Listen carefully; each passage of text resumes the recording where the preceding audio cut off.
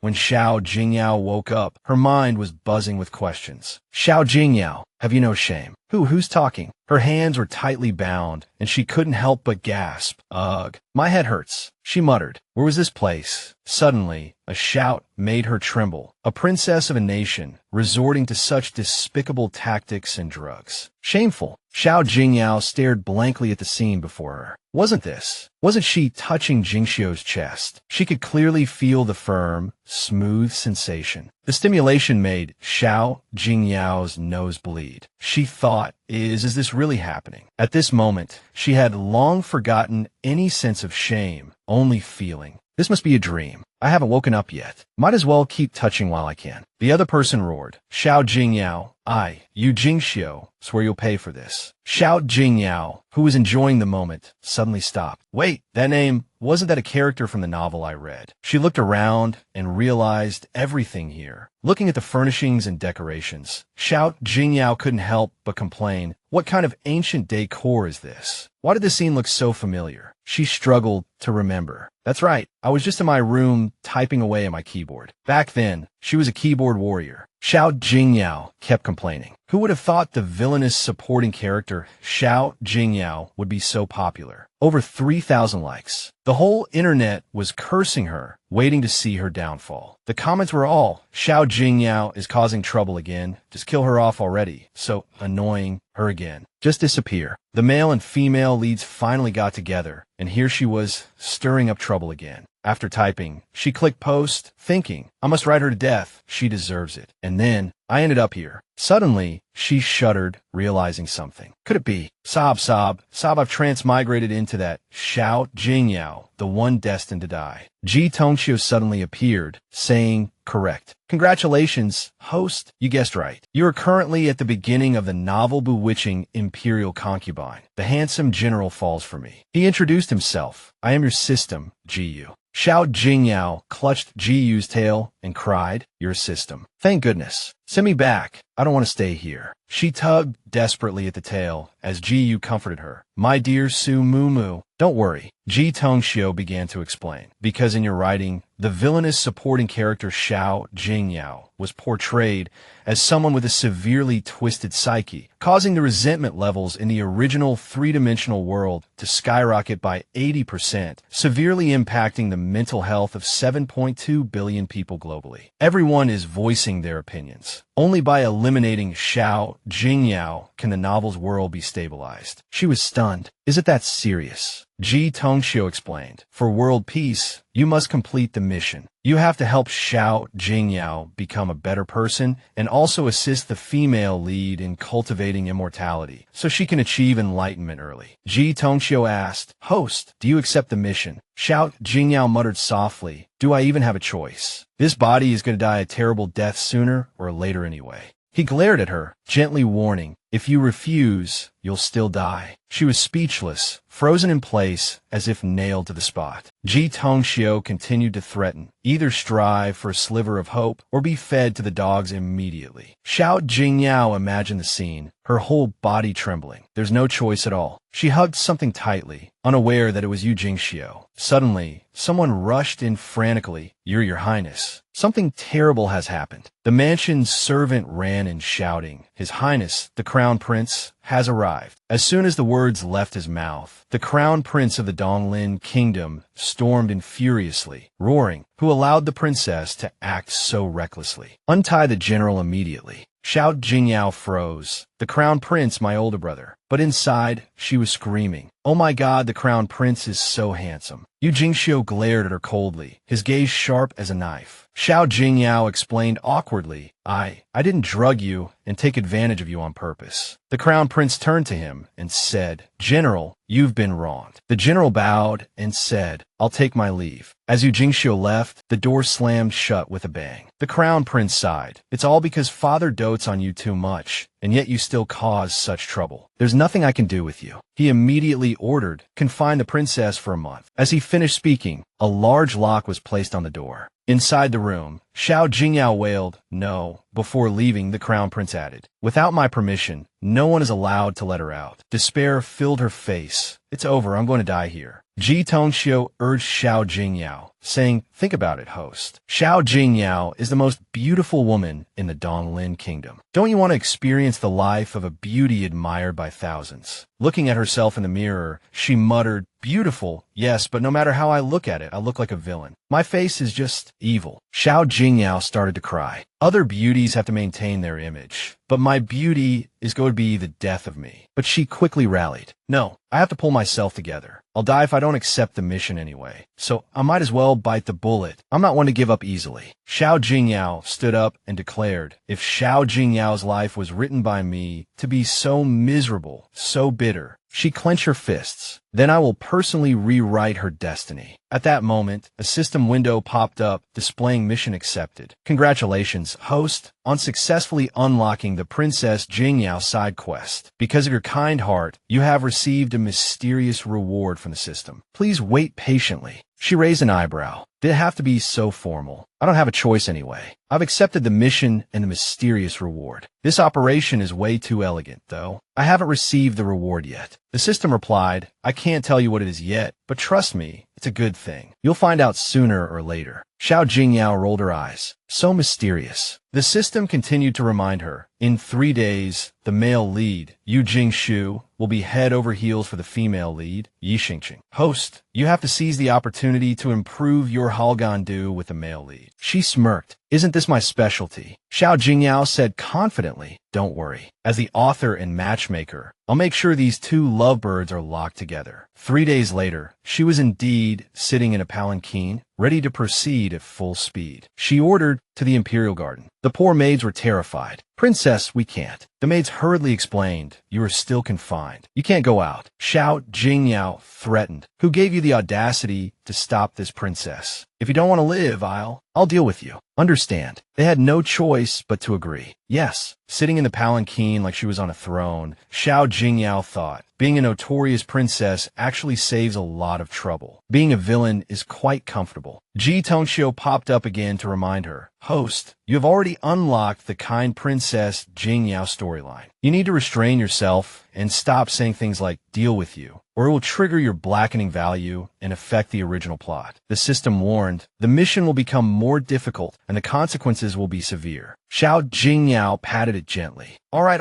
I was just saying that." Suddenly, the palanquin came to an abrupt stop, sending her tumbling. Stunned, she asked, "Why do we stop?" A group of soldiers in black armor appeared before her. Xiao Jingyao looked at them and wondered, who are these people? A gust of wind blew, ruffling their hair. Standing before her was an extremely handsome man. This level of handsomeness is simply divine. Women live to see beautiful men like this. Xiao Jingyao almost drooled. How is this handsome guy even more handsome than the male lead? How did I not notice such a stunning beauty when I was writing the book? She immediately tugged on Ji Tongxiu's tail, urging, System, gimme 10 seconds. Tell me his name." Ji Tongxiu explained, warning, "The villainous big boss, the Imperial preceptor of the Donglin Kingdom, Di Lin Yuan, has appeared. Host, initial blackening value increased by 1%. Xiao Jingyao froze for a few seconds. Di Lin Yuan. Then she panicked. No way, it's him. Xiao Jingyao remembered the scene in the book where she begged Di Lin Yuan to kill her, but he just sneered, "Princess, I have plenty of time to make you wish you were dead." She shuddered. This guy is a perverted killer in the novel. In the end, he's the one who personally killed Xiao Jingyao. She thought, why did he appear so early? Xiao Jingyao looked at Di Lin Yuan with fear etched on her face. This madman who eventually tortured Xiao Jingyao to death. Just seeing his face made her apprehensive. Why is he here so early? Suddenly, he bowed his head and spoke respectfully. "Greetings, Princess." Xiao Jingyao stared at Di Lin Yuan's face, assessing him. Unparalleled beauty, deep scheming, ruthless personality, highly skilled in martial arts, and volatile emotions. She was actually quite excited. This kind of handsome guy is right in front of me. Even my mom couldn't beat him. Ji Tongxiu was speechless. This guy, even I can't beat him. It muttered, "Just give in. We'll get through this. I told you to greet him, and now look at you, getting a taste of your own medicine." As Xiao Jingyao got out of the palanquin, she mumbled, I know, you don't have to remind me." She gave a hurried curtsy. Jingyao greets the Imperial preceptor. He suddenly frowned and gave a cold snort, startling her. Did I say something wrong? A maid whispered, Princess, you should address him as Imperial Uncle. She wondered to herself, Imperial Uncle. Xiao Jingyao began to ponder. Di Lin Yuan, renowned as the king of the Four Seas due to his outstanding achievements, was far more powerful than before. Weren't these supposed to happen later in the novel? Why was he appearing now? She trembled and quickly said, Jingyao has been disrespectful. Imperial Uncle, please forgive me. Di Lin Yuan's lips curled into a smirk. Are you afraid of me, Princess? He asked. She vehemently denied it, tears welling in her eyes. And no, absolutely not. He then ordered, bring the Wolf King I captured today and present it to the princess to calm her nerves. His subordinates replied in unison, yes. Soon, a wolf was thrown in front of Xiao Jingyao. Who would do such a thing? Terrified, she recoiled, tears threatening to spill. The wolf on the ground suddenly twitched. Xiao Jingyao screamed. It moved. The wolf abruptly stood up, leaving her stunned. It then lunged at her. Xiao Jingyao shrieked, Why? Why is it still alive? She was so frightened she could barely speak. Help! Fortunately, Di Lin Yuan killed the wolf with a single sword thrust. Before losing consciousness, she managed to utter, Save me. The maids were terrified and cried out, Princess! Princess! He watched the scene with an air of boredom. How dull. Then he said, Inform the princess that I will have the wolf pelt delivered to her residence in 2 days as compensation. The maids responded with trembling voices, Yes. Before leaving, he added, Take the princess to the imperial physician. The maids quickly replied, Yes, yes. Ji Tongxiu said, You can wake up now. He's gone. After waking up, she said, Of course. This kind of person likes to be provoked, enjoys a challenge. A maid exclaimed, Your Highness, how did you suddenly wake up? Xiao Jingyao replied, I can only pretend to be timid and fearful, so he'll lose interest in me. She ordered, quickly, to the Imperial Garden. No detours. The maids hurriedly responded, Yes. They left under Di Lin Yuan's cold gaze and soon arrived at the Imperial Garden. She looked around restlessly. Ji Tongxiu asked, Who are you looking for? Yi Xingqing isn't here. Do you still want to go? She simply replied, I'm not looking for her. Just then she smiled. Found her. It's you, tool person. Li Pianpian, a noble lady of the capital, bowed respectfully. Your Highness, Princess, you've arrived. She said, I heard General you'll be passing through the Imperial Garden today, so I came specifically to guide him. Xiao Jingyao responded indifferently. Lead the way. Suddenly, a figure drifted into view. It was Yi Xingqing, the original female lead, slowly walking towards Xiao Jingyao and Li Pianpian. She sighed, No wonder it's called the Imperial Garden. It truly has countless exotic flowers and rare herbs. The maid beside her reminded, Miss, that's the princess's palanquin ahead. Kneel down quickly. Yi Xingqing thought, Why should I kneel? The maid explained, Miss, officials below the first rank must kneel when they see the princess, especially us. She obediently knelt, thinking to herself, I've heard that Princess Xiao Jingyao of Donglin Kingdom is the most beautiful woman, devastatingly gorgeous. I wonder what she looks like in person. Li Pianpian continued chattering, Princess, although General Yu always has a cold expression, he is still a man. You are so beautiful. I don't believe he would be indifferent. If it weren't for the Crown Prince's interference, General Yu would have been yours long ago. Xiao Jingyao was annoyed. This woman is so talkative. She stole a glance and saw that it was Yi Xingqing. Xiao Jingyao was startled. Oh my, isn't that my precious baby girl, Yi Xingqing? She ordered, quickly draw the curtains. Xiao Jingyao secretly vowed, Don't worry, for your happiness, Mommy will definitely do her best. Ji Tongxiu said with disgust, Ugh, so cheesy. She stepped out, pretending to change the subject. The flowers in the Imperial Garden are truly beautiful. Yi Xingqing stared at her, mesmerized. So beautiful. Before anyone could react, Li Pianpian rushed forward and yelled, You bold commoner. Who allowed you to look directly at the princess? Yi Xingqing was stunned. Li Pianpian continued scolding, Impudent. How dare you stare? Yi Xingqing wanted to explain. Her maid nervously tugged at her sleeve, pleading, Your Highness, please forgive us. The maid immediately pressed Yi Xingqing's head down and shouted, My lady heard that Your Highness is as beautiful as a celestial being and only dared to look today. Please forgive us for any offense. Li Pianpian continued her tirade. Princess, you are of noble status. If such a commoner can look at you whenever they please, wouldn't it damage your prestige? Xiao Jingyao asked, Then tell me, how should I punish her? Li Pianpian suggested, In my opinion, she should be slapped to teach her a lesson. Xiao Jingyao said, Just slapping her is too boring. How about? She drew a dagger and handed it to Li Piampian, smiling sinisterly. Here, gouge out her eyes. Li Piampian's face paled with fright. Xiao Jingyao asked coldly, "Are you unwilling?" She then said to Li Piampian, "If you don't want to do it, then gouge out your own eyes. Don't touch hers." Yi Xingqing's maids, seeing Li Piampian approaching with the dagger, kowtowed repeatedly in fear. "Your Highness, spare us, spare us," they pleaded. Yi Xingqing also began to cry. Xiao Jingyao watched her, thinking to herself, Good. This tearful appearance. Even I'm starting to feel sorry for her, let alone the male lead." Li Piampian lunged forward, shouting, "Blame your mistress for angering her highness." At this moment, Princess Yu Jingxiu, like a hero saving a damsel, rushed out, knocking the dagger away. She shouted sternly, "Stop." Her body trembled as she collapsed to the ground. General.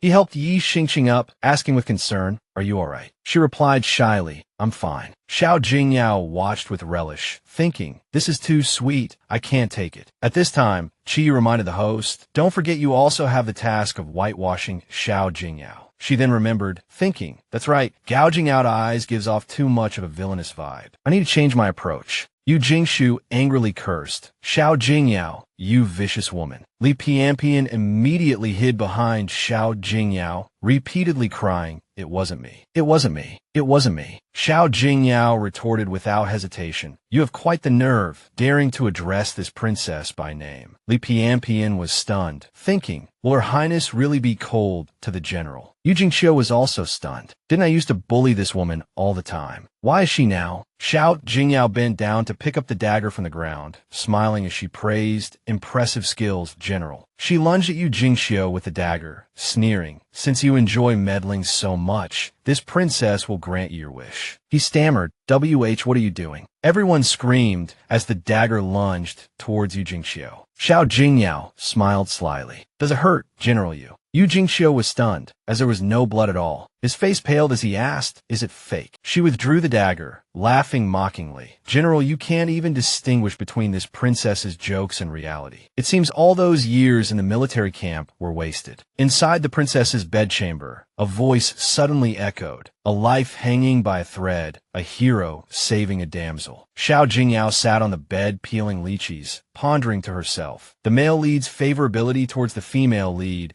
is probably at 50% now, right? Qiyu gently reminded, "Ding, system notification. The current favorability of the male lead, Yu Jingshu, towards the female lead, Yi Xingqing, is 5%. Jingyao immediately collapsed. "What? 5%? She fell onto the bed, wailing. "Didn't they say the male lead would fall in love with the female lead at first sight? How could it be so low? All my efforts were in vain. I even went head-to-head with the villain and almost died." Qiyu pouted. "Did you think it would be easy?" She suddenly remembered something, shaking her finger. "Right, system, I just thought a good idea." She said casually, "Why don't I just poison Lin Yuan to death? That way, I won't have to worry about dying at his hands in the future." Qiyu furiously raised a red card. "Beep, warning, please shut up. You'll lose points if you say that again." In the middle of the night, she glared at Qiyu, who was also bristling with anger. She grabbed Qiyu's tail, venting, "You useless system. All you do is watch the show and deduct points. What else can you do? Am I right, you broken system?" Qiyu shrieked, "Let go." The more he struggled, the tighter she gripped. "From now on, I'll call you Broken System." Broken System. Seeing Qiyu pushed to his limit, he suddenly leaped out of her grasp. He transformed into a child, pointing at Jingyao and yelling, "You stupid woman. Shut up." She froze for a few seconds, wondering if she was seeing things. Then she squealed with delight. So cute. Qiyu was also startled by Jingyao's reaction. Xiao Jingyao hugged Qiyu, pinching his cheeks. "Broken System, you're so cute. Let me hug you." Qiyu struggled. "No, don't touch me." She lifted Qiyu high into the air. Panicked, Qiyu shouted, "Stop. If you pinch me again, I won't tell you how to avoid Lin Yuan's torment." Jingyao's interest was immediately piqued. How to avoid Lin Yuan's torment. She put Qiyu down and sat back on the bed. "All right, tell me." Finally, it was Qiyu's turn to gloat. He cleared his throat. Ahem. The novel says that the reason Lin Yuan tortured Xiao Jingyao to death was because he fell in love with Yi Xingqing. As long as you can prevent Lin Yuan from falling in love with Yi Xingqing, you won't be tortured to death by him. As long as you can prevent Lin Yuan from falling in love with Yi Xingqing, you won't be tortured to death by him. The little devil whispered in her ear, "You could even seduce Lin Yuan and make him fall in love with you."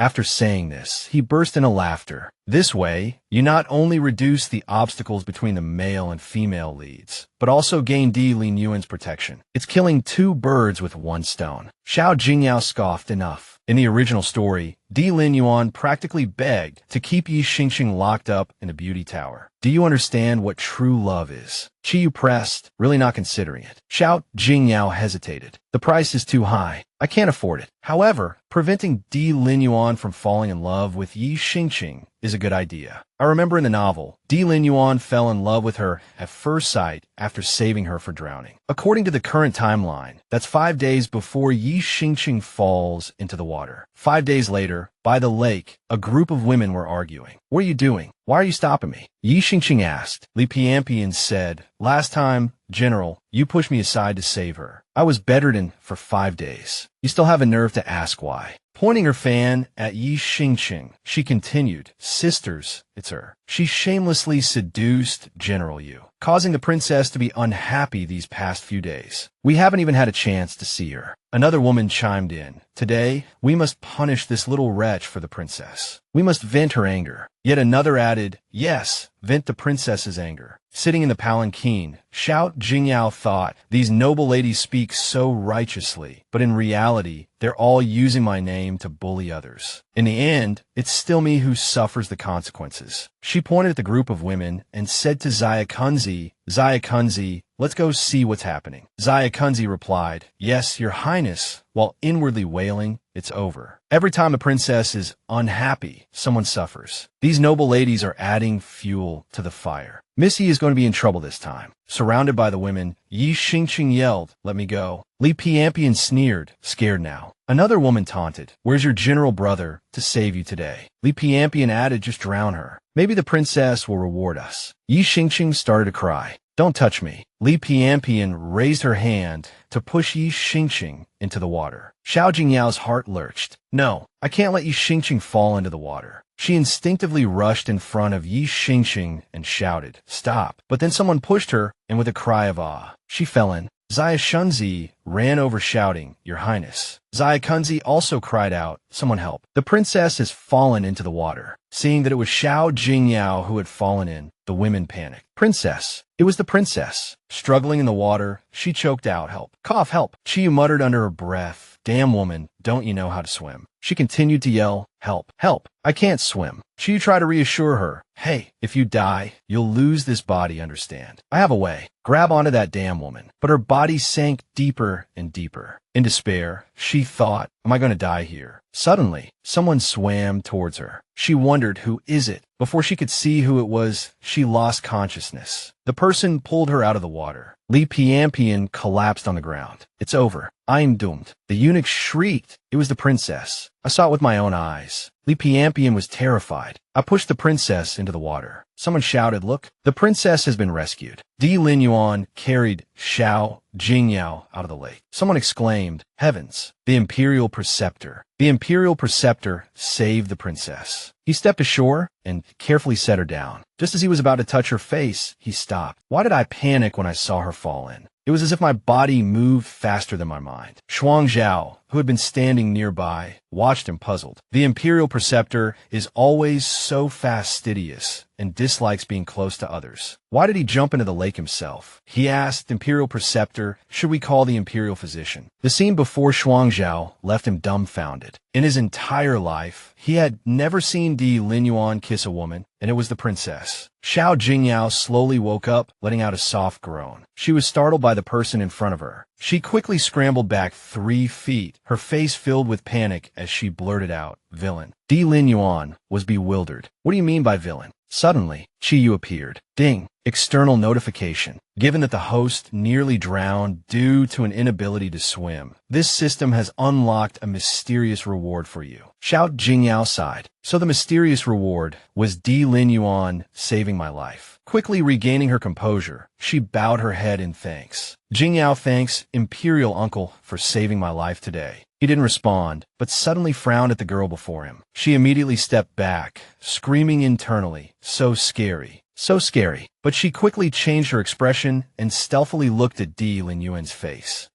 Although he's scary, his face is really handsome. Xiao Jingyao's obsession with handsome men was unwavering. The more she looked, the more her heart fluttered. Everything felt hazy and dreamlike. Di Linyuan's appearance was simply divine. She couldn't help but sway back and forth, admiring him. Sumumu, oh Sumumu, how could you write him so perfectly? Just then, her collar slipped to the side, revealing a butterfly-shaped birthmark. Di Linyuan's gaze suddenly fixed intently on her. He reached out, wrapped his arm around her waist, and pulled her closer. Xiao Jingyao, lost in admiring his beauty, was completely unguarded. In an instant, they were pressed close together. She cursed him furiously in her mind. Had he taken the wrong medicine? Xiao Jingyao struggled and pushed, trying to break free from his embrace. She softly called out, "Imperial Preceptor." She wailed inwardly. He was too strong. Suddenly, he raised his hand and wiped the blood from the corner of her lips. Xiao Jingyao stammered,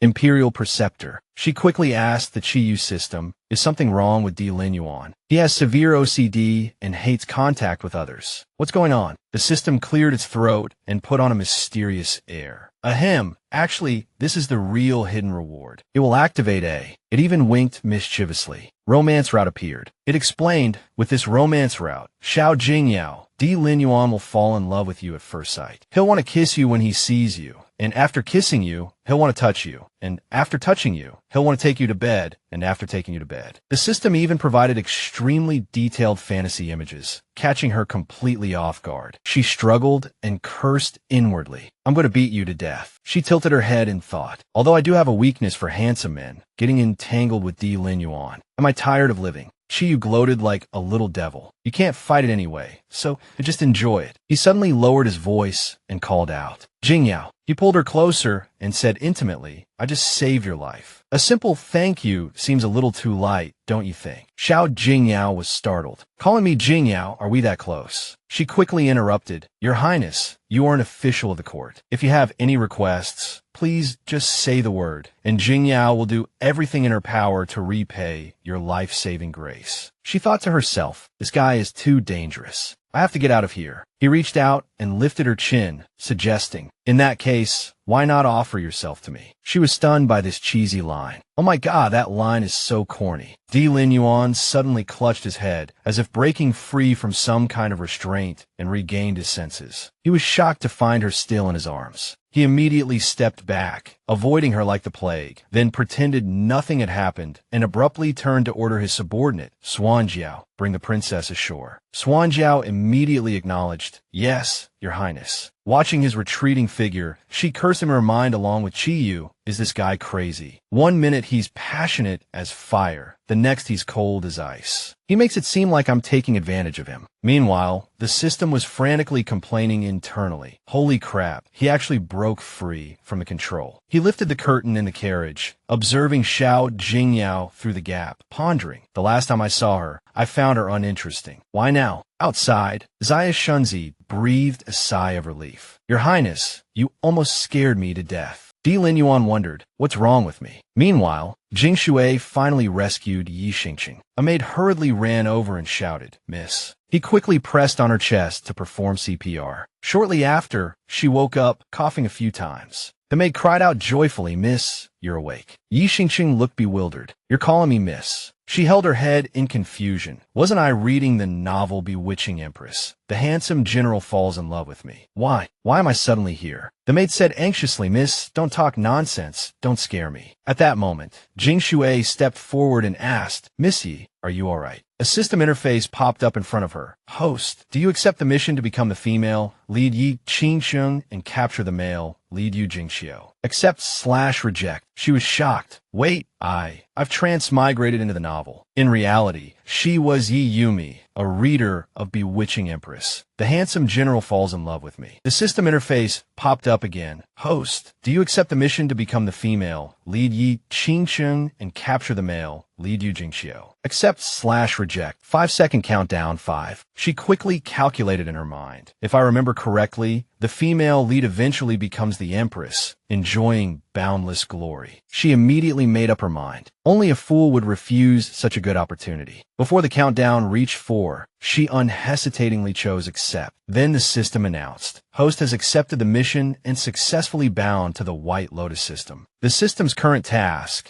is to increase Yu Jingqiu's favorability towards you by 30%. Her maid knelt on the ground, gratefully saying, "Thank you, General Yu, for saving our young miss." Jingqiu quickly helped her up, saying, "Please rise." The task progress then appeared. Current favorability 5%. Yi Xingqing glanced at him, commenting, "It seems he's the male lead." Yu Jingqiu smugly curled his lips, secretly pleased. She recalled her past life, sharing the stage with the nightclub queen, Yi Yumi. Forget 30%, even 100% wouldn't be a problem. She imagined herself nestled in the arms of a fat, old man, calling him Appa in a jiaosheng, confidently flipping her hair, feeling that 100% was no issue at all. Elsewhere, Zaya Kunzi draped a large cloak over Xiao Jingyao's shoulders, saying worriedly, "Your Highness, put this on, don't catch a cold. I'll go and get the Imperial physician to take a look." Li Piampian stood beside them, her face pale with fright, blurting out, "Princess." She immediately knelt down and kowtowed, crying, "Princess, everything I did was for your own good. It was an accident." Before she could finish, Xiao Jingyao interrupted her. Xiao Jingyao sneered, asking for this princess. Li Piampian immediately nodded. "Yes, you are the only one in my heart, princess." Then she pointed at Yi Xingqing, gritting her teeth. "It's all this little wretch's fault." Li Piampian didn't hesitate to shift all the blame onto her. She seduced General Yu, causing the princess to lose her appetite and be unable to sleep. Piampian couldn't stand it anymore and wanted to vent the princess's anger and teach her a lesson. Zaya Shunzi was scared out of his wits, his heart pounding. It's over, it's over. With the princess's temperament, Yi Xingqing is going to be in big trouble today. Xiao Jingyao didn't respond directly, but turned and asked, "What does Miss Yi think?" The girl stammered, "I." Then, pretending to be afraid, she nestled against Jing Shui, softly calling, "Brother Yu." She looked pitiful, tears welling up in her eyes. "I'm scared." She was very confident, secretly pleased. What man in this world could resist such a pitiful appearance? As expected, Jing Shui immediately stepped forward to protect her, saying loudly, "Nonsense. General Jing Shui and Miss Yi are completely innocent. There's nothing improper between us. What seduction are you talking about?" Xiao Jingyao was indifferent to their little tricks, walking past them calmly, leaving only one sentence. "Since that's the case, the matter of Li Piampian pushing this princess into the water will be handed over to the Ministry of Justice." She called to her attendant, Zaya Kunzi, return to the palace. Zaya Kunzi replied, "Yes." Watching her departing figure, Jing Shui was somewhat annoyed. Last time she ignored me, I let her off. Now she dares to ignore me again. Does she want to use the trick of playing hard to get to attract me? She was about to board the palanquin when a hand grabbed her. "Stop!" Jing Shui shouted. "I'm warning you. Don't think you can attract my attention by playing hard to get. Even if you take off your clothes in public, I won't even look at you." The girl's face instantly froze. She cursed inwardly. This guy is the male lead, suffering from a terminal case of protagonist syndrome. Where does he get the confidence to think I'm playing hard to get? Jing Shui shook off her hand and turned to Yi Xingqing. "Miss Yi, let's go." Zaya Shunzi watched from the side, secretly complaining. In the entire Imperial Palace, perhaps only General Yu dared to be so rude to the princess. But the princess actually likes General Yu very much and definitely won't blame him. Suddenly, Xiao Jingyao spoke. "It seems General Yu has become somewhat conceited." She said seriously, or rather, "Do you simply not understand what respect for superiors means?" Her tone was stern. "Or do you not understand the meaning of respecting those of higher rank?" Jingqiu was stunned by these words. Xiao Jingyao smiled, reminding him, "It's thanks to this princess's favor that General Yu is so presumptuous." Then she leaned closer to him, whispering a warning, "Next time you dare to be so rude, I'll sell you to a male brothel." Hee. Seeing her light-hearted expression, he clenched his fists in anger, feeling irritated. How could she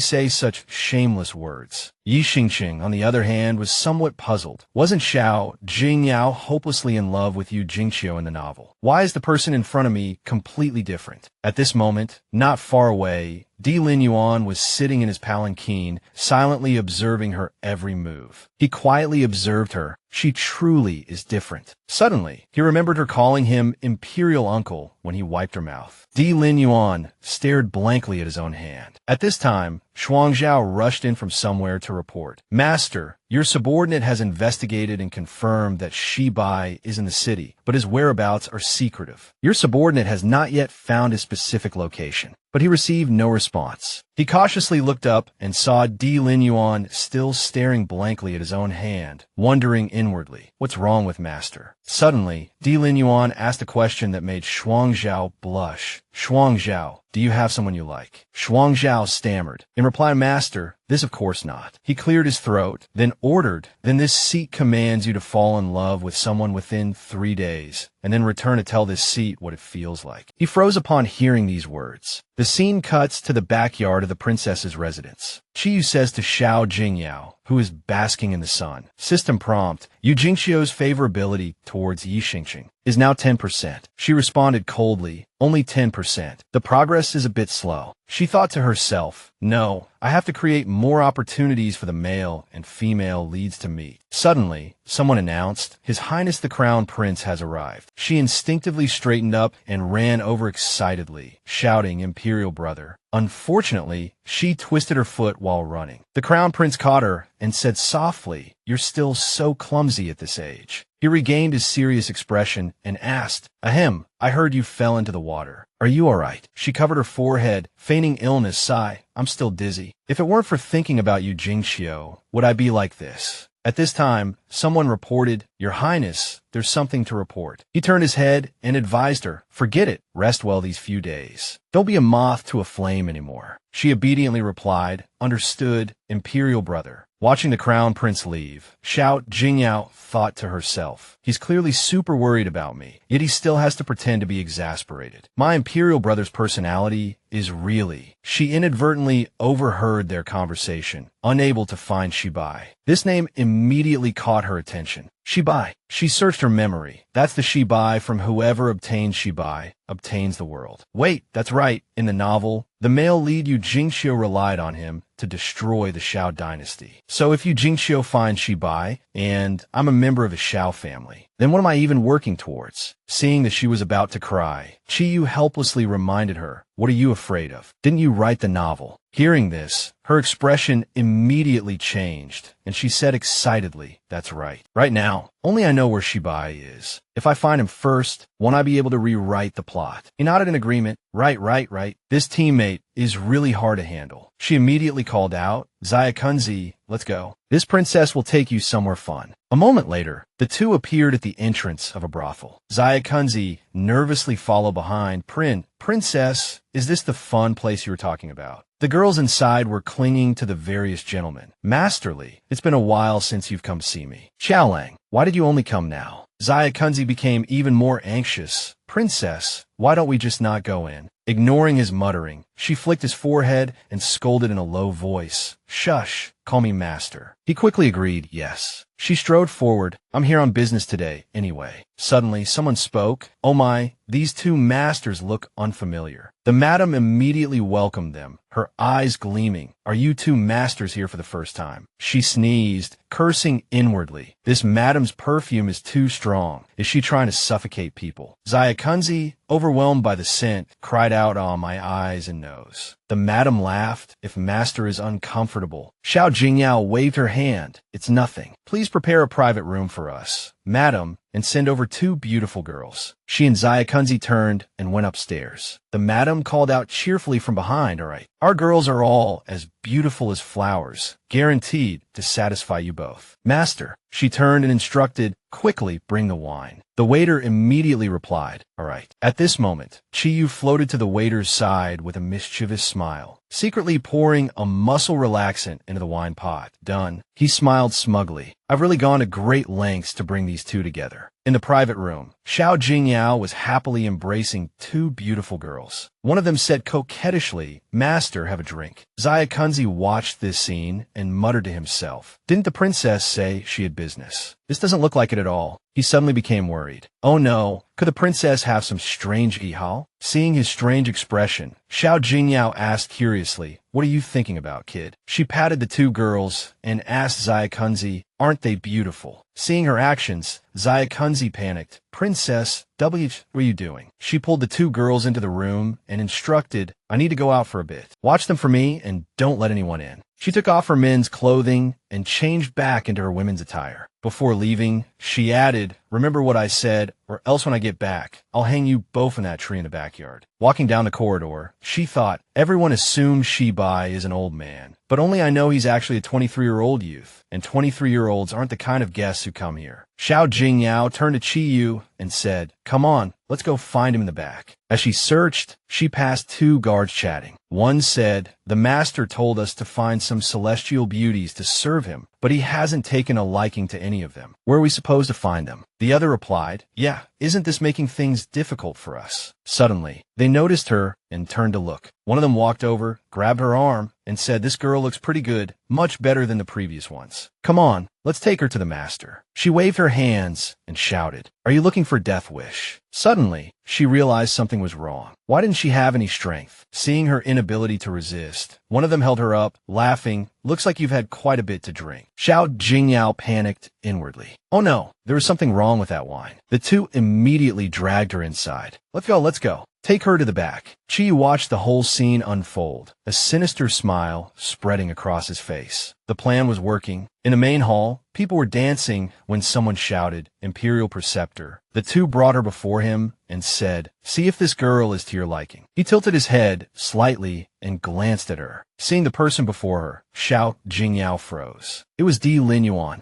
She panicked slightly, thinking, what is he doing here? He curled his lips into a smile and said, His gaze fixed intensely on her. He ordered, hand it over. Her heart pounded, unsure what he was planning. The two pushed her towards him, saying, this is the Imperial Preceptor. Serve him well. She stumbled from the push, falling directly into his arms. Di Linyuan caught her. They were extremely close, and her cheeks instantly flushed. She frantically thought, if he finds out it's me, I'm finished. I can't worry about that now. I have to get out of here. She immediately struggled to break free, her mind in chaos, screaming inwardly, help, run. But he wrapped an arm around her waist, warning in a low voice. Behave yourself. She froze completely, cursing inwardly. Di Linyuan, the book clearly said you avoid women, and now you're acting like a lecher. Why get back to Exine Xian? I'll definitely write you being drawn and quartered, your bones ground to dust. Below, the crowd murmured, speculating about what this girl looked like to make the usually aloof Imperial Preceptor act this way. A man with a folding fan interjected, Imperial Preceptor, why not remove her veil and let everyone admire the beauty? This man was Chun Chi Huan, the commander of the capital's patrol battalion. She immediately recognized him. Oh, it's Di Linyuan's crony, Chun Chi Huan. She said excitedly, correct. This man is the commander of the patrol battalion, reckless and ruthless. Host, be careful. Xiao Jingyao panicked. Oh no, this place is full of big shots. They'll definitely recognize me. Not to mention those two villains, Di Linyuan and Qin Shi Huan. If they find out I'm Princess Xiao Jingyao, how will I ever show my face again? She turned and put on a pitiful expression, pleading, Chiyu, save me. What should I do? Shuang Zhao crossed his arms coldly. Isn't this what you wanted? What can you do? She clung to his leg. Please help me, please. Shuang Zhao said impatiently, stop pulling on me, you stupid woman. Do you really think the system is omnipotent? He explained, all your plot points are predetermined. If you forcefully change them, not only will it mess up the subsequent plot, but your life will also be in danger. He began to list them one by one. For example, choking to death on water, being strangled by your clothes, the princess dying of exhaustion on the road, or being scared to death in your sleep. She quickly gestured. Stop, stop, stop. Are you saying all these unlucky things just to refuse me? He nodded immediately. Exactly. Just then,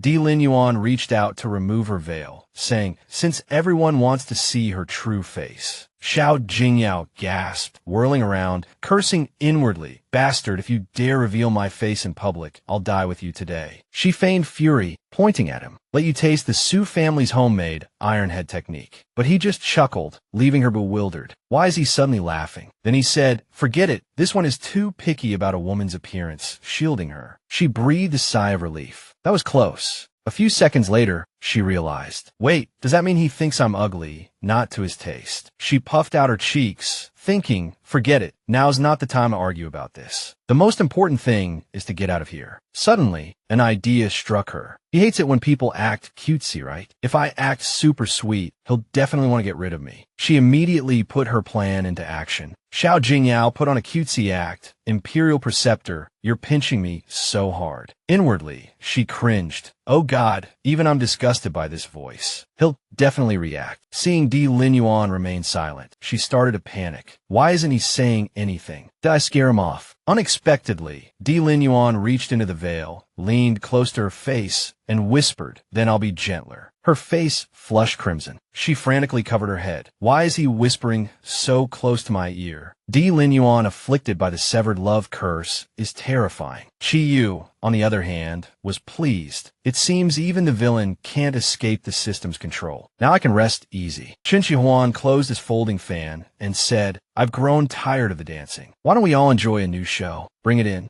Two men carried in a large cage covered with cloth, its contents hidden from view. Qin Shi Huan walked to the cage and announced loudly, as everyone knows, General Luo's house was recently raided. He has a cherished daughter named Lan Yenshu. I hear this young lady is peerlessly beautiful. Today, I invite you all to feast your eyes upon her. With that, he abruptly ripped off the cloth, revealing a beautiful young woman inside. The crowd gasped. It really is Lan Yenshu. I've seen her before. There's no mistake. So beautiful. Some officials murmured amongst themselves, it's her, but wasn't her family raided? The men were sent to penal servitude, and the women were released. Yes, I heard she couldn't bear the humiliation from the local soldiers on the way to exile and ran away. How did she end up here? Qin Shi Huan lifted her chin with his fan. If I want to keep someone, it's effortless. Xiao Jingyao looked at the person below, slightly surprised. So it's her. Images of the two flashed through her mind. She thought, this supporting couple's tragic love story brought many readers to tears. Chiyu grumbled. Su Mumu is heartless. How could he hurt such a beautiful sister? She retorted, isn't that just plot necessity? The intertwining of love and hate makes it exciting. Seeing her cheerful expression, Di Linyuan's face darkened. She can't even sit still while leaning on me. He subtly moved closer and bit her neck hard. Xiao Jingyao cried out in pain. The other nobles immediately noticed. She quickly covered her mouth, panicking inwardly. Help. Just now.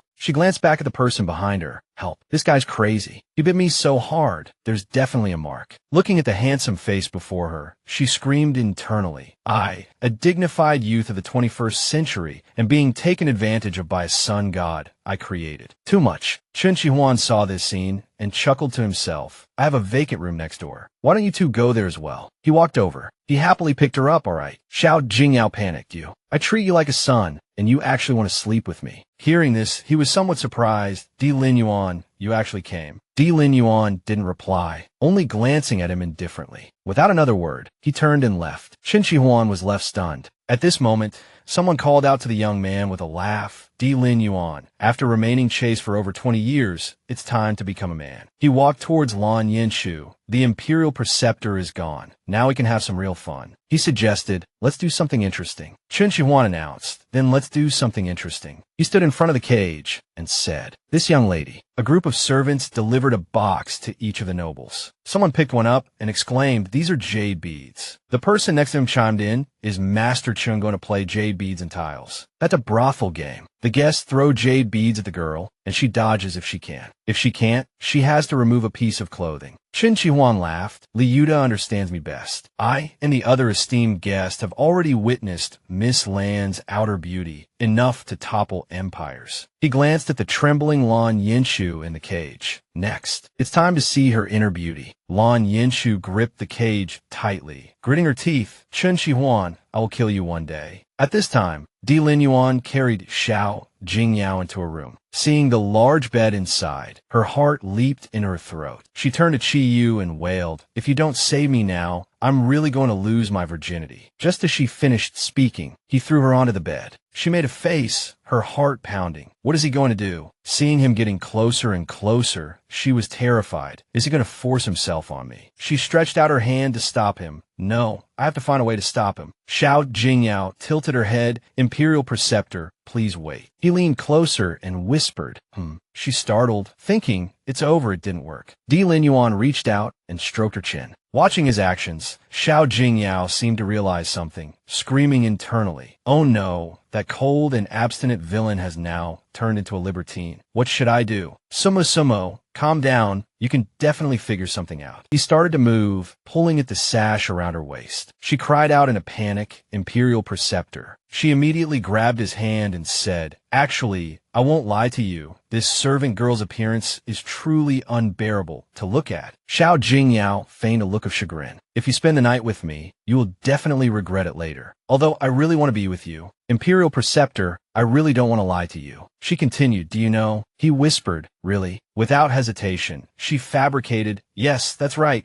My appearance is truly difficult to look at directly, so I wear a veil all year round, for fear of scaring noble people." Di Lin Yuan leaned in closer, smiling slightly, difficult to look at directly. "Could you really be ugly enough to blind me?" Seeing him reach out to lift her veil, she blurted out anxiously. Her heart tightened. He was going to lift it. She chopped at his neck with her hand, her heart hardening. "This time, it's either you or me. I'll fight you to the death." In an instant, Di Lin Yuan fainted on the spot. Xiao Jingyao looked at her arm and exclaimed, "My hand chop is this powerful. It can make someone faint without even touching them." At this moment, Chiyu interrupted her fantasy. "Don't get too cocky. He fainted thanks to this system. Don't be too narcissistic." She asked, "System, you didn't kill him, did you?" The system scoffed, "Aren't you his woman? Why do you care about him?" She shook him while worrying. "After all, it's a human life. It's a miracle he's still alive after you chopped him down like that." The system replied, "Don't worry, he's tough. Besides, this isn't an ordinary stick. He'll be out for half an hour at most. He'll be fine." Then she screamed. Chiyu asked in confusion, "What are you yelling about?" She pointed at Di Lin Yuan, trembling. "He's not breathing." She waved her hands frantically in front of Di Lin Yuan, trying to confirm if he was still conscious. "No, it can't be. I just patted him lightly. How could I really kill him?" Xiao Jingyao, seeing her panic, couldn't help but laugh. "Ha ha, Chiyu, you're such a fool. I was just teasing you." This time, she angered the system, which continued, "You stinky woman, you dare to play tricks on this system." Deducting 10 points. You now have 90 points left. Let's see if you can still laugh when your score reaches 0. Seeing Chi Yu's serious face, Xiao Jingyao panicked. "System, are you serious?" The system snorted, "If you dare to trick this system again, I'll have the villain deal with you." Suddenly, an idea struck her. Right. While Di Lin Yuan is still unconscious, let's get out of here." But Xiao Jingyao looked down at her clothes again, saying with a hint of disappointment, "But I'm wearing a brothel girl's clothes today. What if someone forces me to go with them if I go out like this? I should change my clothes." So she walked to the wardrobe, wanting to find something to wear temporarily. She opened the wardrobe and started rummaging. She pulled out an outfit and froze. "These clothes are too revealing. I can't wear them at all." She turned to look at Di Lin Yuan, a bold idea suddenly popping into her head. As soon as the thought came, she smiled triumphantly. "That's right. Ready-made men's clothing is right in front of me. Why didn't I think of that?" She moved a little closer to him. Once close enough, she slowly untied his sash. Being able to undress a man so openly made her cheeks flush slightly. The man in front of her was not only handsome, but also had mouth-watering abs. This made Xiao Jingyao's heart flutter a bit, sighing inwardly. The big villain actually has abs. She stared, mesmerized, even forgetting how to go back.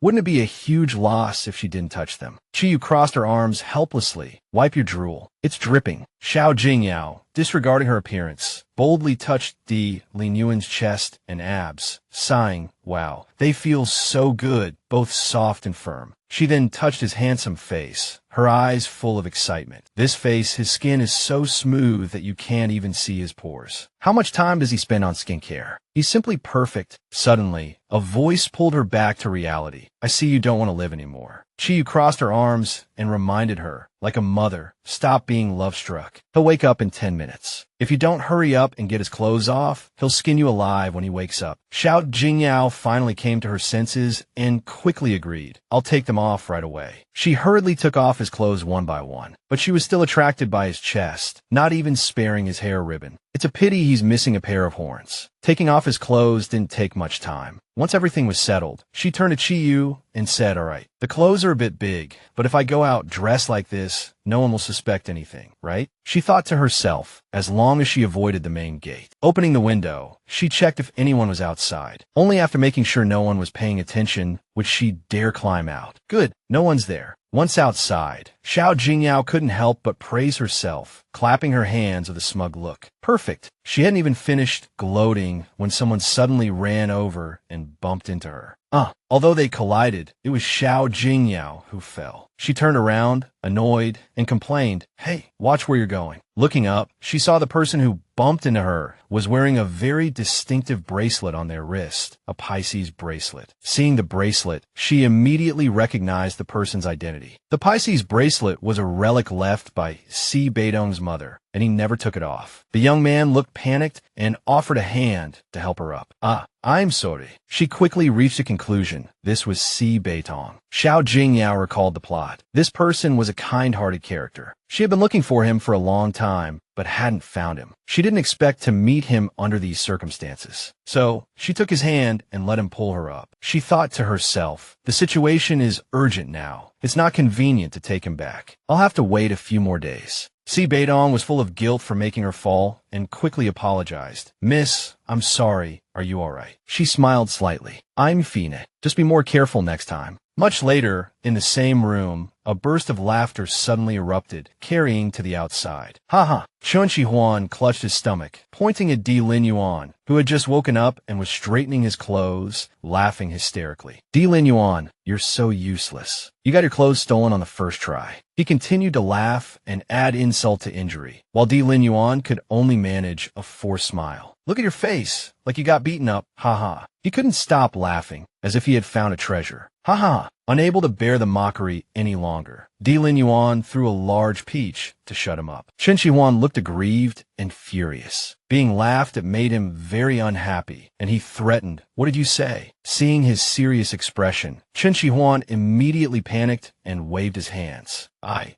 didn't say anything." To lighten the mood, he ate the peach that had just been thrown at him while changing the subject. "You suffered such a big loss this time. Shouldn't you catch that ungrateful woman and teach her a good lesson?" Di Lin Yuan calmly refused. "No need." Chen Shihuan was a little surprised and puzzled, and pressed, "Are you serious?" Chen Shihuan looked at Di Lin Yuan with concern as the two sat opposite each other, drinking tea. "That woman knocked you unconscious, stole your clothes, and ruined your reputation, and you're just going to let it go." The more he thought about it, the more suspicious he became. "Don't tell me you've fallen for that woman." As he said this, he sprayed out all the water he had just drunk. Not wanting to dwell on it any longer, Chun Shi-huan got up to leave, not forgetting to tease before he left. "After all these years, you still love sweets so much. It's unbearable." Di Lin Yuan coldly replied, "None of your business." At this moment, Shuang Zhao walked in and softly asked, "Master, do you need me to tie your hair?" Having received permission, Shuang Zhao walked behind Di Lin Yuan and helped him tie up his hair. Di Lin Yuan twirled a strand of hair between his fingers as he had his hair tied, a faint smile playing on his lips. "I didn't expect that princess, disguised as a mysterious masked woman, to be able to escape from me unscathed. She's becoming more and more interesting." Suddenly, he gave an order that surprised Shuang Zhao. "Go and investigate Xiao Jingyao." Shuang Zhao was taken aback and asked, Investigate the princess." Di Lin Yuan's tone was certain, clearly very interested in this princess. A foolish princess suddenly becoming clever is truly intriguing. At this time, within the heavily guarded princess's residence, Xiao Jingyao was frantically searching for her clothes, muttering, "Where my money pouch and jade pendant? I've left them at Di Lin Yuan's place." Perhaps, but she quickly stopped and thought carefully. "That's not right. I remember having them when I changed clothes. How could they suddenly be gone? Unless..." The image of Si Beitong's guilt-ridden face as he clung to her, apologizing, flashed through her mind. I'm sorry." The truth suddenly dawned on her, making her furious. Xiao Jingyao threw down the clothes she had just searched through, gritting her teeth in anger, cursing inwardly, "You little slippery snake, Si Beitong. I was going to let you have a few more days of peace, but I didn't expect you to dare steal my things." Outside the princess's residence, a shadow guard perched in a tree noticed movement within the compound. In a flash, he landed before Xiao Jingyao, kneeling in anticipation of her command. "Within 3 days, find that flower thief, that little brat, and drag him back here. Hang him from the tree in the back courtyard." "Understood." He immediately accepted the order, replying, "Yes." Meanwhile, Zaya Kunzi squinted at a particular pattern on his clothes. This pattern Why does it look so familiar? Suddenly, the memory associated with the pattern flashed in his mind. Panic surged through him as he recalled the pattern's origin. Isn't this the pattern on the clothes His Excellency, the Imperial Preceptor, often wears? How did it end up on Her Highness's clothes? Before he could fully process the thought, Xiao Jingyao plopped down on a chair and picked up something nearby, asking curiously, Zaikunzi, what is this? He snapped back to attention and replied, in reply to Your Highness, these are the clothes delivered from Baoshio Workshop today. Looking at the beautiful, shimmering clothes, she couldn't help but admire. These clothes are quite nice. Suddenly, a voice caught Xiao Jingyao's attention. I have to say, the pastries from the Eastern Palace, made by Lian Yang, are still the best. Qiyu lay sprawled lazily on the table, chin resting on her hand, eating pastries as she spoke. It's a shame that someone's relationship with the crown princess is so strained. It's cost me access to such delicious treats. Hearing this, Xiao Jingyao felt a twinge of annoyance, thinking to herself, nonsense. It's not my relationship with the crown princess that's strained. It's Xiao Jingyao's relationship with her. However, this reminded her of something. In the original story, besides the emperor, only the crown prince and crown princess were genuinely kind to Xiao Jingyao. Now that she was Xiao Jingyao, she certainly couldn't neglect those who truly cared for her. Returning to the present, Xiao Jingyao instructed Zaikunzi, tomorrow, I will visit the crown princess. Bring these clothes. Zaikunzi acknowledged, picking up the tray and replying, yes. Although he agreed, he couldn't help but wonder, Her Highness and the crown princess have always been at odds. Why the sudden visit? Later, in the Eastern Palace, all the concubines sat properly in their respective chairs. One concubine spoke with a hint of sarcasm, speaking of which, ever since the crown princess entered the Eastern Palace, His Highness hasn't stepped foot in any of our sisters' courtyards. Crown Princess Zhang Wanwan remained composed, gently raising her teacup, ignoring the concubine's continued chatter. If I had the beauty of Crown Princess Zhang, I wouldn't worry about captivating His Highness. Faced with this sarcasm, she didn't get angry, instead responding calmly, His Highness is the Crown Prince. Where he chooses to go is naturally not something I can control. Hearing this, Consort Yu, seated further away, couldn't help but feel jealous. She cursed inwardly, but a clear displeasure showed on her face. Damn it, if it weren't for this woman saving the Crown Prince, the position of Crown Princess would have been mine. Despite her seething jealousy, she forced a calm demeanor, saying, Sister, I'm not targeting you, but you've been in the Eastern Palace for almost 4 months now, and His Highness spends every night in your courtyard. Why is there still no sign of a pregnancy? Consort Yu's words caused the atmosphere in the room to freeze instantly. Everyone fell silent, making the scene even more awkward. She laughed triumphantly, aiming to provoke the Crown Princess. Haha, look at me. She brought up past grievances, further embarrassing Zhang Wanwan, completely forgetting that it was Zhang Wanwan who had taken a blade for the Crown Prince, resulting in her inability to conceive. Seizing the opportunity, she waved her hand triumphantly, instructing someone to bring something forward. But don't lose heart, sister. I heard that the fertility guanine at Shishan Temple is extremely effective, so I specially requested one for you. Consort Yu said teasingly, Sister, if you are truly sincere, perhaps you can move guanine. Hearing this, the maid beside Zhang Wanwan was furious and wanted to speak, but the Crown Princess simply smiled and replied politely, Thank you. As soon as Consort Yu finished speaking, another voice came from outside, drawing everyone's attention. It's thoughtful of Consort Yu to bring the fertility guanine. Everyone was surprised to see Xiao Jingyao confidently walking in. Princess. All the concubines rose and knelt, greeting in unison,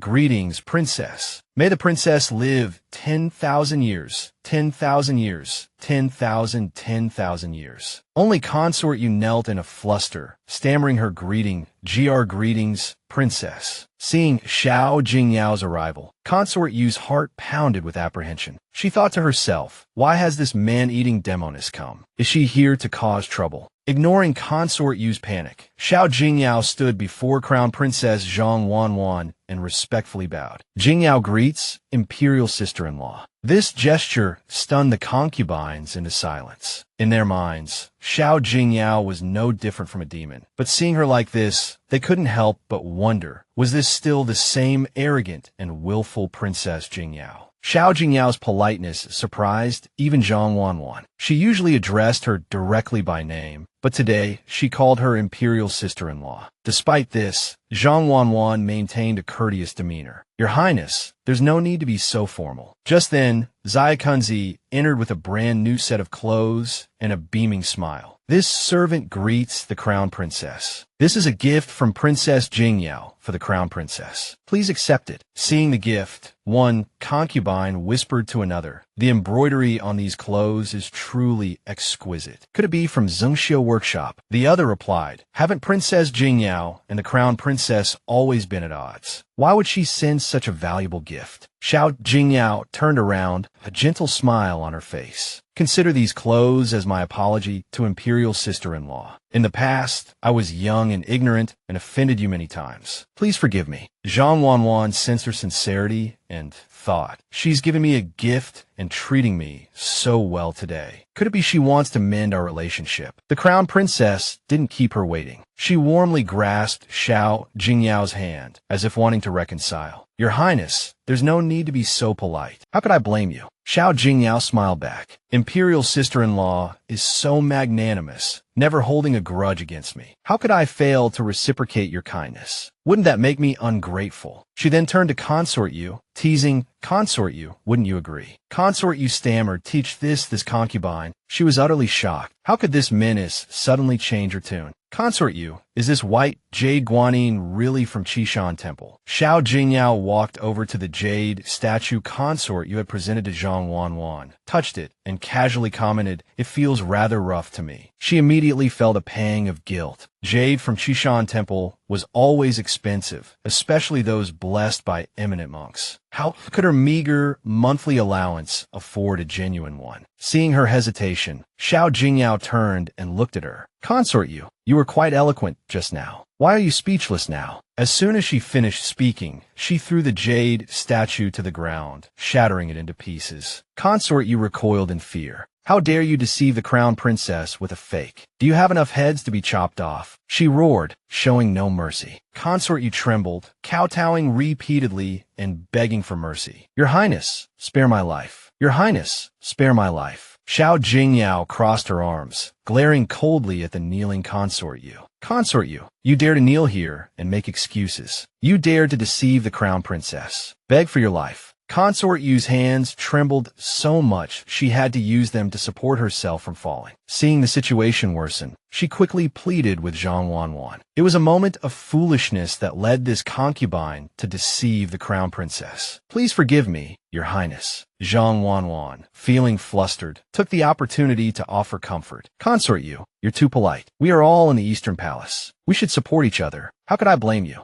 Xiao Jingyao thought with exasperation. The Crown Princess is as soft as a glutinous rice ball. She'll definitely be bullied by the other consorts in the future. It's also my fault for writing her personality as too Mary Sue. She turned back to warn the other concubines. Imperial sister-in-law is kind and forgiving. That's why she doesn't hold it against you. But I won't indulge you. Her voice was stern and threatening. If anyone dares to deceive or be disrespectful again, you all know the consequences, right? Do you understand? The concubines, terrified, responded in unison, we understand. At that moment, Zaya Kunzi stepped forward and whispered, the Shadow Guards report that they have captured the person who bumped into your servant at Zue Xianlu. Xiao Jingyao smiled inwardly. They were quite fast. Upon hearing the news, she curtsied slightly to the Crown Princess and excused herself. Imperial sister-in-law, I have urgent matters to attend to in my palace. I'll take my leave. Before leaving, her aura was intimidating. Turning back to warn the concubines, she addressed Zhang Wanwan again. If any fools in the harem dare to bully you, come straight to me. I'll deal with them for you. The Crown Princess, feeling reassured by having someone on her side, gently held Xiao Jingyao's hand. She leaned in softly, surprised but affectionate. Your Highness has already helped me so much. How can I trouble you further? She continued with a hint of joy. If you're free, please come visit the Eastern Palace again. Although the Crown Prince doesn't say it, he misses you very much. Xiao Jingyao beamed. I understand. Not long after, a commotion arose from within the princess's residence. It wasn't me. It wasn't me. You've caught the wrong person. I didn't steal anything. Inside, Shi Beitong was bound and kneeling on the ground, facing Xiao Jingyao's reprimand. I truly didn't expect that even the brilliant Shi Beitong would stoop to petty theft and still refuse to admit it. Seated in a chair, she added with a playful tone, "If your old housekeeper knew his medical expenses had been stolen, what do you think he would do?" His heart tightened. "How did you know?" he asked. Xiao Jingyao continued smugly, "This princess is the esteemed princess of Donglin. Isn't it normal for me to know such things?" She continued to tease Shi Beitong. "Should I send someone to tell the old man?" He retorted loudly, "No." Finally, in his panic, he confessed, "A real man takes responsibility for his actions. I stole your money. Do with me what you will, but don't involve innocent people." Hearing his childish confession, Xiao Jingyao couldn't help but laugh. "You're just a teenager. What would I do with your life?" However, she added, "It just so happens I'm missing a pea pod." With that, she abruptly stood up and gestured as if summoning someone. "Someone, take this boy to the Pear Blossom Gate and hang him up for the night. Starting tomorrow, he will compensate me with pea pods for 3 years." A soldier immediately appeared and saluted respectfully. "Yes." He quickly escorted Shi Beitong away. As he left, Shi Beitong cursed inwardly. "Damn it, I've been humiliated by her again." She turned and added, "Oh, and bring your old housekeeper to the residence as well." The princess's residence is so large, it can accommodate one more person. Confusion filled his eyes as he looked at Xiao Jingyao incredulously, bewilderment swirling in his mind. "She's punishing me, yet she's saying she'll take care of my housekeeper. What is this woman up to?" A moment later, she and Chiyu stood talking under the eaves. Chiyu advised her, "You know, whoever gains Shi Beitong gains the world. Why not settle his entire family in the princess's residence? If the mission fails, you might be able to rely on him to save your life." She crossed her arms, her tone calm and resolute. "If the mission fails, his schemes won't be able to override the system, will they?" She added, "Besides, my intention was to keep him from meeting Yu Jingshu. 3 years is enough." Xiao Jingyao continued to flaunt her cleverness. "Even if I were the author, I wouldn't interfere with the character's choices." Suddenly, a system pop-up window appeared, a small golden chest opening, leaving her stunned. The system announced, "Ding. Congratulations to the host for passing the benevolent novice trial. Next, you will enter the unknown plot." Xiao Jingyao felt like she had been randomly assigned some challenge. She turned to Chiyu and questioned, "Novice trial. You deliberately set me up, didn't you? And an unknown plot." Chiyu looked slightly guilty, averting his gaze, about to speak when a shout rang out, "Your Highness, something's happened."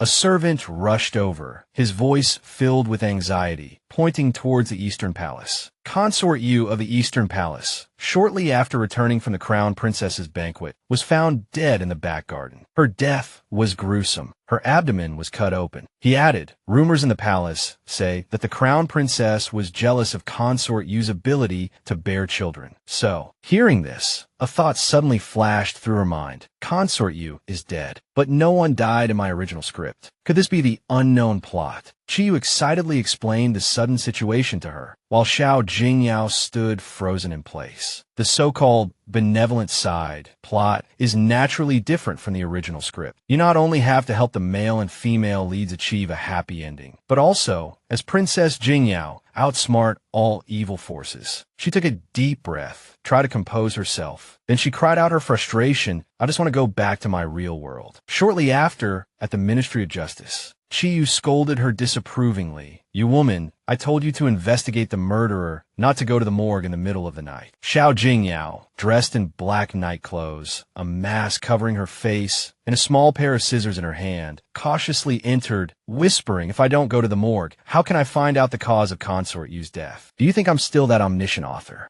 She approached Consort Yu's body and examined it carefully before concluding, "Her internal organs are all there, except for her uterus. There are no other wounds on her body and no signs of poisoning. The cause of death is very strange. How did she die?" Suddenly hearing a noise, she warned, "The patrol is coming. Let's go." A squad of soldiers passed by, lanterns in hand, patrolling the area. Xiao Jingyao nimbly hid behind a pillar, narrowly avoiding the soldiers' line of sight. Seeing no one ahead, Chiyu quickly whispered to her, "Let's go. No one's here. Come with me." Xiao Jingyao immediately used her ability, nimbly leaping onto the roof and swiftly moving between the eaves. After they landed safely, Chi-Yu, close behind, suddenly jumped down and stopped her. Wait, this is the spiritual spring. The news startled her. Chi-Yu patiently explained below, this spiritual spring not only enhances internal strength, but also nourishes and rejuvenates the skin. Standing on the roof, she rested her chin in her hand, lost in thought. I didn't expect such a wonderful thing to exist in the palace. Then, Xiao Jingyao's expression changed, as if she had discovered a treasure. Rubbing her hands together, her face full of eagerness, she said to Chi-Yu, since we're already here, he. The two quietly approached the spiritual spring pool, but suddenly noticed someone and quickly hid themselves. Hiding behind a tree, she pulled Chi-Yu down to hide as well. Wait, it seems like someone's here. The two peeked out and saw a tall, fair-skinned man with long, ink-black hair standing by the pool. Seeing his strong muscles and handsome appearance, Xiao Jingyao's eyes lit up. Wow, who is this? He's got an amazing physique. The man turned his head slightly, and she finally saw his handsome face clearly. It was Di Linyuan.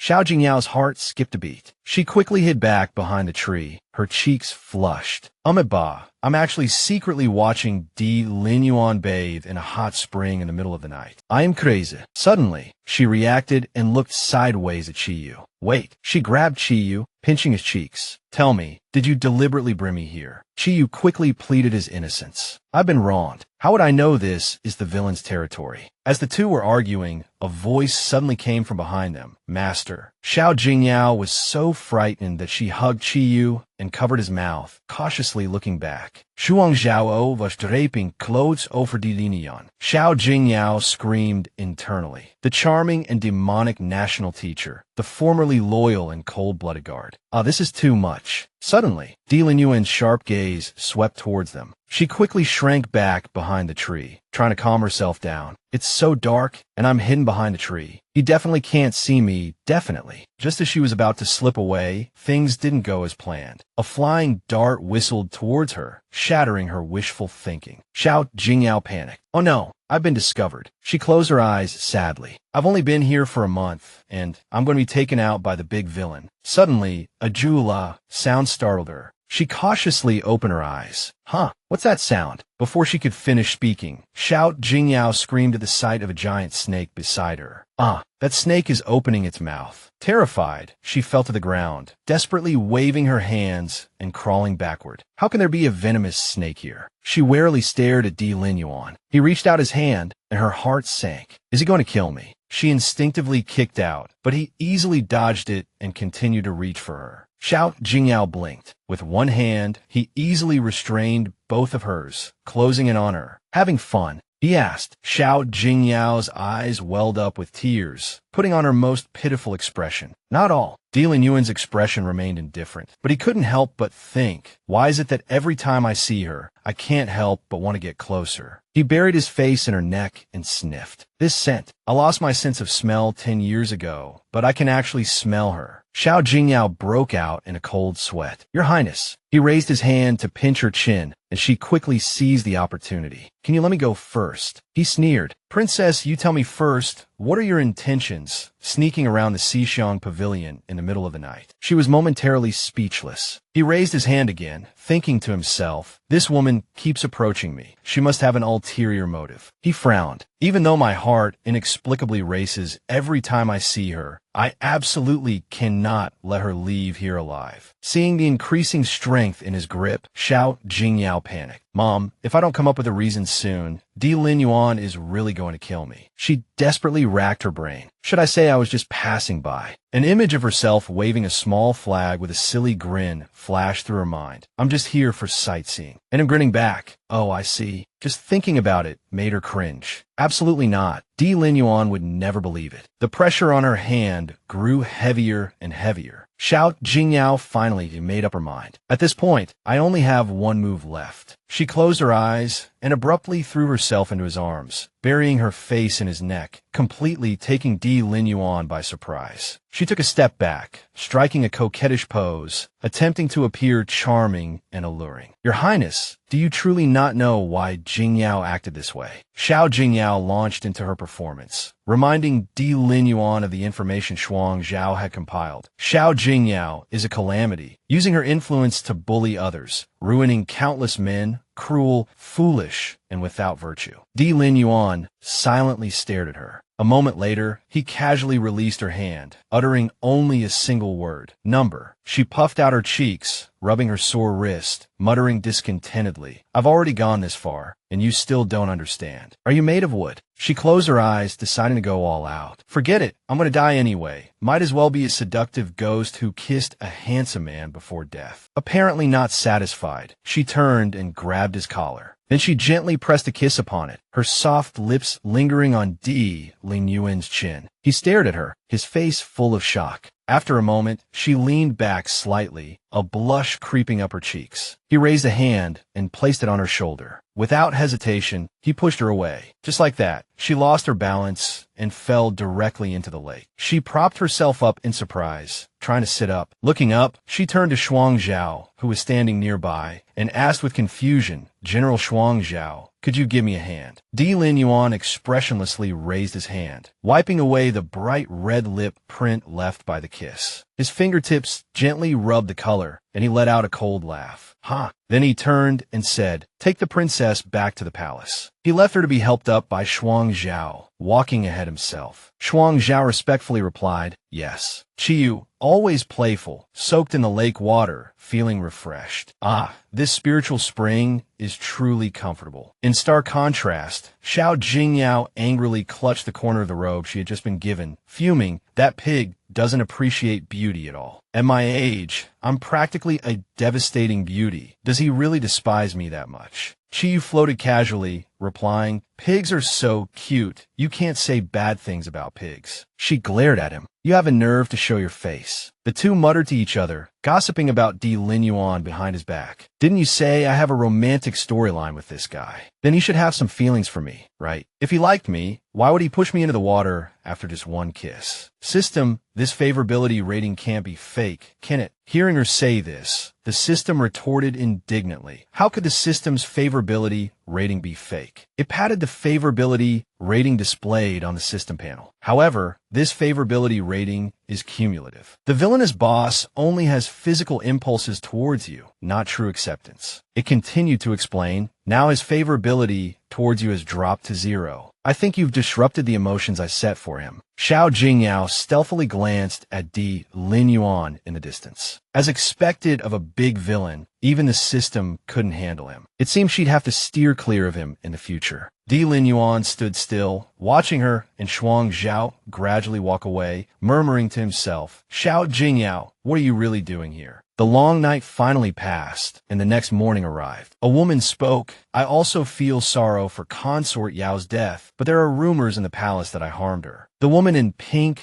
comforted her Imperial sister-in-law. Don't worry, those rumors are not to be believed. Suddenly, a palace maid entered. Your Highness, the Crown Princess. The palace maid reported, Li Huanhuan has barged in with the Taoist priest from the Empress Dowager's side. Behind her, Li Huanhuan was causing commotion. Move aside, everyone. Anyone who dares to block the Empress Dowager's Taoist priest is disrespecting the Empress Dowager. One could only turn to Xiao Jingyao and say, Princess, please wait a moment. I'll go see what's happening. She nodded slightly, then whispered to Chiyu, Taoist priest, it seems this plot point has been triggered. The Crown Princess is being framed for Consort Yao's death. Chiyu smirked after hearing this. After all, I'm the author of this book. I know all the characters' backgrounds. Wouldn't it be a pity not to mess with them a bit? Xiao Jingyao excitedly grabbed Chiyu's tail. System, come and help me. Meanwhile, Zhang Wanwan was still dealing with the newcomers. What I mean is, I gave the flowers to consort you, and then I used the flowers of Huashan Manor to attract the venomous insects that killed her. Li Huanhuan, holding a vase, interjected, Your Highness, Crown Princess, you are too harsh. The Empress Dowager only invited the Taoist priest for the sake of peace in the harem. Please be more understanding. Xiao Jingyao strolled over slowly.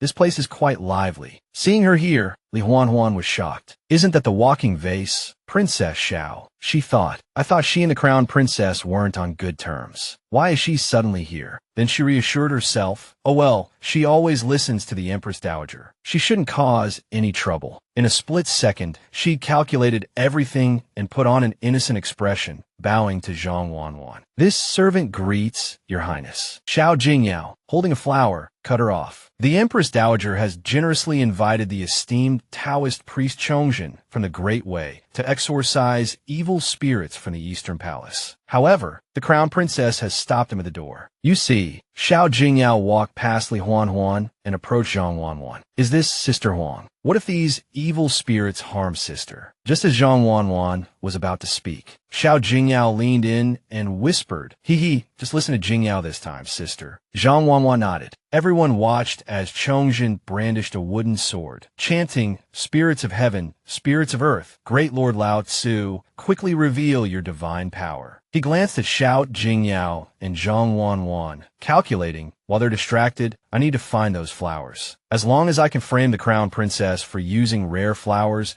to cultivate evil insects, my future wealth and glory are guaranteed. His eyes darted around the room, but he found nothing. Panic set in. I can't find them. Where are the flowers? There's not even a single leaf in this room. Chiyu chuckled to himself, swinging his legs as he sat on a pillar, holding a vase. That damned woman's scheme really took it out of me. Now it's my turn to shine. He snapped his fingers casually, ready to stir things up. Whoosh! All the doors and windows suddenly slammed shut. Chongjin was terrified. What's happening? Why did the doors and windows suddenly close? Just then, a hand landed on his shoulder from behind. A female ghost with hair covering her eyes revealed a sinister smile. I'm dead. Help me. His screams reached outside, where Xiao Jingyao was secretly laughing. Chi mischievously removed his ghost mask. Seeing that Chongjin hadn't come out yet, Li Huan grew impatient. That foolish Taoist priest, taking so long just to get a flower pot. At that moment, a man approached. This subordinate greets Your Highness, Crown Princess. Xiao Jingyao smiled faintly. You're here. Jingxiu frowned slightly, thinking Xiao Jingyao has captured someone again and used this as an excuse to call me over. She clearly wants to get close to me. A leopard can't change its spots. How disgusting. The door suddenly burst open and Chongjin ran out in a panic, yelling, help. There's a ghost. Jingxiu stepped forward and stopped him. How dare you? He twisted Chongjin's arm and pinned it behind his back. You're quite the actor. The Imperial guards have been looking for you for half a month. I didn't expect you to sneak into the palace. Li Huan was stunned. What? Isn't he Taoist priest Chongjin? A pale hand slowly crawled out, the kind of ghost only seen in ancient times. You'll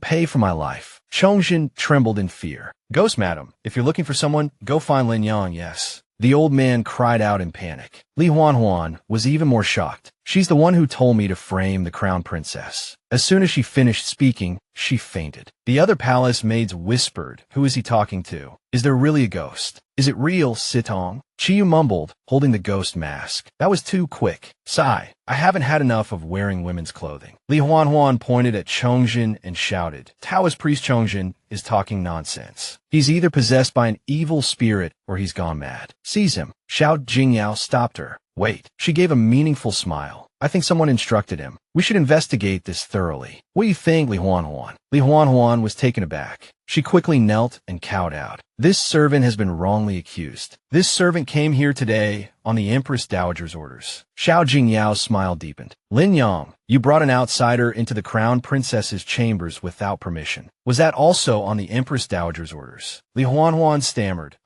Seeing her like this. Xiao Jingyao waved her hand. General, please take Lin Yang back to the Jinyui for a fair trial. Jingxiu glanced at her, cursing inwardly. What is this woman up to now? Does she think I'll break the law for the Empress Dowager because of Lin Yang? He cupped his hands. This subordinate thanks the princess for the reminder. Zaya Kunzi whispered beside her. Princess, it seems General Yu is angry. Xiao Jingyao shook her head.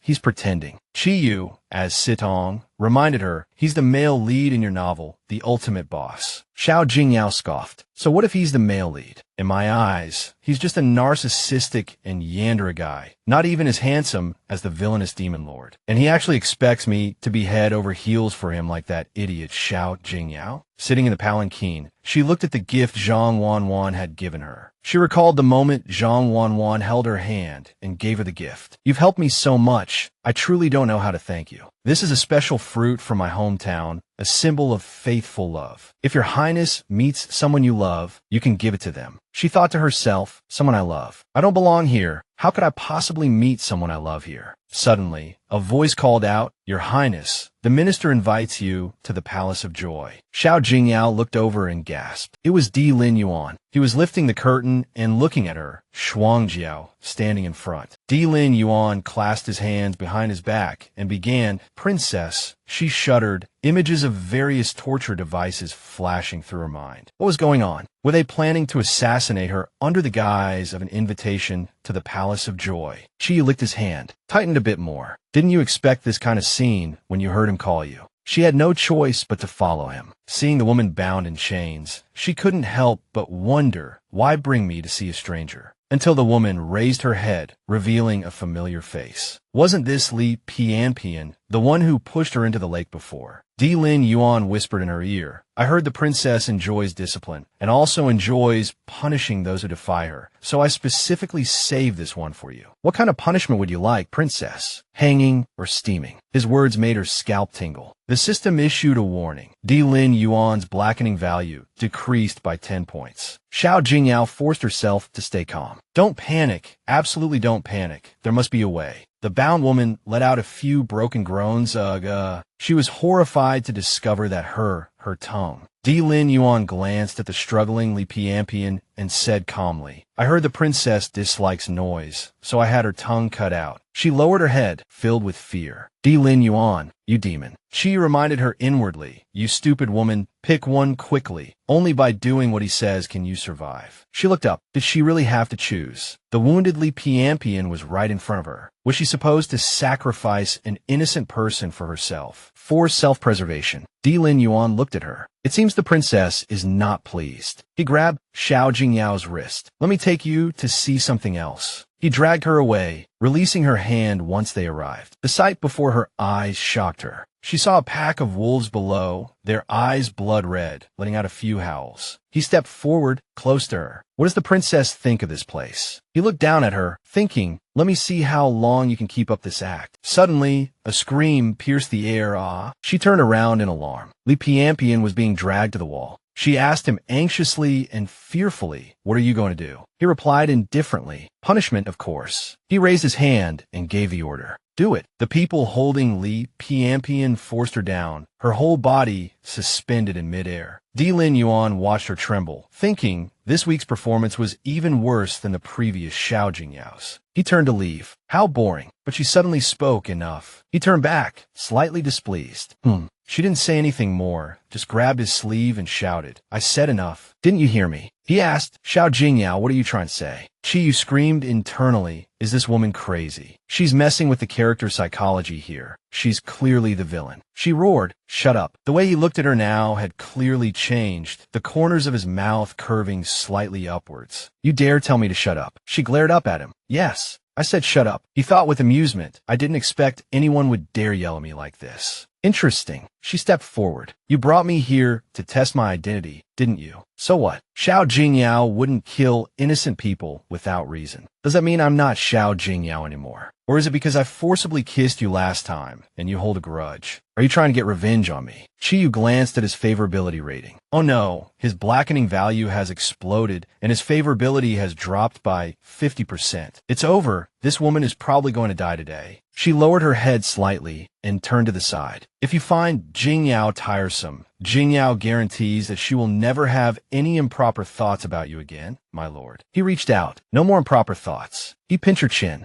You're quite the smooth talker. The system panel popped up a notification. System announcement. Di Lin Yuan's favorability has increased by 50%, directly changing from black to red. The system continued to prompt. Warning lifted. Congratulations to the host for successfully passing the test, unlocking a new chapter, and obtaining a skill card. She was completely stunned. What? How did his favorability suddenly soar so fast? Then she saw him approaching. Wait, why was he suddenly so close? What was he going to do? Di Lin Yuan kissed her lips. Her eyes widened. Di Lin Yuan wrapped his arms around her waist, pressing her against the wall. Xiao Jingyao felt dizzy. He lightly grazed her lips. She moaned softly, a sound of discomfort amidst the dizziness. Xiao Jingyao pushed Di Lin Yuan away with all her strength. She steadied herself against the wall, one hand covering her face and lips, tears welling in her eyes. Seeing this, Di Lin Yuan touched his own lips and chuckled softly. Interesting. She's crying, and her nose is bleeding. What are you doing? He said, pointing at her. Princess, you're bleeding. Hearing this, she touched her nose and saw the blood on her hand. She felt faint. How could it be bleeding so much? Her body weakened, and she fell backward. Di Lin Yuan stepped forward and caught her. He took out a handkerchief and gently wiped her face, softly calling Xiao Jingyao. In a familiar study, an attendant entered and reported, "Your Highness, the national teacher has sent an Imperial physician. He said it's to help you replenish your blood and chi." She waved her hand dismissively. Understood. You may leave. After the door closed, she clutched her head and groaned, crying out loud, the gauze on her nose flying off. I actually fainted from a single kiss and got a nosebleed. If word gets out, how will I ever show my face again? Chiyu interjected, famous. How am I not seeing this fame? Xiao Jingyao glared at him. You have the nerve to talk. This is all your fault. Chiyu blinked. Ahem. This is the princess's kindness template. It's a test for you. Do you understand what a lie is? He continued. It's mainly to see if you would harm innocents to save your own life. Congratulations, host. You passed the test and even earned a skill card. He said excitedly, although you can't use it yet. Having Di Lin Yuan transported to the modern world as an abstinent CEO is a win for you. An image of Di Lin Yuan in a modern suit, holding a wine glass, saying domineeringly, "Woman, you have successfully caught my attention," flashed through her mind, followed by the words, "Abstinence is hell." She picked up her paintbrush resignedly. Can I really refuse? With his decisive nature, if he comes, who knows when he'll finish me off? Just then, the system issued a new plot task. Punish Shen Wongsai for corruption and bribery. She wailed, they won't even give me a break after I just passed one hurdle. This is torture. Chiyu blinked teasingly. Who told Xiao Jingyao to commit so many sins in her past life that you transmigrated into her? Xiao Jingyao arrived at the entrance of the military camp, and without turning back,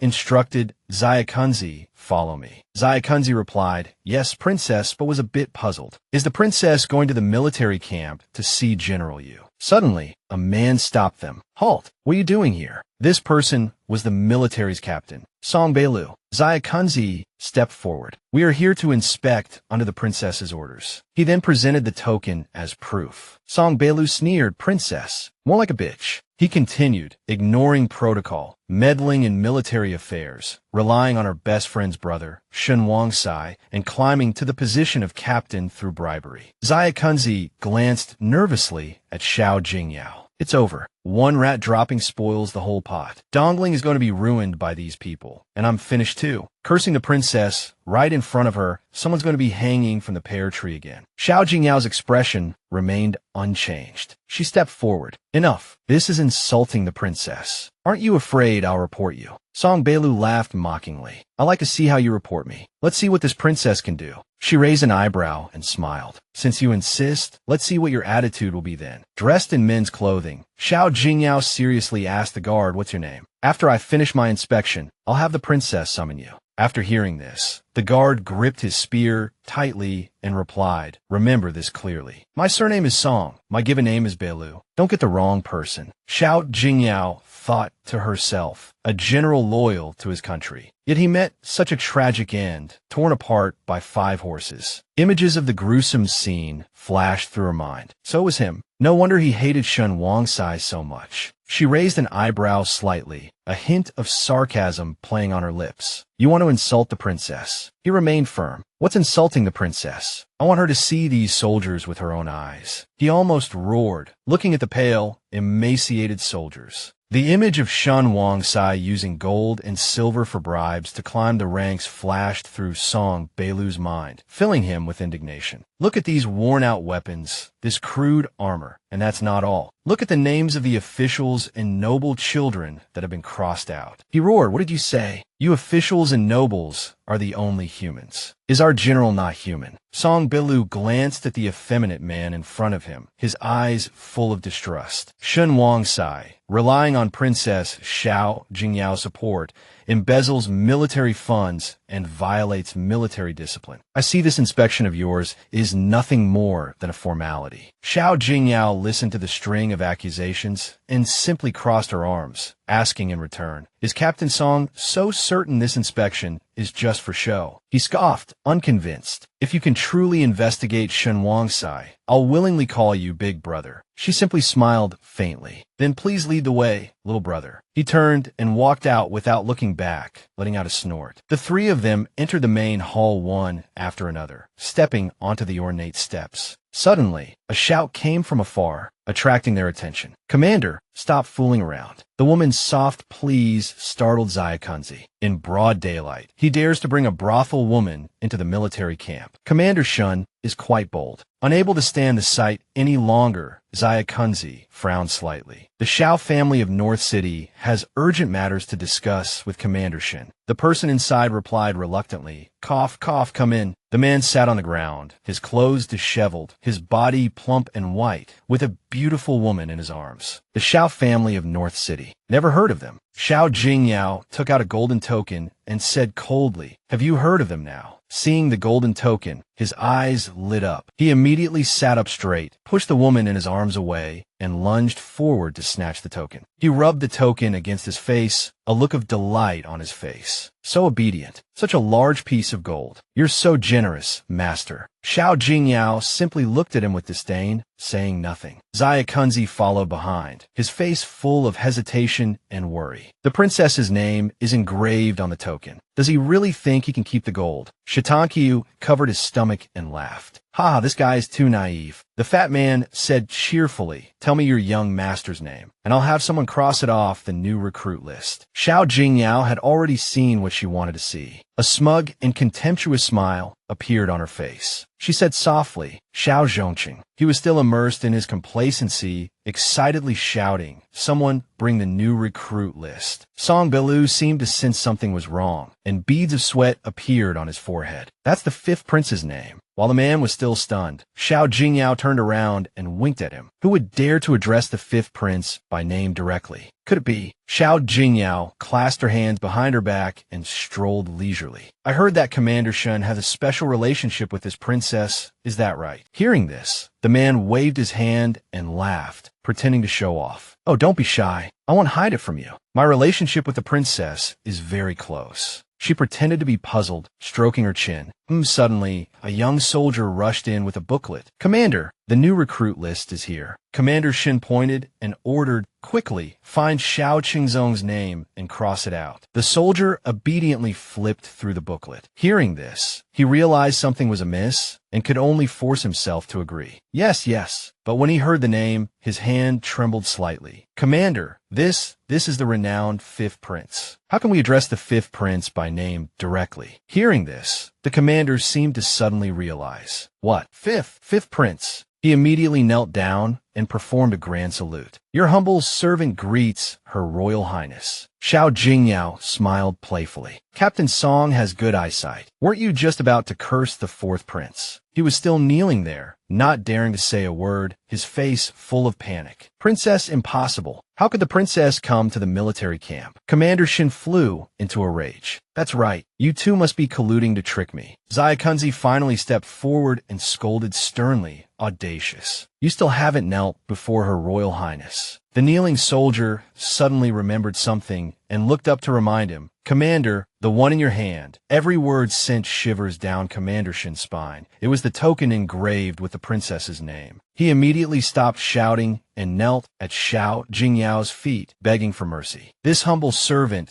was momentarily blinded by greed. "Please spare my life, princess," she asked gently, Commander Shin just mentioned that this princess has a close relationship with you. Perhaps you could elaborate. She walked over, sat down on a chair, and a mischievous smile appeared on her face. As a newcomer, it's not convenient for me to interfere in military affairs, but someone as incompetent and lecherous as Commander Shun is truly unbearable to watch. She turned and pointed at the general who had cried out earlier. Captain Song Beilu, why don't you handle this matter for me? Corruption, indiscipline, and framing royalty within the army. What are the appropriate punishments? He didn't react, only frowned slightly, thinking that this princess, Xiao Jingyao, seemed different from the one he knew. Seeing Song Beilu's continued silence, Zaya Kunzi prompted from the side, General. General. He clasped his hands and reported, Your Highness, according to dongling military law. Commander Shun's face paled as he listened, his heart filled with terror. According to the law, he should be dismissed from his post, investigated, and escorted to Dali Temple. The thought of Dali Temple, a place from which few emerged, terrified Commander Shun. Panicked, he desperately tried to leverage connections. Princess, I'm Susu's older brother. If you arrest me, Susu will definitely be angry. Xiao Jingyao's eyes turned cold upon hearing this. Are you threatening me? Shin trembled all over. Aye. She ordered sharply, order Dali Temple to thoroughly investigate this matter. All of Commander Shin's case files are to be submitted for my review. Everyone immediately acknowledged the command. Yes, Your Highness. One by one, they were escorted away. Xiao Jingyao said excitedly. Next, she stroked her chin with interest. Your turn, little brother Song. Xiao Jingyao looked at Song Beilu with a smile on her face. You haven't forgotten your promise, have you? A scene from not long ago suddenly flashed through Song Beilu's mind. Humph, if I can really investigate Shin Wangsai, I'll willingly call you big brother. Back then, he had been so arrogant. Now his face flushed crimson, and he muttered in a low voice, Be big. Big brother. Xiao Jingyao tossed her hair and feigned innocence. Huh, I didn't hear anyone speak. Zaya Kunzi, did you hear anything? Zaya Kunzi immediately played along, shaking his head vigorously. Driven to desperation, Song Beilu forced out a trembling, Big brother. He just blurted it out in one breath, making Xiao Jingyao almost burst out laughing. Big brother. She struggled to keep a straight face. Seeing Song Beilu's face as red as a tomato, Xiao Jingyao chuckled and patted his shoulder consolingly. I've been wanting to take on a little apprentice for a while now. A few days later, Xiao Jingyao, elegantly dressed in a white and purple gown, followed a young eunuch to the Imperial study. The young eunuch opened the door and said to Xiao Jingyao with a beaming smile, His Majesty is delighted to hear that you personally punished the corrupt officials, Princess, and has specifically summoned you. She walked in gracefully, her mind racing. In the novel, Xiao Jingyao's repeated recklessness had angered the emperor to the point of coughing up blood multiple times. She bowed slightly and greeted him respectfully, if the daughter greets father. Seeing Xiao Jingyao, the emperor put down the memorial he was reading. His expression remained stern, but her heart leaped with joy.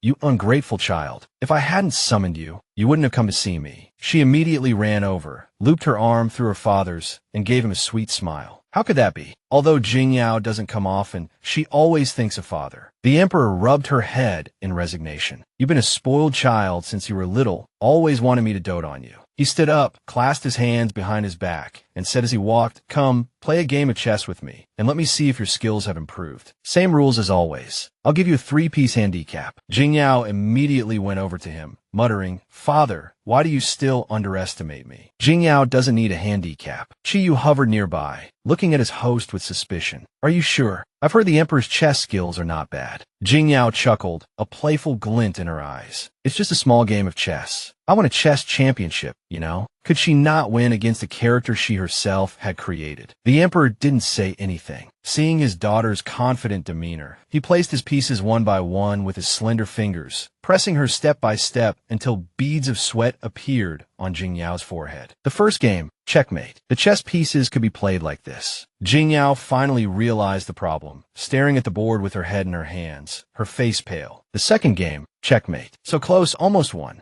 Jingyao finally understood the situation and started to act spoiled. Father, can't you just let me win once? Chiyu commented from the side, I really want to know where you got that chess championship title from. She mumbled in a low voice, like a wilted flower. Her dejected appearance made the Emperor laugh like a sunflower. Elementary and middle school chess competition, individual group participation award. The Emperor looked at his daughter resting her chin in her hands, lost in thought, and said with a smile, oh dear, I've let you win so many times. How can you still lose so badly? She suddenly woke up when she heard the familiar name Aya. Listening to Qi Yu's explanation, Xiao Jingyao was stunned. Aya is Xiao Jingyao's nickname, your childhood name. Why didn't I know Princess Jingyao had such a tacky name? It sounds like she was raised by a grandmother in the countryside, wearing a floral padded jacket. The Emperor put his hand on her shoulder. This sudden action surprised her. Aya, it's okay. He rubbed his chin and laughed. Although you didn't inherit your father's intelligence, as long as you keep working hard, you definitely won't lose too badly, haha. Xiao Jingyao's face immediately darkened. Can't he comfort someone without laughing so heartily? She straightened up and turned to walk away in a huff. I'm not playing anymore. The Emperor hurriedly called out, Aya, wait. He coaxed her with sweet words, making Xiao Jingyao waver. Father hasn't finished yet. Be good. Play 2 more games with Father. After we finish, you can have anything you want, really. She pointed at the tea set displayed on the table without hesitation. Then I want this J glass tea set. She crossed her arms and bargained, leaving the Emperor stunned. Will you give it to me or not? If not, I'm leaving. The Emperor was momentarily speechless. He couldn't help comparing in his mind, convinced that his precious daughter couldn't possibly lose, especially not this priceless jade glass cup, a true treasure. He rubbed Xiao Jingyao's head. His daughter playing chess with him was more precious than anything. He treated her as the apple of his eye. He would give his daughter whatever she wanted. With a reward on the line, the atmosphere immediately changed. Both of them racked their brains, more serious than the previous 3 games. It was now the 4th game. Sure, Tongxiu cheered her on from the side. Come on, come on. If you win this round, the system will treat you to a strawberry cake today as an exception. Suddenly, a slender hand reached out and pointed to a spot. Play here. Xiao Jingyao looked up and saw that it was Lin Yuan, the main villain. The Emperor laughed. Lin Yuan, you're here. Just in time. You can help Jingyao finish this game. Her chess skills are really too poor. She hasn't improved at all after so many games. He immediately sat down next to her, making her face flush red. Yes, your majesty. He's sitting way too close. Sure, Tongxiu whispered in Xiao Jingyao's ear. Haven't you two already kissed, hugged, touched? What's there to be shy about? She angrily flung Tongxiu's tail away. You useless system. Shut up, you damn woman. How dare you be so rude to me? Let go of my tail. Suddenly, Lin Yuan spoke in a low voice. Look there. The Emperor stared intently at the chessboard and suddenly noticed his opponent had made a wrong move. Little one, I've finally caught you. You always used to beat me. This time, I'll let you clean up Dao Dao's mess. Let's see how you win. But he suddenly paused, staring at the board with a puzzled look. Huh, what's going on? The situation seems to have reversed. Xiao Jingyao gasped, watching in astonishment as Lin Yuan turned the tables. It turned out it really was possible to reverse the situation. He asked in a low voice, do you want to win? She froze for a moment and softly replied, huh. He looked at her, a hint of a smile in his eyes, and softly asked, does Dao Dao want to win? On the surface, Xiao Jingyao still appeared shy, but inside, she was struggling frantically. Don't do this. Talking to me with that perfect face and that deep, magnetic voice. I'll misunderstand. I have a cold. She saw her father racking his brains across the board. If the Emperor lost, he would definitely be very upset.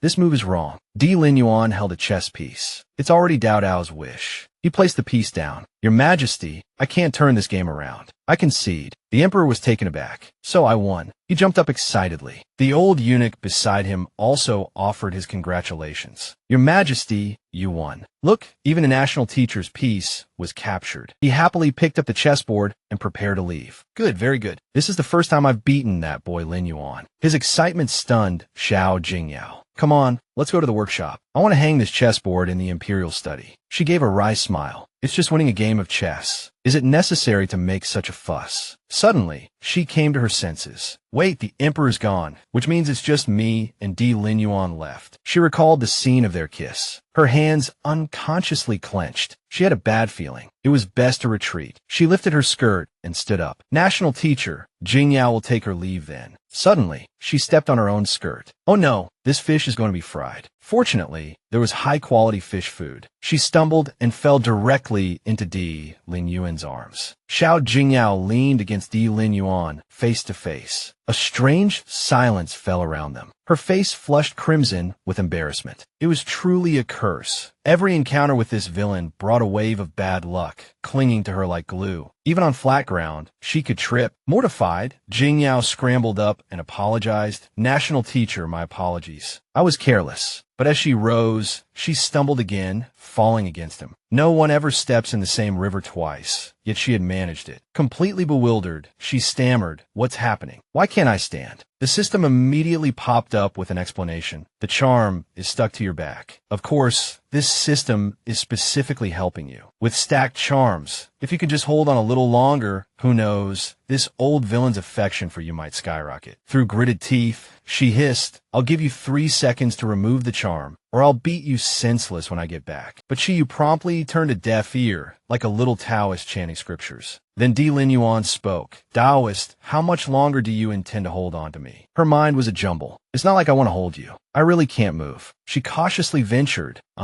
So she had to invent an excuse, I think. I pulled a muscle in my back. As soon as the words left her mouth, crows cawed, and the surroundings grew even quieter. Chiyu snickered nearby, making Xiao Jingyao want to cry. What a lousy excuse. This is all your fault. Di Lin Yuan didn't comment on the clumsy excuse. Suddenly, Jingyao felt herself being lifted higher. She realized then that Di Lin Yuan had picked her up horizontally. Wait, she gasped, mortified. This posture. No one carries their daughter like this, right? No wonder he's the villainous big boss, doing whatever he pleases. How thrilling. He carried her towards the palanquin. Zayakunzi, witnessing this scene, couldn't help but wear an incredulous expression. Does Princess enjoy this grand procession? What about General Yu? Di Lin Yuan spoke. Where's the palanquin? Zayakunzi's honest reply made Jingyao's face darken. Reporting to your excellency, the princess said walking is good for her health, so she didn't have the palanquin brought. You, in your big mouth. Di Lin Yuan turned to look at her. Then what does Taoist want me to do? Suddenly, Di Lin Yuan noticed a figure in the distance and frowned. Yu Jingshu. He recalled a previous report from his subordinates. Princess Xiao Jingyao is infatuated with General Yu and even tried to drug him. Her intentions are impure. His mind in turmoil, his grip on her tightened unconsciously, making Xiao Jingyao cry out. Tears welled up in her eyes as she complained. National teacher, you're hurting me. He replied, call me Imperial Uncle. She was stunned. What? He looked at her coldly. I like it when you call me Imperial Uncle. Understand. Yu Jingshu, observing this scene, thought to himself, no wonder this woman has been so cold to me these past few days, not even coming to the barracks. Turns out she set her sights on the national teacher. What a fickle woman. He still stepped forward, cupping his hands in salute. National teacher, princess. Di Lin Yuan ignored him completely, carrying Xiao Jingyao directly towards the palanquin, intending to escort her back to the princess's residence. He carefully placed her inside. Jingshu merely furrowed her brow slightly as the palanquin bearers arrived, the palanquin swaying gently in the sunlight. Xiao Jingyao, sitting beside Di Lin Yuan, suddenly shifted to the side. You were smiling just now. Why do you look like someone owes you money now? Di Lin Yuan suddenly asked, Jingyao, do you have feelings for General Yu? Xiao Jingyao panicked. Chiyu gloated beside her. Feelings. The big bad villain is jealous. He's jealous. Her eyes widened. She answered cautiously, her words darkening Di Lin Yuan's expression further. Previously, I did have some affection for General Yu, but there was clear awkwardness in her eyes. However, now I know that forcing it is useless, so I've let go. After hearing this, he gently pinched her chin and asked, let go. He tilted her chin up, leaning closer, and softly called her name, making her flustered. Jingyao, this action, this gaze. Could he be wanting to kiss me? Then he asked a question that left her momentarily speechless. The man at Zue Xianlu that day, was it you? Cold sweat trickled down her back, her head buzzing. How does he know? I'm finished. Is he going to find out that I knocked him unconscious and stole his clothes? She frowned slightly. No, if he asks, I definitely can't admit it. He has no proof. He murmured, this deity has plenty of ways to make you tell the truth. Terrifying scenarios flashed through Xiao Jingyao's mind. Please, your highness, just kill me. This deity has all the time in the world to make you understand what it means to be caught between a rock and a hard place. Frightened by her own thoughts, she trembled and whispered, yes, it was me. Di Lin Yuan released her chin, his long fingers sliding down. Last time he took my clothes. Her whole body tensed. Is he going to strangle me? Di Lin Yuan pinched a piece of fabric on her clothes, tilting his head slightly. Tell me, he asked, should I take it back? She stammered, take it back. Inwardly, her hands clenched in despair. Could this guy really be shameless enough to want all her clothes back? Could he? She quickly explained, national teacher, actually that day,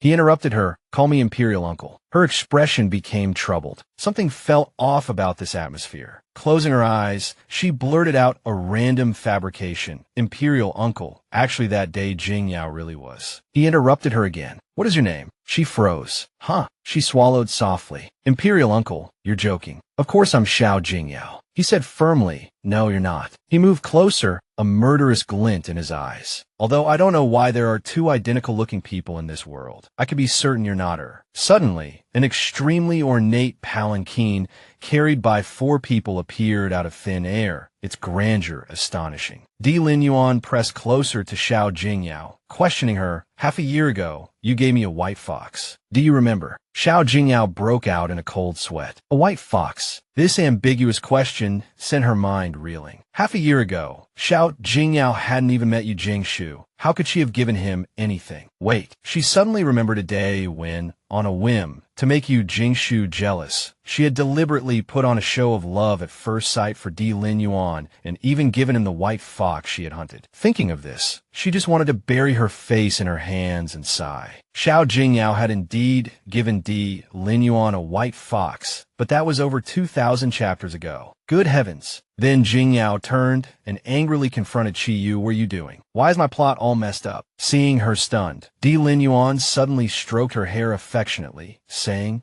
do you remember? He said mysteriously, half a year ago, you were foolish, naive, and weak, yet also arrogant and beautiful. These words sounded like insults to her ears, but she could only force herself to say, thank you for the compliment. Before she could breathe a sigh of relief, he leaned in closer, his gaze locking with hers. But now you've completely changed. You're clever and quick-witted. If I'm not mistaken, you went to Zue Xianlu to find Shi Beitong, right? Jingyao's heart skipped a beat. He'd actually guessed it so accurately, but he maintained an air of nonchalance. My informants are everywhere. What's so strange about knowing this? At this moment, Lin Yuan caressed her cheek, his tone meaningful. I don't know who is inside you, but this body is indeed Xiao Jingyao's. It's just, I don't know who is using it. As soon as he finished speaking, he feigned comforting her. Dao, don't panic. If you want me to keep your secret, it's not impossible. He suddenly dropped the pretense and whispered in her ear, his voice suggestive, repay me with your body, Dao, and I'll keep my mouth shut. Hearing his seductive words, her mind felt like it had been struck by lightning, sweat nearly dripping down her face. Could someone tell her when the villainous demon lord had become so skilled at flirting with noble ladies? As the two were entangled, someone suddenly called out from outside, Princess, national teacher, we've arrived at the princess's residence. Jingyao seized the opportunity to slip away. The princess's residence has arrived. I'll take my leave. Di Lin Yuan watched her leave, teasing, do you still need me to carry you inside like I did earlier? She blushed and ran off. No need to trouble Imperial uncle. A moment later, the door to her boudoir slammed shut. As soon as she entered, she glared daggers at Chiyu. Sensing danger, Chiyu immediately tried to slip away. I still have things to do. I'll be going now. But life wasn't that easy. She grabbed his tail. Catching the culprit, she smiled, but her eyes held fury. Weren't you very capable before? You even dared to stick a charm on me, and now you want to run. Caught red-handed, Chi could only plead helplessly, Mumu is good and beautiful and understand people best. I really know I was wrong. Jingyao was completely unmoved. Stop playing pitiful, she said coldly. I'm going to tear you apart today. After that commotion, time flew by, and it was the next day in a blink of an eye. She appeared outside Zijing Pavilion and heard the Emperor and Di Linyuan's conversation as soon as she reached the door. Ha ha ha, Linyuan, you have good taste. Your Majesty flatters me. She pushed the door open, wondering, hadn't the Emperor only invited her to dinner? Why was Di Linyuan here too? Seeing him, she quickly bowed. Your subject greets, Father Emperor. But before she could even put on a show of filial piety, the Emperor blurted out something that made her scalp tingle. Ah, Yin, you're here. Even Di Linyuan, sitting beside him, couldn't help but chuckle. Completely disregarding etiquette, Xiao Jingyao angrily rebuked the Emperor. Father Emperor, there are outsiders here. Don't call me by my nickname. It's so embarrassing. The Emperor merely scratched his chin in confusion. You have a point. Changing the subject, he cheerfully moved on to the main topic. Daodu, come and see, are there any young gentlemen here that you like? If there's someone you fancy, I'll arrange the marriage tomorrow. She broke out in a cold sweat, feeling extremely uneasy. I'm only 17. Why is he so eager for me to choose a future husband? Does Father Emperor want to marry me off so quickly? Suddenly, Jingyao ran to his side and acted coquettishly. Father Emperor, your daughter is still young. Let's put the matter of choosing a husband aside for now. But the Emperor wasn't so easily persuaded. Young, you're already 17. How are you still young? He specifically gave examples of other girls who were already mothers. Look at your third uncles to Anshuan. She's not much older than you, and her child is already running around. She could only plead helplessly, but just as she was about to break down, a system notification suddenly popped up, startling her. Ding! System unlocked. Di Linyuan's favorability increased by 52%. She looked at Di Linyuan with a puzzled gaze, completely ignoring what the Emperor was saying. I just refused to choose a husband. How did his favorability increase? Could Di Linyuan have misunderstood something? Look at these portraits. They were all personally chosen by the national teacher. Their birth dates and times are all extremely auspicious. At this critical juncture, she muttered to Chi-Yu, if I change my mind and choose a husband, will his favorability decrease? Help me test it. Having said that, she quickly grabbed a stack of papers from the table, leaving Chi-Yu dumbfounded. Jingyao carefully observed Di Linyuan's expression and casually said a few words that made the Emperor beam with joy. Daughter thinks that I should indeed take a serious look. Perhaps I really can find someone I like. The Emperor grinned from ear to ear. Yin has become so sensible recently. She happily flipped through the portraits in front of Di Linyuan. Seeing the handsome young man on the paper, she couldn't help but gulp. Putting everything else aside, the people Di Linyuan picked were indeed all handsome. Seeing her eager expression, he deliberately provoked her. Portraits and real people are always different. Would the princess like to summon these gentlemen and meet them in person? He chuckled after he finished speaking. She could only give a wry smile. Others go on one-on-one blind dates. You wanted to go on a 1-on-100. Ha! Looking at his smug expression, she cursed him inwardly. Damnable, he's clearly doing this on purpose. The Emperor, however, was completely oblivious and even agreed with Di Linyuan's idea. The national teacher is right. I'll have them all summoned tomorrow for you to choose. Knowing that she couldn't tease him any longer, she lowered her stance and acted coquettishly with tears in her eyes. Father Emperor, after careful consideration, I feel that I should prioritize my studies. I don't want to fail the exams and be banished to a desolate land, unable to see Father Emperor for many years. The dongling Imperial family had to take the Imperial examination at the age of 17. Those who passed would be granted fiefdoms. Those who failed had one more chance to retake the exam. If they failed the retake, they would be banished to remote and barren lands. Seeing that he couldn't persuade her, the Emperor could only sigh helplessly. Yin, Father Emperor is very pleased that you think this way. Since you're so eager to improve yourself, I'll entrust you to the national teacher. Before he could finish speaking, she proudly bowed her head. Father Emperor is the best. Daodu will definitely. But the next moment, Jingyao's smile disappeared. Entrust me to the national teacher. The Emperor put his arm around Di Linyuan's shoulders and stroked his beard. That's right, the national teacher is erudite. With him teaching you, you will definitely pass the exam. This unexpected arrangement made her completely collapse. I'm finished. I am doomed. The candlelight in Zhaixing Pavilion remained bright in the night as palace maids carried several trays of fine wine in from outside. The Emperor quickly grabbed a pot of wine and excitedly said to Xiao Jingyao, Hee, since Di Lin Yuan is going to teach you, he is your teacher. You must offer him a cup of apprenticeship wine. She gritted her teeth. Why is my life so hard? I actually have to toast that Jinx Di Lin Yuan. She could only reluctantly accept the wine cup, and finally, unwillingly, she bowed and offered the wine to Di Lin Yuan. Jingxiao Jingyao greets teacher. When she realized she had misspoken, she immediately blushed and didn't dare to look up. My mouth just wouldn't behave at this moment. Moo, you're really something. I hope he didn't hear. Di Lin Yuan looked at the wine cup shaking in her hand and sighed inwardly. He ultimately didn't make things difficult for her. He took the wine cup and got up to leave. At that moment, as her hand retracted, having just brushed against his, she felt how icy cold his hand was. The system, Stone Talk, popped up again to notify her of something, leaving her speechless. The system prompt indicated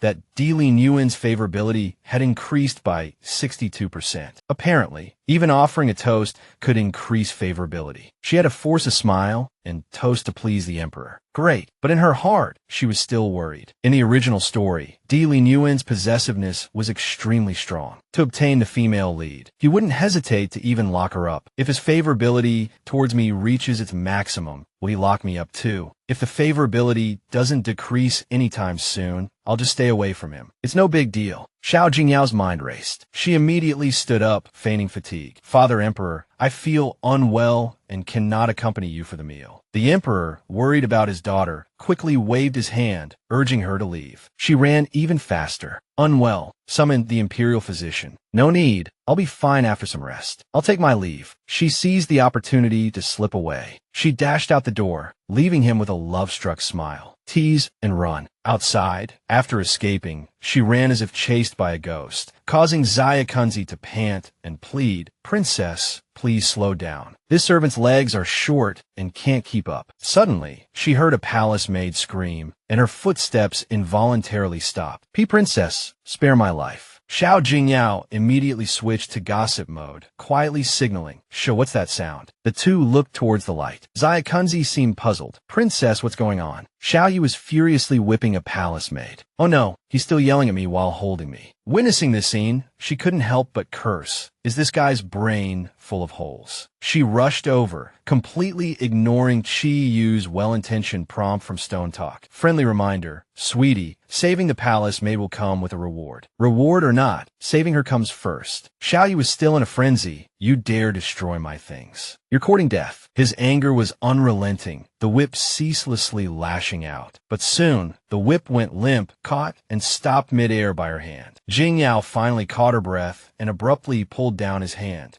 Looking closely at the handsome face, she froze. The mole under his left eye. It was the ninth prince, Xiao Yi. She recalled that when she was young, Jingyao had taken care of this ninth prince, but later gradually forgot about him. This ninth prince bottled up too many things, suffered from severe insomnia, and easily lost control when his emotions were stirred. However, there was still hope. Xiao Yi, instinctively, was still throwing a tantrum, his face cold. Let go. But Jingyao didn't care at all. Instead, she coaxed him. Little brother, there's no need to be angry over a palace maid. Tell your sister what's wrong. But the guy looked wary. Sister, the last time we met, you said you didn't know me. So Xiao Yi started sulking, leaving her confused. Huh? What's going on? Suddenly, her hand landed on his head, gently and soothingly rubbing it, making his eyes widen. It's been a while since I've seen my little brother. Have you forgotten your sister? He turned his back, finally muttering softly. How could I forget you? It was clearly you who forgot me. To ease the atmosphere, Jingyao took his hand. Come, sister will take you back. Xiao Xinzi took the opportunity to instruct. Quickly take that palace maid to the Imperial physician's office. Yes. A while later, her room was finally bright again. Back in her beloved bed, after the ordeal of coaxing a child, she sighed. Taking care of children is truly not a job for humans. Chiyu deeply agreed, especially rebellious teenage boys. At this moment,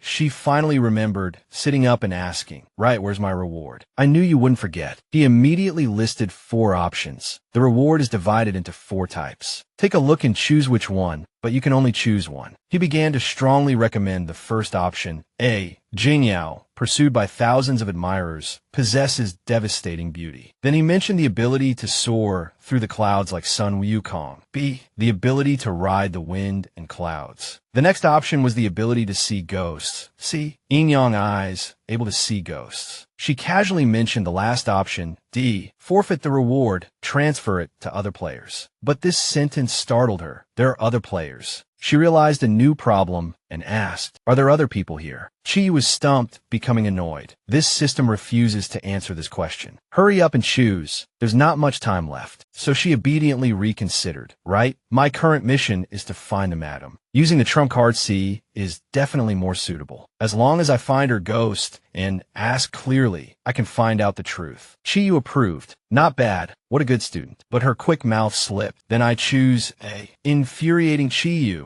You women are already beautiful enough. You still want to be even more beautiful. Jingyao looked at him excitedly. A smug look on her face, twirling her hair.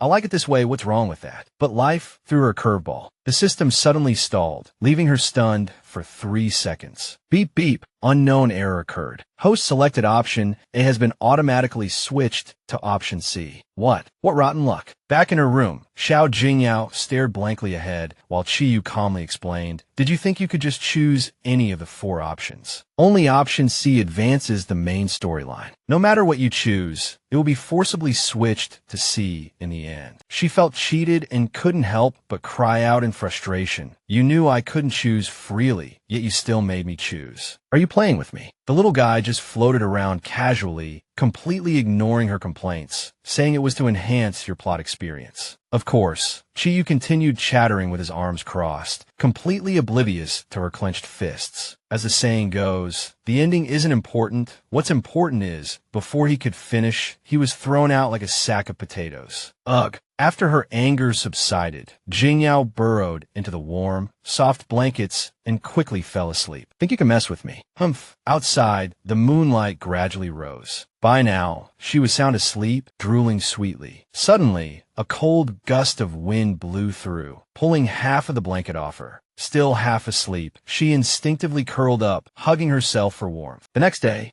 Jingyao puffed out her cheeks, feeling a sneeze coming on. Her maid, while dressing her, asked with concern, Your Highness, did you sleep well last night? She was too lazy to elaborate and simply replied, It was all right, but I caught a bit of a cold from the wind in the middle of the night. Wind? Hearing her mistress's complaint, the maid immediately asked, But I specifically had someone close the windows before Your Highness went to bed last night. How could there be wind? Jingyao paused, a terrifying image of a ghost flashing through her mind. That's right. Where did the wind come from? Could there really be a ghost? Just as her fear escalated, Zayakunzi's voice interrupted her thoughts. Princess, someone from the national teacher's residence has come to take you to your lesson. Should I have them wait? After getting ready, Jingyao hurried out. All right, let's go. But Zayakunzi stammered upon seeing her. Your Highness. Your eyes. Jingyao looked around for a mirror, puzzled. Eyes? What's wrong with my eyes? When she finally saw her reflection, she was dumbfounded. Good heavens, is that really me in the mirror? I'm doomed. How can I see anyone looking like this? She suddenly noticed a bunch of jars nearby. Wait, didn't they have cosmetics in ancient times too? She grabbed a jar in a daze. What kind of cosmetic is this? Thankfully, her personal maid appeared just in time. Shall I help you with your makeup, Your Highness? Your Highness. The two quickly got to work, covering Jingyao's dark circles completely. The whiter, the better. Your Highness, I'll add a bit of rouge to your cheeks to give you some color. MHM, MHM, MHM. While the two girls were leisurely busy, the atmosphere in the national teacher's study was tense. Di Linyuan looked up at Shuangjiao curiously. What time is it? Shuangjiao immediately bowed and replied, reporting to Master, it's almost noon. He couldn't help but speculate on his master's thoughts. This was the first time someone had kept Master waiting for so long, yet Master wasn't angry at all. It seemed Master was very interested in Princess Jingyao. Not wanting his master to wait any longer, Shuangjiao tentatively asked, Master, should I go and inquire why Princess Jingyao hasn't arrived yet? He had just stepped out the door when he saw Jingyao's graceful figure. He couldn't help but blush at her beauty. The princess was truly stunning. Under his gaze, Jingyao shyly and proudly touched her face. General Shuang, what's wrong? Is there something on my face? The sudden question flustered Shuangjiao. And no, I was being disrespectful. National teacher has been waiting for you for a long time. Princess, please. Jingyao secretly gulped, her stomach churning. She had only wanted to cover her dark circles, but she hadn't expected ancient makeup to be so complicated, making her an hour late. He waited for me this long. Will he be angry? Jingyao couldn't help but peek inside. The villainous demon's angry expression must be quite a sight. Let's see. But the scene before her stunned her. Huh.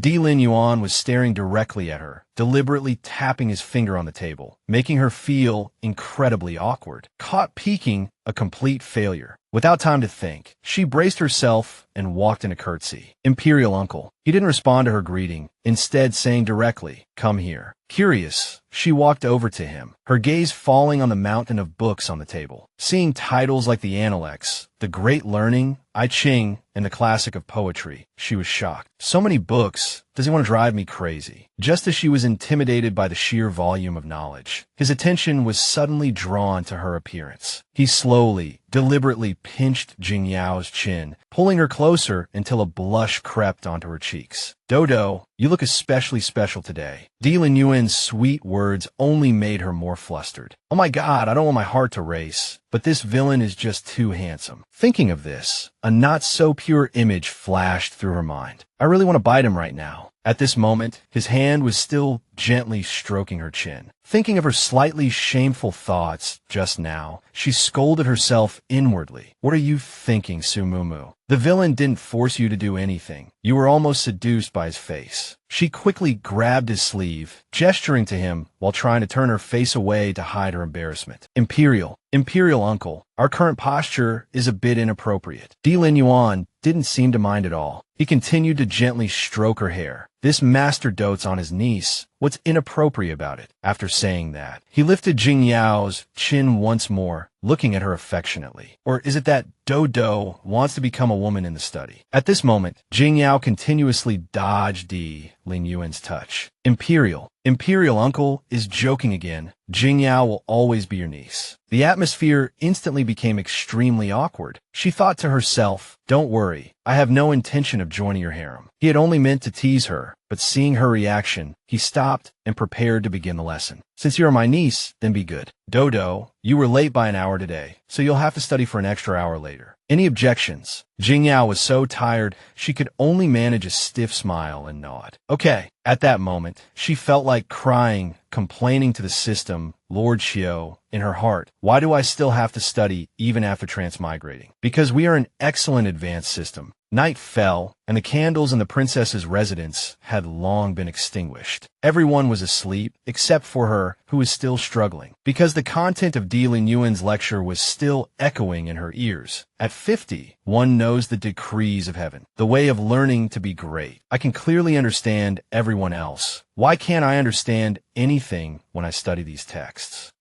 My head is about to explode. The system leisurely applied cucumber slices to its eyes and deliberately taunted her. Instead of complaining, you might as well go to sleep. You still have to continue studying tomorrow. On such a cold night, Jingyao shivered under the covers, filled with an intangible fear. I absolutely cannot be blown by the cold wind tonight. Absolutely not. I must find out who's disturbing my sleep. With this determination, 2 hours later, she had completely wrapped Chiyu in the blanket, causing him to yell, "You damned woman, are you going to sleep or not?" He angrily pulled off the cucumber slices and complained, while she was as energetic as a lark, her eyes wide open. We're on the same wavelength. If you don't sleep, I can't sleep either, understand? She wouldn't let him scold her and directly stuffed a cucumber slice in his mouth. You crappy system. If you don't want to be beaten by this lady, just shut up. However, as soon as Jingyao finished speaking, she felt a chill run down her spine. Her emotions instantly turned to fear, and she gripped him tightly. Oh my god, there really is a ghost, isn't there? Because she pinched him so hard, Chiyu couldn't help but yell, "You damned woman, how dare you pinch me?" She retorted, "You broken system." All her resentment, originally directed at him, now turned into terror towards the ghost behind him. Oh my god! As the ghost gradually approached, she was scared out of her wits and could only cry and run. But she suddenly stopped and turned to ask, "Wait, who are you?" "Madam Yu." Just as her name was called, she slightly opened one eye. Then she left silently, and Jingyao quickly reached out to stop her. "Wait, don't go." because she was related to her mission, Jing Yao pulled Chi Yu and chased after her. Hurry up and chase her, you damned woman. Do you know her? Don't talk nonsense. Hurry up. The two chased all the way to the cold palace courtyard, but just as they arrived, Jing Yao stopped in confusion. Strange. I clearly saw her fly this way just now. How did she disappear in the blink of an eye? At this time, Chi reminded her from the side. Why do I feel like we should dig this place up? She couldn't help but walk around the area, then looked at him. This place seems to have a lot of resentment. Suddenly, a miserable voice rang out, accompanied by a chilling wind. The child isn't dead. It scared her out of her wits. Come out. After Madame Yu appeared, she kept repeating the same sentence. Give it back to me. Get it back to me. She drifted closer, muttering to herself, give me back my child. Jing Yao was also confused by these words. Child. Could it be that she was about to give birth and had a C-section? She fought back her fear and continued to chase after her. Hey, don't go. Madam Yu continued to drift away. Child, my child. Jing Yao was focused on catching up to her, even as she continued to repeat obsessively, do you know who killed your child? Suddenly, a melody drifted out of nowhere, making the maid tremble all over. Even I felt a chill down my spine. Where was this music coming from? Madame Yu spun around, her eyes fixed on me with pure venom. I'll kill you. She advanced step by step, murderous intent radiating from her. Kill you. Just as the tension reached its peak, I tripped over a stone.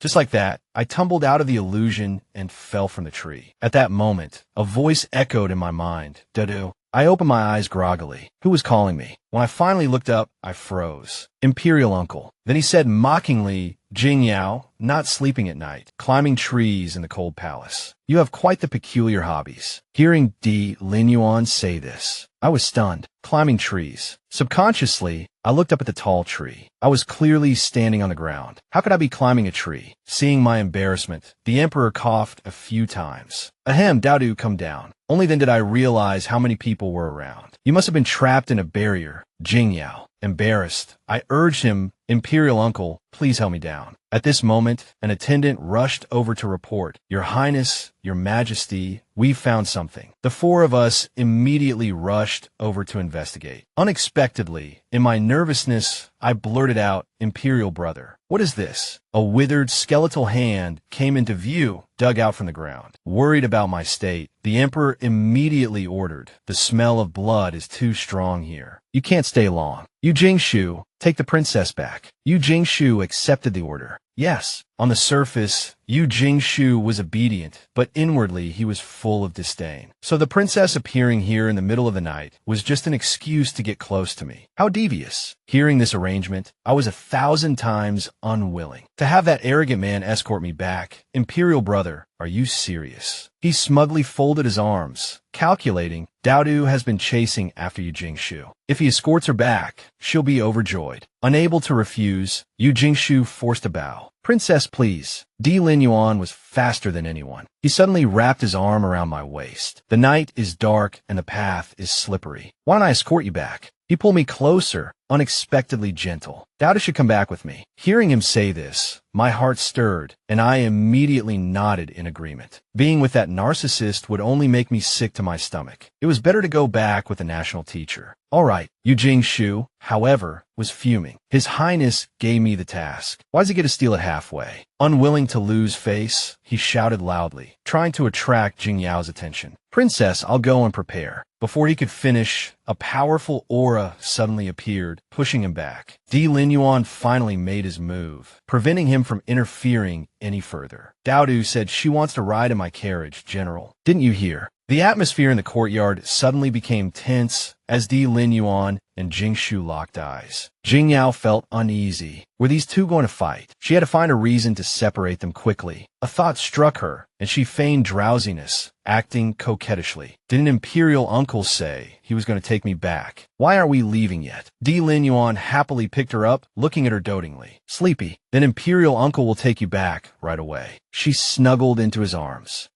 Watching their intimate figures gradually disappear into the distance, Jingshu gritted his teeth in anger. Damn it, how dare he ignore me? The night was quiet, and only Di Lin Yuan's carriage remained on the road. Jing Yao finally breathed a sigh of relief and was wiping away her cold sweat when she was suddenly startled by a question. What's your name? She immediately turned to look at him, full of questions. You're not Xiao Jingyao, are you? Then what's your real identity and name? She didn't dare look him in the eye, her heart pounding with unease. She looked helplessly into his eyes. If I don't tell him my real name today, I'm afraid I won't be able to get out of this carriage. So, putting on the airs of a refined lady, she covered her mouth and fabricated a lie. I, Imperial Uncle, it's not that I don't want to tell you, but we celestial fairies can't reveal our names casually. He was taken aback by her words. Celestial fairy. She continued her nonsense. Yes, I'm a little fairy. I grew up in the heavens. Suddenly, she leaned close to his ear, whispering words as if coaxing a child. I've descended to the mortal realm to undergo tribulation. I have to go through 81 hardships. Once I succeed, I'll be able to rise in the heavens. He completely ignored her rambling, instead focusing on the fragrance emanating from her. She really did smell good. After she finished her long-winded explanation, she put on a serious face. Even Chi-Yu found it amusing. But this is a secret, Imperial Uncle. You have to keep it from me. Hey, stop pretending to be crazy. Do you think a villainous boss with mental problems would believe your words? Unexpectedly, Di Lin Yuan gently stroked her head. All right, this single word felt like a slap in the face to Chi-Yu.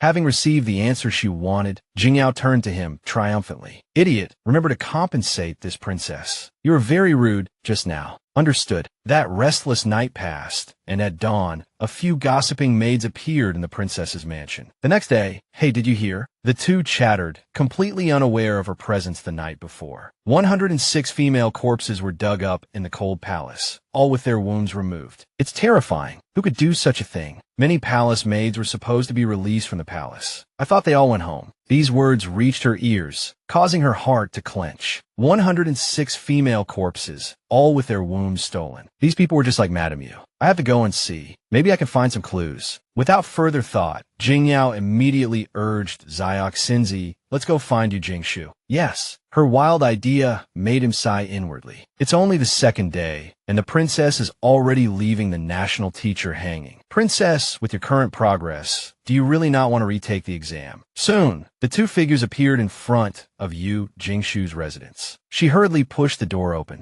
but when she saw that figure, she hesitated, her heart pounding. Oh no, why is Di Lin Yuan here? She could only pray to her unlucky fate. Don't see me, don't see me. But fate seemed to be against her as he spotted her. Why are you here? At this moment, she couldn't explain and could only force an awkward smile.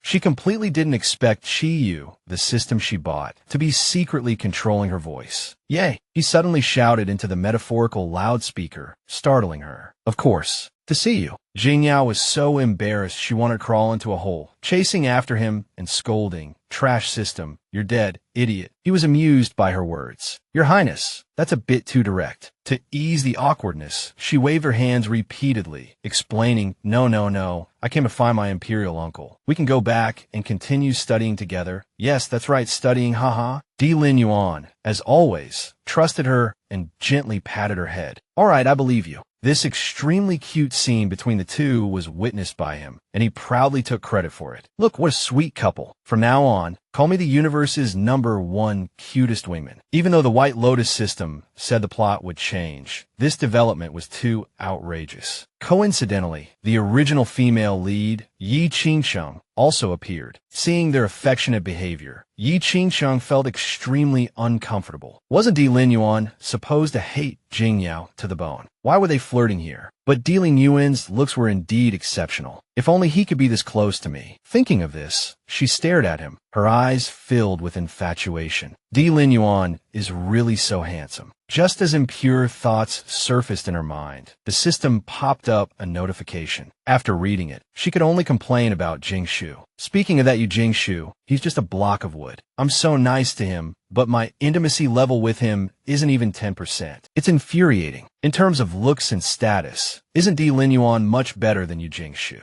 But she couldn't disobey the mission, so Qingsheng had to think of a way herself. Even if she couldn't say it directly, hinting and getting a little touchy-feely should be fine, right? The little couple was being lovey-dovey, and they were startled when she approached. She gracefully curtsied. Qingqing greets the national teacher and princess. Jingyao was stunned by her beauty. Oh my god, the girls I write are getting more and more beautiful. She walked over gently and deliberately tripped on the steps, pretending to be flustered.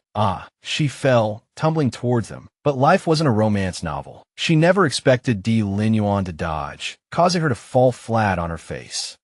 She fell hard on the ground, bruising her face, and looked around anxiously. Darling cough. Are you alright? But she was too busy sneaking glances at Di Linyuan, thinking a woman fell right in front of him, and he actually dodged. He truly has a white moonlight aura. She quickly put on a pitiful expression. Woo, it hurts. But Di Linyuan only glared at her coldly and muttered, filthy. Just then, Jingshu's voice suddenly rang out. Qingsheng. He rushed anxiously to her side, supporting Yi Qingsheng in his arms as he urgently asked, Qingsheng, what's wrong? As soon as he finished speaking, he immediately concluded and accused, did Jingyao bully you again? She started to cry ly as soon as she opened her mouth, Wu. Seeing her pitiful appearance, he couldn't help but start scolding, leaving her stunned. Princess Jingyao, for your own selfish desires, you have repeatedly made things difficult for Miss Yi. Were you simply unable to restrain yourself today, acting so recklessly? You must apologize to Qingsheng for what happened today. Being wrongly accused made her snap, and she angrily retorted, which eye of yours saw this princess bullying her? Confused, he moved to push Jingyao away. Don't try to shift the blame. Apologize to Qingxing now. But his hand was quickly intercepted by Di Linyuan. Di Linyuan's expression was cold, his entire being radiating a murderous aura as he gripped Yu Jingshu's wrist, as if saying, this is my woman. Who are you to dare touch her? Jingyao didn't want him to resort to violence, so she gently tugged on him and stepped forward, saying coldly, General, you're truly skilled. Making accusations without understanding the situation, claiming I bullied her. Just what exactly did you see with your eyes? Seeing her firm attitude, Yi Qingsheng panicked, knowing she couldn't keep up the act. She hurriedly explained, General Yu, the princess didn't bully me. I just accidentally fell. But he didn't believe her at all, only glaring fiercely at Jingyao. Qingsheng, don't be afraid. Tell the truth. Did this woman threaten you? Jingyao finally lost her patience and exploded. Enough. Suddenly enraged, she grabbed his collar and yelled, I've been giving you leeway, and you really think you can push your luck? Do you think I'm truly head over heels for you and wouldn't dare punish you? She spat out coldly, I, Xiao Jingyao, have no interest in you whatsoever. Jingyao turned her back to him, her tone icy, and added, Yu Jingshu has disregarded the law and repeatedly disobeyed orders. He has been warned multiple times. 100 lashes. Dismissal from all palace duties. The attendants restrained him, and Yu Jingshu could only widen his eyes in disbelief. She dares to treat me like this. Seeing her anger, Di Linyuan couldn't help but reveal a hint of a smile, thinking, our little firecracker is truly furious this time. Yi Qingsheng, witnessing the entire scene from the side, was completely stunned. Hadn't Xiao Jingyao always been head over heels for Yu Jingshu, madly in love with him? How could she punish him? Just then, the annoying system in her head started urging again. Host, quickly increase the male lead's favorability towards you, or you'll be punished. Quickly plead for the male lead. It's going to shock me again. This broken system always uses this to threaten me. Not wanting to be electrocuted like a bug, she knelt down, cried her heart out, and pleaded, Princess, General Yu was just worried about Qingsheng, so he spoke out of turn and misunderstood you. General Yu has trained diligently for many years and finally passed the military examination. Please don't dismiss him from his position. She emphasized her plea, kowtowing in public. Princess, you are kind-hearted. Please forgive him this time. Yu Jingshu was momentarily stunned, moved by her actions, thinking, Qingsheng is the one who truly cares about me. Ding, ding, ding. The system prompted double favorability. Yu Jingshu's favorability towards Miao Qingsheng has increased by 30%. Even her own system prompted. Yu Jingshu's favorability has increased by 30%. She finally understood, smiling triumphantly. So the reason the favorability increase was slow was because he falls for this kind of act. Men really are all the same. No one can resist me, not even Yu Jingshu, let alone Di Linyuan. Seeing her own excellent performance, Jingyao couldn't help but feel excited. Only 70% more to complete the mission and go home. The system, Chi Yu replied, correct. Hearing this, a plan formed in her mind. Looking at the two of them, she felt they had feelings for each other. If she gave him another push, perhaps she could increase the favorability rating even more. So she leaned down, lifted Yi Qingqing's chin, and said dramatically, I can preserve his position, but only if Miss Yi takes 30 lashes for him. Then I'll let him go today. Yi Qingqing was shocked, not expecting her to say this. 30 lashes. If she took 30 lashes, it would be uncertain whether she would see the sun tomorrow. Just then, Yu Jingshu rushed forward, shouting, Qingqing, don't agree. A person should take responsibility for their own actions. This matter has nothing to do with Qingqing. I hope the princess will not harm the innocent. She pretended to be satisfied with his loyalty and casually ordered, how courageous. Then go. Yes, he responded. Yi Qingqing looked at him, her heart even more confused. Is my mission going to fail? Just then, she suddenly remembered the previous electrocution. That pain was deeply etched in her mind, making it impossible for her to refuse this mission. No, I absolutely can't let that happen again. Absolutely not. While she was still contemplating her fate,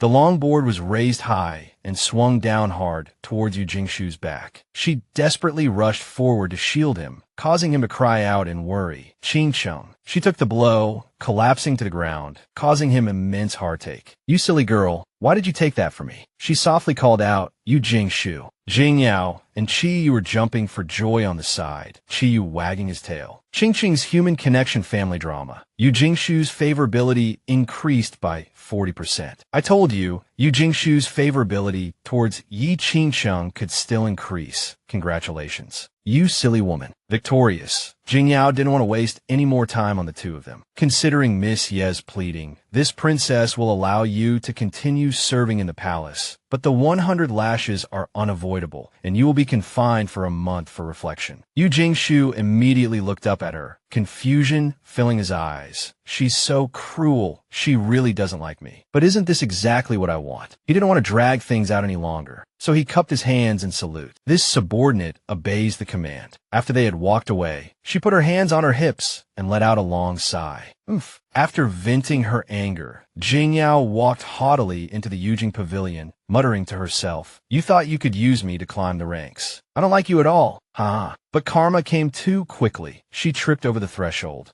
Seeing that she was about to fall face first onto the ground, it's over, is this instant karma. Di Lin Yuan let Yi Qingqing fall, and now it's my turn. How embarrassing. But soon she froze because her face didn't hit the ground. Di Lin Yuan gently caught her, comforting her, it's all right. Jing Yao met his gaze and shyly looked away. No, it's fine. Held in his arms. She felt both shy and annoyed, wanting to punch herself. Just now, she was like a little lion, majestic and imposing, but now she was nestled in his arms, blushing and flustered, utterly adorable. Why is he smiling at me? Seeing his master's heart flutter, Chi Yu immediately popped out happily. Of course, it's because his favorability towards you has increased again. A red heart appeared, and Chi Yu immediately reported, Congratulations, host. Di Lin Yuan's favorability towards you has increased to 72%. She was instantly shocked. What? Before Jing Yao could react, the system dropped another bombshell. The already somewhat adorable favorability rating had unexpectedly soared from 62% to 72%, which was simply unbelievable. Various R-rated images flashed through her mind. Oh my God, he's definitely not thinking about something PG-13, is he? The position was too awkward. She quickly struggled free from Di Lin Yuan's embrace. Let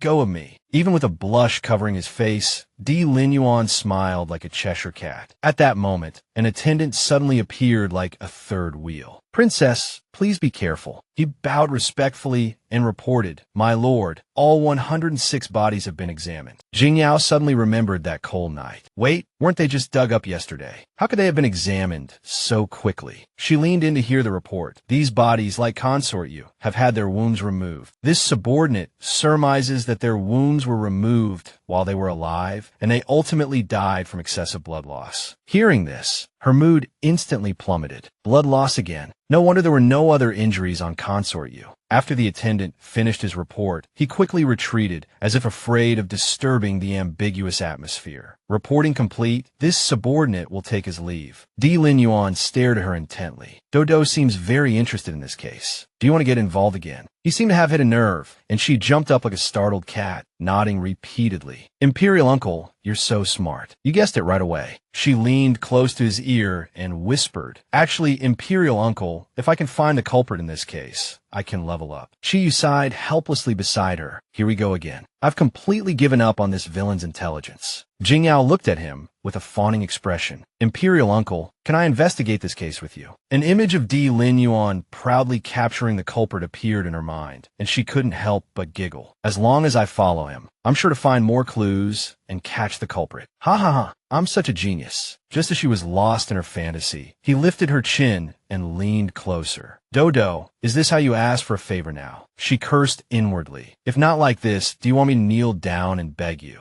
But at this moment, her mind suddenly short-circuited. His lips were so close to hers. What was he going to do? The next second, Di Lin Yuan kissed Jingyao without hesitation. Tong Xiu was startled by the sudden action, sneaking a peek at the young couple before quickly covering her eyes in embarrassment. Kissing, such sweet little babies haven't grown up yet. I can't look. Jingyao was frozen in place by Di Lin Yuan's bold move. He actually dared to do that. When he was finally satisfied, he released her, allowing her to catch her breath. Is this how you ask for things? I understand. Di Lin Yuan acted as if nothing had happened, walking straight towards the carriage and prompting her, aren't you coming? Watching her awkward and embarrassed steps, he couldn't help but chuckle. Climbing back into Di Lin Yuan's carriage, Jingyao couldn't help but sigh. I jumped into the trap again. She was steadily climbing in when she suddenly turned around, bumping straight into his arms. Seeing this, he took another step closer, startling her.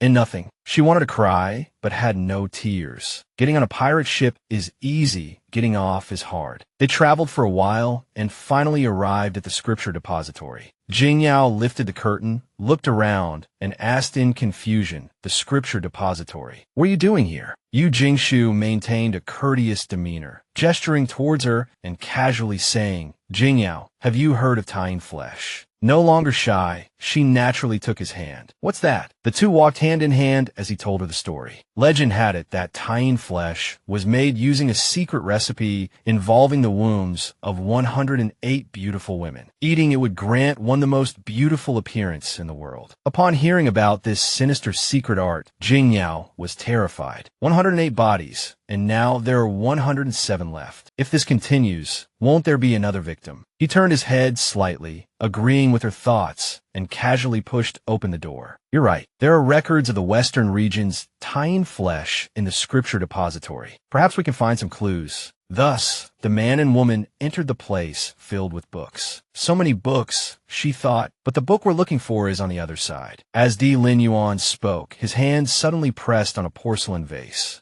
A hidden compartment immediately appeared beside it. This is a forbidden area. All rare ancient books are hidden here and never revealed to the outside world. He unhesitatingly took her hand and led her inside. Let's go. Wait, when did he take my hand? Oh no, is this a don't panic challenge? He continued to hold her hand. As if it were the most natural thing in the world, the two casually walked into the secret room. One person immediately focused on searching through the books, thinking these books are completely uncategorized. It's going to take a long time to find it. The other person kept blushing and stammering, Imperial Uncle, why don't you tell me the title of the book? Wouldn't it be faster if we searched separately? As she wished, he immediately released her hand and then gently turned around to instruct. The book is called Strange Tales of the Four Kingdoms. Jingyao, you should look too. Slightly pleased to have her hand released, she turned and let out a long breath. Phew! Jingyao focused on searching the bookshelves again, her fingers tracing over the titles. She had thought the secret room was smaller than the outside. Suddenly, a strange title caught her attention. What's this? I can't even understand the title. Driven by curiosity, she pulled the book out. Di Lin Yuan suddenly appeared behind her, startling her. Jingyao likes this kind of book.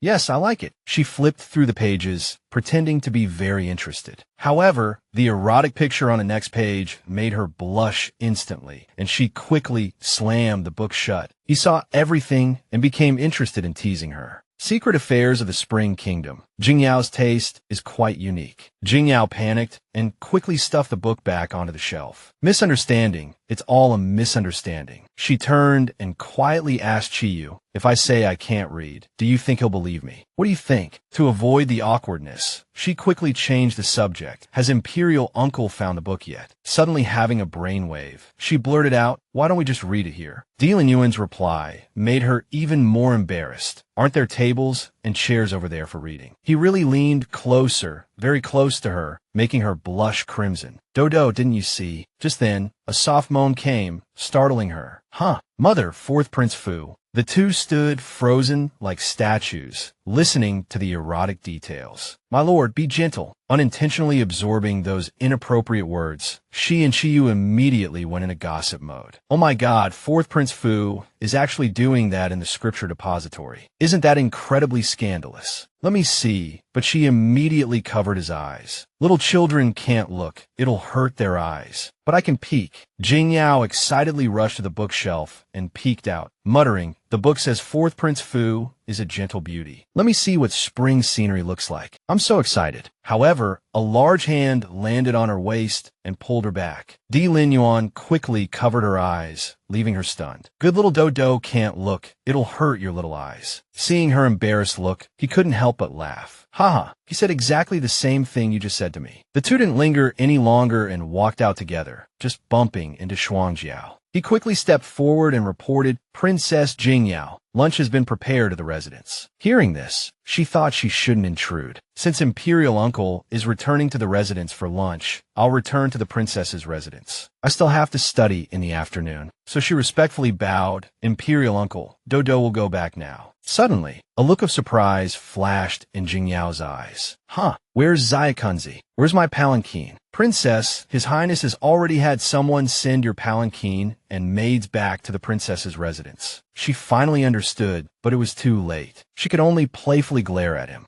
Lin Yuan gracefully lifted the curtain and invited her in, forcing her to give up struggling. Dodo, come here. His palanquin quickly arrived at the national teacher's residence. Now, sitting at the table, she kept exclaiming, wow. One delicious fish and crab dish after another was served, and even the everyday dishes were extremely luxurious, dazzling her. Seeing her jaw about to drop to the table, he couldn't help but ask, what? Not to your liking. Of course not. How could it not be to my liking? It's all my favorite food. What a coincidence. But she still awkwardly shoveled rice in her mouth, while Lin Yuan watched her with a meaningful smile. He stared at her as if studying a difficult problem, while she could only awkwardly chew her rice, muttering to herself, why do you keep staring at me? Is there something on my face? Suddenly, a sentence popped in her head. Ah, it's because he likes me, right? Then he got up and left, leaving Jingyao alone. The system also went offline, bye-bye. He kept pinching her chin, making her turn her face again and again. She couldn't help but blush, thinking to herself, no way is he going to kiss me. Is Lin Yuan a kissing maniac? Lin Yuan gently brushed a grain of rice from the corner of her mouth and whispered, don't move. He held the grain of rice in front of her, teasing her playfully, making her wish she could find a hole to hide in. A grain of rice, Dodo. What were you thinking just now? Your face is all red. She buried her face in shame, while Chiyu laughed heartily beside her. In nothing, haha, I'm really being narcissistic. Sensing the awkward atmosphere, he changed the subject and picked up some food for her. After you pass the exam, Dodo, you can choose any position in the palace for 2 years. Do you still want to go to the Imperial Embroidery Bureau? Jingyao chewed her rice as she thought. The Imperial Embroidery Bureau. Little Jingyao wanted to go there because you were quiet and refined, but now I am little Jingyao. This question caught her off guard, so she could only evade it. I haven't thought about it yet. What does Imperial Uncle think I should do? He was also taken aback by the question. You're asking me. Then, the corner of Lin Yuan's mouth curled up as he leaned closer. Come here. He gently pulled her into his arms and whispered, anything is fine. This vague answer made her laugh. That's not an answer. She didn't notice him subtly glancing at her chest. Then his expression darkened as he whispered in her ear, Dodo. Lin Yuan suddenly became domineering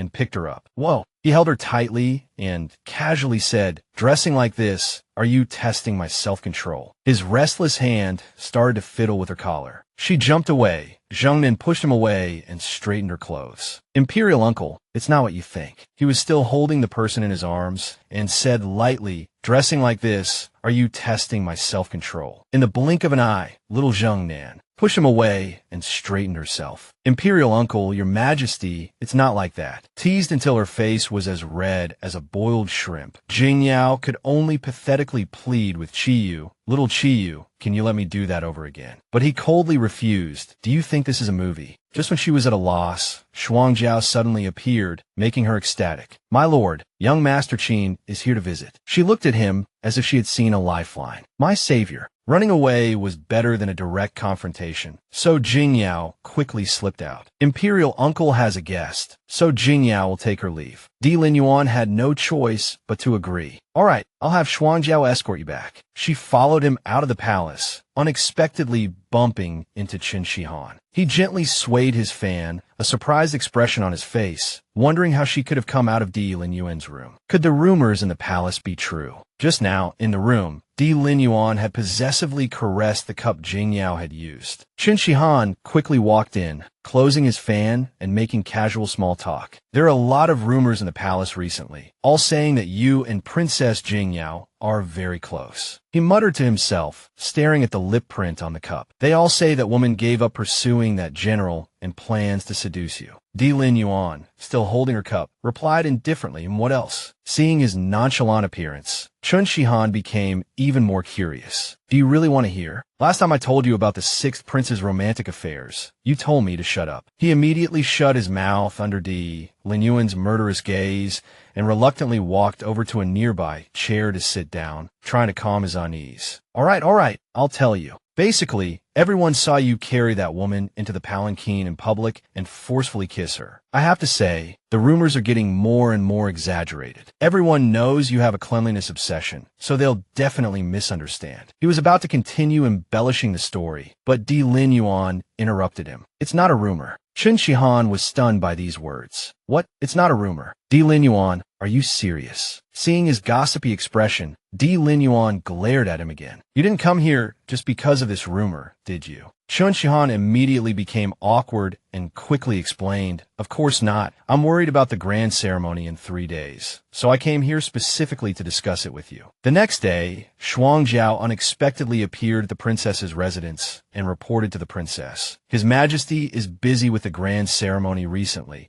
and has specifically ordered me to convey that your highness has been granted a 4-day leave." Jingyao replied with an impassive face, "I understand. You may leave." But in her heart, she was ecstatic. She thought the timing was too perfect. She was just worried about not having time to investigate Madame Yu's case. So she immediately seized the opportunity and pulled Chiyu out the door. Let's go to the Cold Palace today. Maybe we can find other clues." She quickly appeared in the Imperial garden, walking and questioning. "You useless system. Do you think Madame Yu will appear? If she doesn't, where should I start investigating?" Chiyu couldn't help but taunt. "What? Not being pestered anymore." Jingyao immediately bristled. "You're the one being pestered. I'm solving a case." But soon, she was attracted by a voice. "Your Highness, Iching is throwing his medicine bowl again over there. He scared all the maids." "I said I won't drink it, get out." "Your Highness, please don't be angry. Please don't be angry." Watching his tantrum, Jingyao sighed inwardly. Why was this child so troublesome? He really couldn't stay still for a moment. At this moment, Iching frowned, his face full of stubbornness. Although he was sick, he still stubbornly scolded the maids. Cough, cough. I'm gonna die sooner or later anyway. So what's the difference whether I drink it or not?" But his words quickly reached her ears, making him stunned. "Of course there's a difference. If you die early, you won't be able to see the spring scenery of Jiangnan." Seeing Jingyao's gentle appearance, the boy instantly cheered up. "Elder sister, why are you here?" She didn't answer immediately, but first walked over to help the maid steady the medicine tray, then softly coaxed him. "Iching, be good and drink your medicine, and get well soon. Next time father goes on a spring outing, elder sister will definitely persuade him to take you along. How about that?" Hearing that he could go out and play, Iching immediately smiled like a child. "Really?"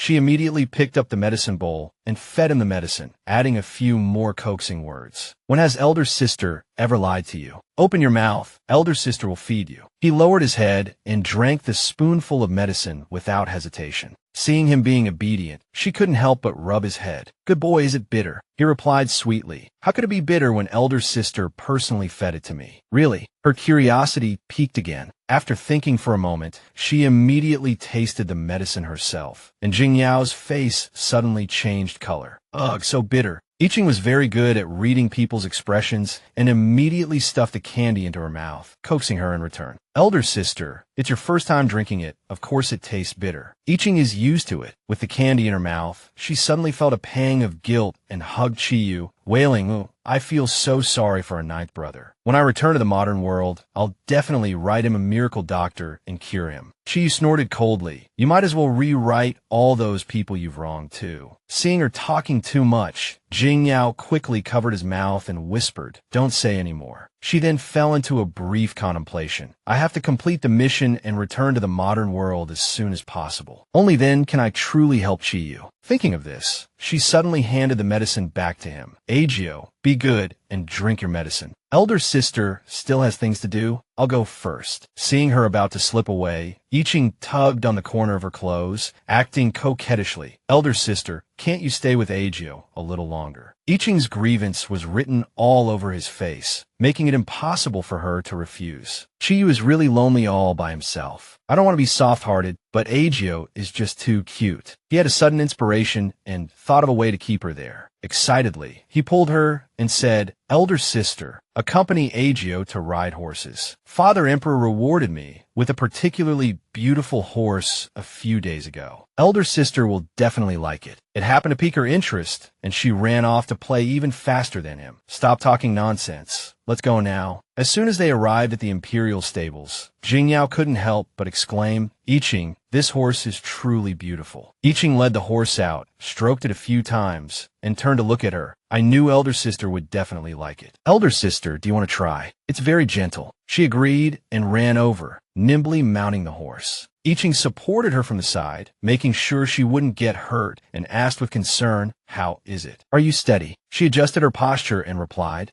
I'm fine. Suddenly, she froze. From afar, she saw Di Linyuan and Chun Shihan smiling and looking towards them. The national teacher is also here. After meeting Di Linyuan's gaze, she suddenly felt a little flustered. Her cheeks flushed slightly as she thought, how is it that after only a day of not seeing him, Di Linyuan seems even more handsome? On the grassy field, bathed in the afternoon sunlight, Chen Shihan and Di Linyuan rode side by side, while Jingyao cautiously rode opposite them, with Iching protecting her at her side. Di Linyuan's gaze was fixed on the ninth prince's hand, which was constantly supporting Jingyao, as if ready to catch her at any moment. Iching leaned in close and whispered, Elder sister, be careful. Chun Shihan, holding back laughter, watched as Di Linyuan's face darkened more and more, his killing intent rising. Seeing Di Linyuan jealous, this trip was truly worth it. Jingyao also felt the catching a cheater gaze from the opposite side, and she broke out in a cold sweat. What's with that expression, like I've been caught cheating? Chiyu played innocent beside her, fiddling with the corner of his clothes. She glared at Chiyu, cursing inwardly. You broken system, what are you up to again? Why do you suddenly want to set me up with Di Linyuan? Who can say for sure about matters of the heart? Suddenly, the horse Jingyao was riding was startled, rearing up abruptly and neighing. Jingyao panicked, forgetting to pull the reins, and the horse bolted, her whole body falling backward. Oh no! The ninth prince anxiously chased after her, shouting, Elder sister. Jingyao knew she was done for, tears welling up in her eyes, thinking, I'm going to end up with a bruised face, aren't I? But she didn't fall to the ground. Instead, she landed directly into Di Linyuan's strong arms. Di Linyuan gently supported her, asking with concern, Jingyao, are you all right? She was still a little dazed, stammering, I am fine. He was clearly quite far away. How did he catch me? Di Linyuan raised his hand to wipe away her tears, and she looked at him gratefully. Thank you.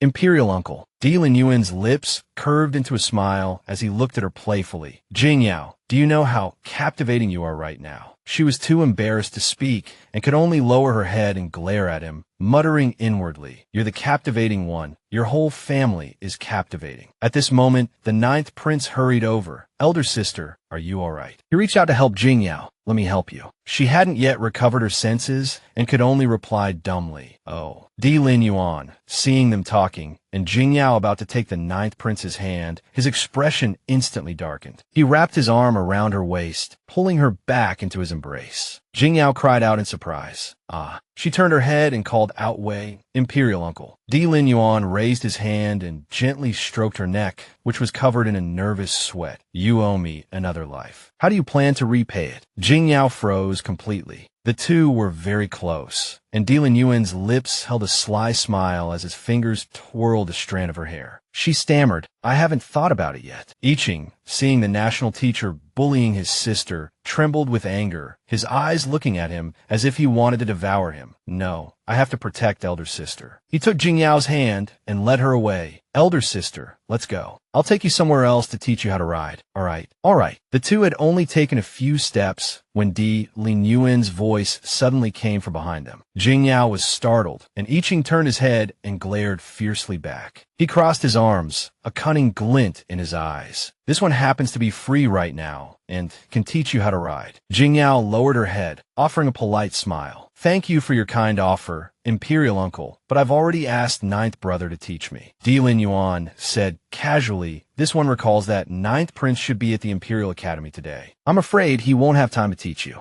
Iching's face darkened at his taunting words, gritting his teeth. I don't just dislike this national teacher, I absolutely loathe him. Hearing Di Lin Yuan's words, Jingyao suddenly realized something. That's right, ninth brother has been in the Imperial Garden since this morning, and now he's brought me to the stables. Could he be skipping class? She said helplessly. Ching Chung. Iching avoided her gaze, feeling extremely guilty. It's over. Elder sister is going to hate me again for skipping class. Looking at ninth brother's resigned expression, Jingyao muttered softly. The original Jingyao often skipped class herself. How can I have the right to lecture Qingsheng? She thought for a moment, then sighed softly. Oh, both siblings are the same. She reached out and ruffled Iching's hair, warming his heart. Qingsheng, don't do this again, okay? His eyes widened in surprise, filled with affection. Elder sister, you're not angry with me. He immediately started to appease her. I promise. Jingyao encouraged him. Good boy. He was practically radiating pink bubbles. Di Lin Yuan finally couldn't stand it anymore and called out coldly, Shuangjiao. Shuangjiao acknowledged the order and bowed respectfully. Escort ninth prince to the Imperial Academy. Yes. Seeing Shuangjiao approaching, Iching panicked and turned to Jingyao for help. Elder sister, can I not go back? She immediately extinguished her brother's rebellious thoughts. No, you need to study hard. Elder sister will take you for a walk by the lake next time. Okay. As he was being dragged away by Shuangjiao, he kept looking back and shouting, Elder sister, remember your promise. I remember, now go study. Iching frowned slightly, watching Di Lin Yuan and Jingyao talking. This man, he firmly believed, this national teacher is insidious and cunning, deliberately using this method to get rid of me so he can monopolize elder sister. After ninth brother left, Jingyao quietly backed away. Imperial uncle, I suddenly don't want to ride anymore. Let's do another day. She didn't wait for a response, turning to run. He finally got rid of Qingsheng just to teach me how to ride. Impossible. He must be up to something again. I have to get out of here quickly or I'll be in trouble again. I am doomed. Di Lin Yuan simply asked with a smile, trying to leave. Before Jingyao could react, she was pulled back by a strong force. Before she could struggle, Di Lin Yuan had already hoisted her over his shoulder. If you want to leave, you have to ask this one for permission first. Jingyao struggled desperately on his shoulder, yelling, put me down. But he simply carried her casually to the horse. He held her waist, gently placing her on the saddle in front of him, then nimbly swung himself up behind her. Jingyao glared back at him. You. He placed a finger on her lips, signaling her to be quiet. The action stunned her momentarily. He leaned down and whispered in her ear, if Daodu tries to make excuses to slip away again, this one will be angry. Jingyao's cheeks flushed, and she said angrily, Imperial uncle, you're being unreasonable. Di Lin Yuan chuckled, his gaze softening. Unreasonable? Didn't Daodu want to learn something? Jing Yao was still struggling. No, no, Imperial uncle. Di Lin Yuan decisively kicked the horse's flanks, and the horse immediately galloped off. Chen Shihan watched from afar, sneering coldly. I didn't expect Long Yuan to use such forceful methods on the princess. Today is truly an eye-opener. Jing Yao gripped the reins tightly, her vision blurring from the speed. Slow down, slow down. Seeing tears welling up in her eyes, Di Lin Yuan teased, beg me to stop. A cunning glint flashed in his eyes. Has Daodu forgotten how to beg this one? She suddenly remembered how she used to act coquettishly towards Di Lin Yuan. Daodu begs you last time. He had kissed her, saying those how to beg properly. Jing Yao didn't dare open her eyes, her mind in turmoil. No way, do I have to kiss him again? The horse gradually slowed down. Di Lin Yuan pointed to his lips, a faint smile playing on his lips. Jing Yao was stunned. Do I really have to do this? Seeing her hesitation, Di Lin Yuan raised the reins, as if to urge the horse on again. She panicked and quickly stopped him. Do you not want it anymore? Don't. Jing Yao suddenly put on a pitiful expression. Imperial uncle, close your eyes first. Di Lin Yuan obediently closed his eyes. Jing Yao was planning to jump off while he wasn't looking. Seeing how obedient he was, she muttered softly, you can force me onto this horse, but do you really think I can't escape? Di Lin Yuan immediately sensed. Di Lin Yuan caught her waist, and Jing Yao fell back into his arms from the force. Try to escape again, he murmured. Jing Yao exclaimed, Imperial uncle, didn't I tell you to close your eyes? Di Lin Yuan pressed closer, making her break out in a nervous sweat. What if I really close my eyes and let this little liar run away? Dodo, you're not keeping your promise. Looks like I'll have to help you. As Di Lin Yuan leaned in, she quickly covered his mouth with her hand, stammering, wait. She put on her most serious expression. Imperial uncle, you know I'm a celestial maiden experiencing mortal tribulation, right? Our tribulation is that we can't fall in love, so you really can't have feelings for me. Di Lin Yuan grasped Jing Yao's hand that was covering his lips and asked with a smile, then what's the punishment if I insist on liking the little celestial maiden? She froze, clearly not expecting him to ask that. Chi Yu, beside them, excitedly interjected, punishment. Haha, this villainous boss is much tougher than the last one. She pointed at his face and said, you'll lose years from your life. Many years. She confidently calculated in her mind that as long as it involved his life, he would definitely be worried. He countered, what about you? If I lose years from my life, what punishment will you receive? She replied matter-of-factly, of course, I'll be taken back to the heavenly palace and never allowed to descend again. A playful glint flashed in his eyes as he gently lifted her chin. So you'll never be able to descend again. His voice was low and powerful. Dodo, with me here, no one can take you away. He said nothing more, simply closing his eyes and leaning down to kiss her, not letting her say another word. Jing Yao trembled with anger. This guy was getting more and more presumptuous, kissing and hugging her whenever he felt like it. What did he take her for? Her whole body was shaking, half from anger and half from embarrassment. She pushed him away forcefully and shouted angrily, Di Lin Yuan, haven't you had enough? We're not suited for each other at all. Seeing her like this, he wasn't angry at all, but simply asked, where are we not suited? He held her hand. See, isn't this perfectly suited? A while later, Jing Yao returned to her chambers. Chi Yu excitedly flew to her side. Ding, ding, ding. Congratulations, host. Di Lin Yuan's affection for you has reached 80%. Unlike Chi Yu's excitement, Jing Yao was furious. What's there to celebrate about being coveted by Di Lin Yuan? Just the thought of being locked up by him makes me want to run away. What's there to be happy about? She walked to her door and suddenly stopped, not entering immediately. She looked into the room and saw a servant girl inside, holding a medicine pouch. Someone was in her room. The servant girl was adding white powder to the incense burner in her room. Who was that? Jing Yao quickly hid behind a tree and waited for the person to leave before pushing the door open and entering. Jing Yao walked to the incense burner. What did she add? She waved her hand, guiding the scent to her nose and sniffing. This smell. It was bewitching mist and dreamweave dust. Jing Yao frowned in thought. I remember writing this part. She recalled the main storyline. The Empress, appearing gentle but actually deeply scheming, secretly poisoned Jing Yao for the sake of the Dongling Imperial clan. The consequences of the poison were extremely severe. She thought to herself, after being poisoned, Xiao Jia's personality became increasingly volatile, and in the end, as the Empress wished, she destroyed the Dongling Imperial clan. She glanced at the incense burner on the table, a slight smile playing on her lips. But the current Jing Yao is me, and things won't go according to the Empress's plan, darling. Suddenly, Xiao Chunzi rushed in to report, Princess, Shinsusu requests an audience. She wrinkled her nose. Shinsusu, isn't that the idiot Prince Chun Tai's sister? Xiao Chunzi respectfully replied, Yes, Princess. Jing Yao waved her hand. Isn't she always pleading for Prince Chun Tai? Tell her I'm not seeing any guests. Xiao Chunzi hurriedly added, Shinsusu says it's not about Prince Chun Tai this time, but about a very important matter concerning you.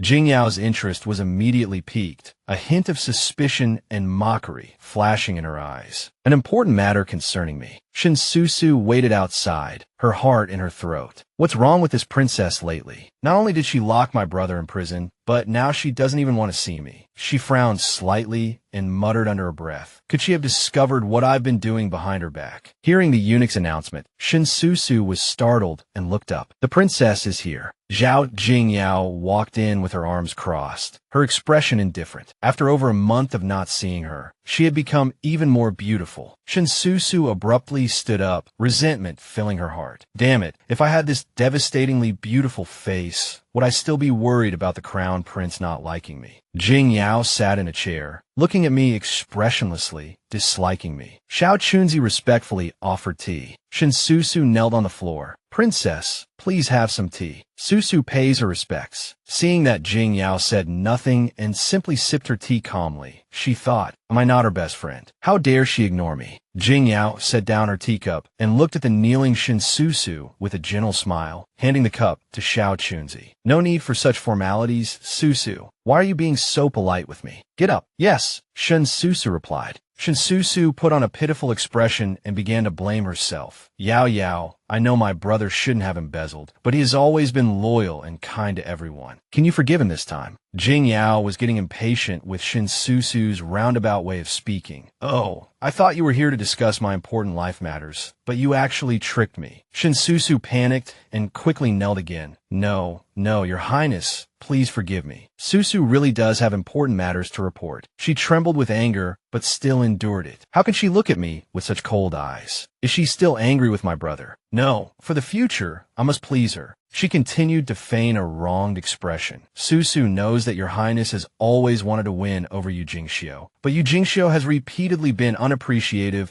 and is particularly fond of that wild girl, Yi Qingchong. Susu has a way to make Yu Jingxiu stop liking Yi Qingchong. Jing Yao suddenly asked, what method? Tell me. As if she had found her element, Shinsusu immediately stood up and whispered in Jing Yao's ear, Your Highness, the grand ceremony is the day after tomorrow. As long as we send someone to secretly ruin Yi Qingchong's purity, with Yu Jingxiu's family background, how could he possibly want a woman who has lost her chastity? Her eyes flickered with satisfaction and calculation. The princess will definitely agree to this plan. Then I can replace Yi Qingchong and become the crown princess. Haha. Even Yu Jingxiu wouldn't want a woman who has lost her chastity, let alone the royal family. She lowered her head, positioning herself as a capable assistant. As long as your highness agrees, Susu will send someone to do it. This way, I'll be one step closer to becoming the crown princess. Jing Yao frowned, completely seeing through this vixen Shun Susu's thoughts. On the surface, it was for her, but in reality, wasn't it just to frame the crown princess? The system suddenly popped up a notification. New task activated. The host needs to help the crown princess, Zhang Wan, escape danger during the grand ceremony. Task accepted. Jing Yao said calmly. Helping the crown princess escape danger is too simple. I just need to refuse Shinsusu. Chiyu crossed their arms. Don't get ahead of yourself. Jing Yao tossed her hair. This princess has long lost interest in Yu Jingxiu, Susu. Didn't you know? Let alone doing that kind of thing, it would only dirty my hands. Shinsusu was shocked to hear this. What? You don't like General Yu? Jing Yao crossed her arms and reprimanded her with a sweet smile. Whether your idea is true or false, this princess must advise you. The grand ceremony happens only once every 3 years, and Father Emperor attaches great importance to it. If he discovers someone scheming in secret, even I won't be able to protect you. She pinched Shun Susu's face, revealing a villainous expression. Understood. Understood, Shinsusu replied, bewildered by her attitude. Why is she different from before? All right, Jing Yao waved her hand dismissively. You may leave. Yes. Shinsusu withdrew, and the door closed. Jing Yao shrugged triumphantly. Mission perfectly accomplished. I even brought up Father Emperor to scare her. Shinsusu definitely won't dare to act rashly now. Suddenly, Chiyu threw cold water on her. Not necessarily. The system hasn't announced the task completion yet. It's not over. She frowned, thinking to herself, could there be someone else besides Shinsusu who wants to harm the crown princess? In I Ching Chang's chambers, she sat in front of a mirror, combing her hair. I'm clearly the female lead, so why is everyone biased towards that villainous supporting female, Jing Yao? They even say Jing Yao is prettier than me. I Ching Chang's system popped up a notification, and her expression changed. New task activated. The host needs to maintain the original plot. The crown princess loses her chastity during the grand ceremony. Maintain the original plot. Does that mean Shinsusu won't act? I Ching Chang slammed her comb on the table. How troublesome. I have to find someone else to do it. A sinister smile appeared on her pure and innocent face. But so what? Mudslinging is my specialty. At the grand ceremony, all the young and beautiful people were exchanging pleasantries. Shinsusu boasted excitedly. I specially went to the Jade Flower Pavilion to have my hair done today. Isn't it special? The other young ladies flattered her. It's not just your hair, a different all over today. Suddenly, a eunuch's announcement rang out, attracting everyone's attention. Princess Jing Yao has arrived. Today, Princess Jing Yao was dressed especially magnificently, adorned in brocade and jade ornaments, radiating brilliance. Seeing this, Shinsusu and two attendants hurried forward to flatter her, praising, Your Highness looks as beautiful as a celestial being today, with such extraordinary grace. All of our beauty combined cannot compare to half of yours. Chiyu, listening to these compliments from the side, couldn't help but sneeze repeatedly. Covering his nose, he muttered softly in Jing Yao's ear, The fragrance on these women is too strong. I'm going to slip away. Jing Yao glanced at him, agreeing it is indeed too strong. Are these girls using perfume as lotion? The girl in the green dress giggled. When General Yu sees your highness like this later, he definitely won't be able to take his eyes off you. Shinsusu, seeing her knowing look, felt disdainful, crossed her arms, rolled her eyes, and finally couldn't help but speak. Are you stupid? Her highness doesn't like General Yu anymore. The girl in the green dress was shocked. Does the princess really like the Imperial tutor? I thought she just wanted to make General Yu jealous. Before she could finish her sentence, she abruptly covered her mouth, looking at Jing Yao with a terrified expression. Oh no, casually speculating about the princess's thoughts is a capital offense. Trembling, she knelt down and pleaded, Your Highness, please spare my life. As she spoke, she slapped herself. This servant spoke carelessly, without knowing the immensity of heaven and earth. Please forgive me, Your Highness. Watching this scene, Jing Yao's lips twitched slightly, thinking to herself, these ancient people really know how to act pitiful. She sighed and interrupted, Cough, stop hitting yourself. The girl quickly got up and said, Today is the grand ceremony. It's not appropriate to see blood. This servant will get up now. The three of them bowed in unison and replied, Yes. At this moment, the eunuch's announcement rang out again. His Royal Highness, the Crown Prince, has arrived. Shinsusu immediately became excited. The Crown Prince is here. She watched the Crown Prince step out of the palanquin, her eyes full of tenderness. I dressed up specially today. The Crown Prince will definitely look at me more.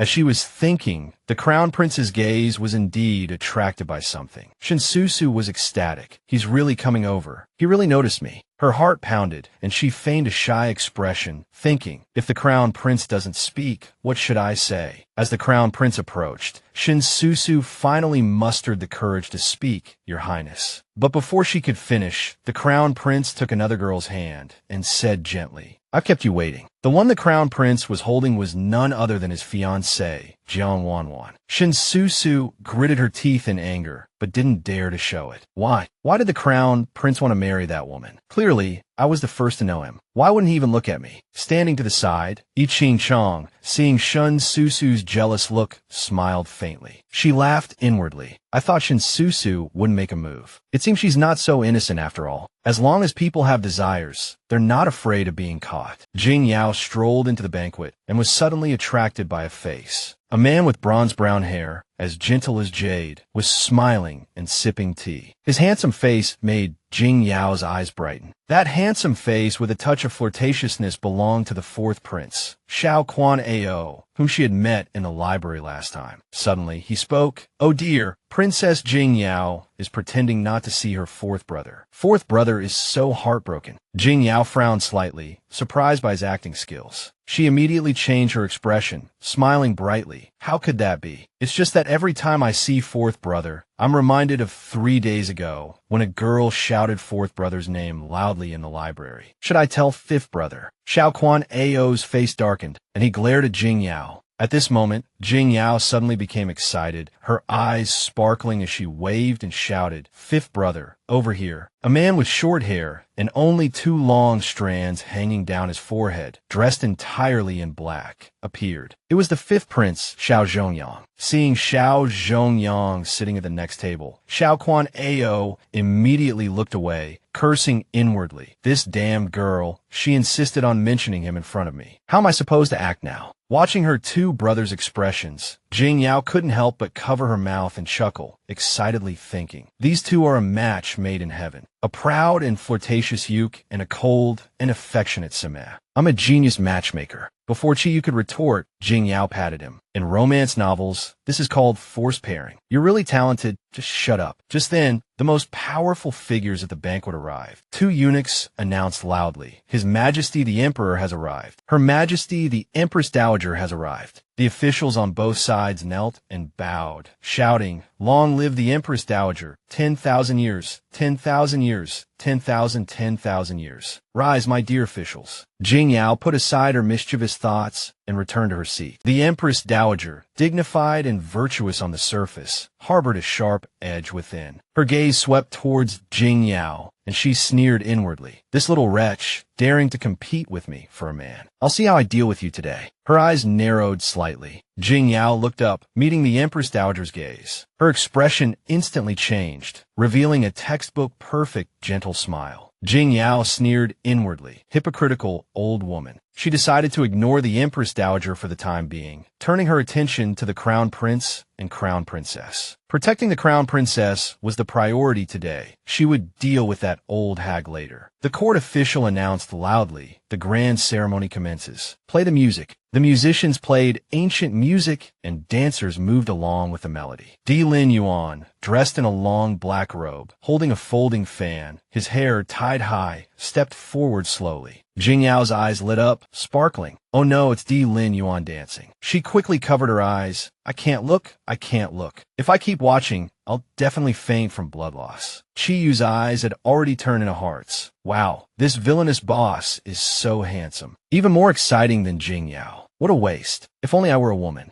Jing Yao slapped Chiyu on the head. "Wow, what wow? He's dancing, what are you looking at? Focus on the dance." Jing Yao's face flushed red. Di Lin Yuan, with exceptional grace and elegance combined with strength, danced lightly to the music. Everyone was captivated by his profound and masterful performance. The court officials' chanting echoed, and Di Lin Yuan's lips curved into a smile as he danced. The dance concluded, and blessings were bestowed. Jing Yao clutched her chest, panting, her cheeks flushed. "Oh heavens, what should I do? I originally liked gentle and refined scholars. But now," Chiyu, with a knowing look, taunted her, making Jing Yao stamp her foot in frustration. "You just think I like handsome men. Don't make me sound so shallow." Suddenly, a hand gently caressed her cheek. "Be good, close your eyes." Jing Yao obediently closed her eyes, and Di Lin Yuan lightly touched her forehead with his fingertip, bestowing his blessing. Chiyu crossed their arms and sneered. "You still say you don't like him. Your face is practically screaming, 'I'm smitten.'" I-Ching Chong watched this intimate scene from afar, gritting her teeth in anger. She ground her teeth. "Damn it, this little vixen dares to compete with me for Di Lin Yuan." She stood up and paced. "I can't delay any longer. I have to complete the mission quickly and obtain Di Lin Yuan's guidance before Jing Yao does. I Ching Chong went to the Imperial Garden, looking left and right. Strange, I clearly saw Shinsusu here just now. Where did she go? Suddenly, a voice came from behind her. Oh, isn't this Missy, the eldest daughter? It was Shinsusu and her two silly followers. Shinsusu sneered. Missy, looking around like that, are you waiting for your fiancé, the general? Meeting a man in broad daylight, truly unrefined, just like someone raised in the countryside. I Ching Chong trembled with anger, but forced herself to hold back. I came to find Shinsusu. She didn't want to argue with him, forcing a smile as she flattered Shinsusu. What are you saying? Sister Ching Chong came specifically to find you. Were you looking for me? I Ching Chong put on a friendly expression. Ching Chong heard that sister has always admired the crown prince, and I want to help alleviate your worries. But how to alleviate her worries? She lowered her voice by pulling her down from the position of crown princess, of course. Today, the crown princess is in the front hall. If she were to accidentally bump into a guard of unknown origin, who knows what kind of rumors would spread? I Ching Chong recalled the scene of being suppressed by Xiao Jingyao.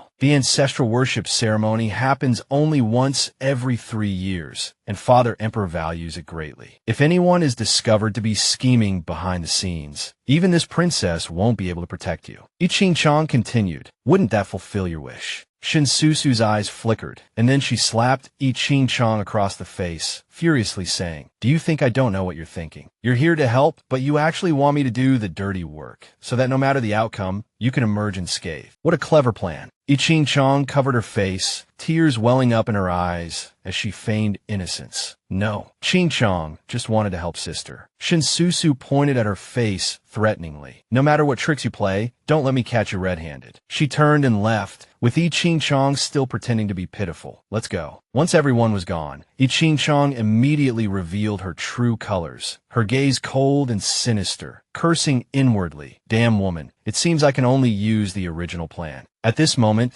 the emperor raised his cup to drink with his officials. Today is the grand ancestral ceremony, a day of universal celebration. He cleared his throat and announced loudly, my dear officials, cheers. She called out loudly, bringing the wine, cup to her lips for a taste. Wow, this wine is really good. Di Lin Yuan, sitting next to Jing Yao, saw how much she was drinking and couldn't help but worry. This wine is quite strong. I'm afraid she won't be able to handle it. Jing Yao, still oblivious, excitedly grabbed the wine jar to pour another cup. One more. Suddenly, a hand stopped her. It was none other than Di Lin Yuan. He took the wine jar away, replacing it with a pot of tea, and gently persuaded her children shouldn't drink alcohol. Have some tea. She pouted unwillingly, picking up the teacup and muttering, you're the child. I'm already 18. Suddenly, a voice startled her. Jing Yao is already an adult. It's time to put her marriage on the agenda. The Empress Dowager continued her scheming. I should have selected a few noble sons for Jing Yao after the sacrificial ceremony. Jing Yao will accompany me to meet them then. Perhaps she'll find a suitable fuma.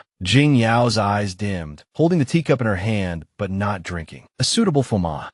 It's nothing more than a forced marriage. The original Xiao Jing Yao might have blindly worshipped and trusted you, but I won't. She stood up and bowed. Jing Yao thanks the Empress Dowager for your kindness. She added respectfully, Jing Yao has only one requirement for a fuma. A glint of fighting spirit flashed in her eyes. He must be able to defeat this princess. She played along with the Empress Dowager's words. Today is the grand ceremony. Why doesn't the Empress Dowager summon those men and let this princess compete with them one by one? The Empress Dowager frowned slightly. If I let them all show their faces, wouldn't everyone in Dongling know that the fuma I chose are ugly? But on the surface, she maintained a benevolent appearance, thinking to herself, last night, I added heartbreak powder and dream-inducing incense to her fragrance. If this little wretch acts tough today and something happens to her, don't blame me. In the distance, several young noblemen excitedly rubbed their hands together. If I can defeat Xiao Jingyao, I can become the fuma.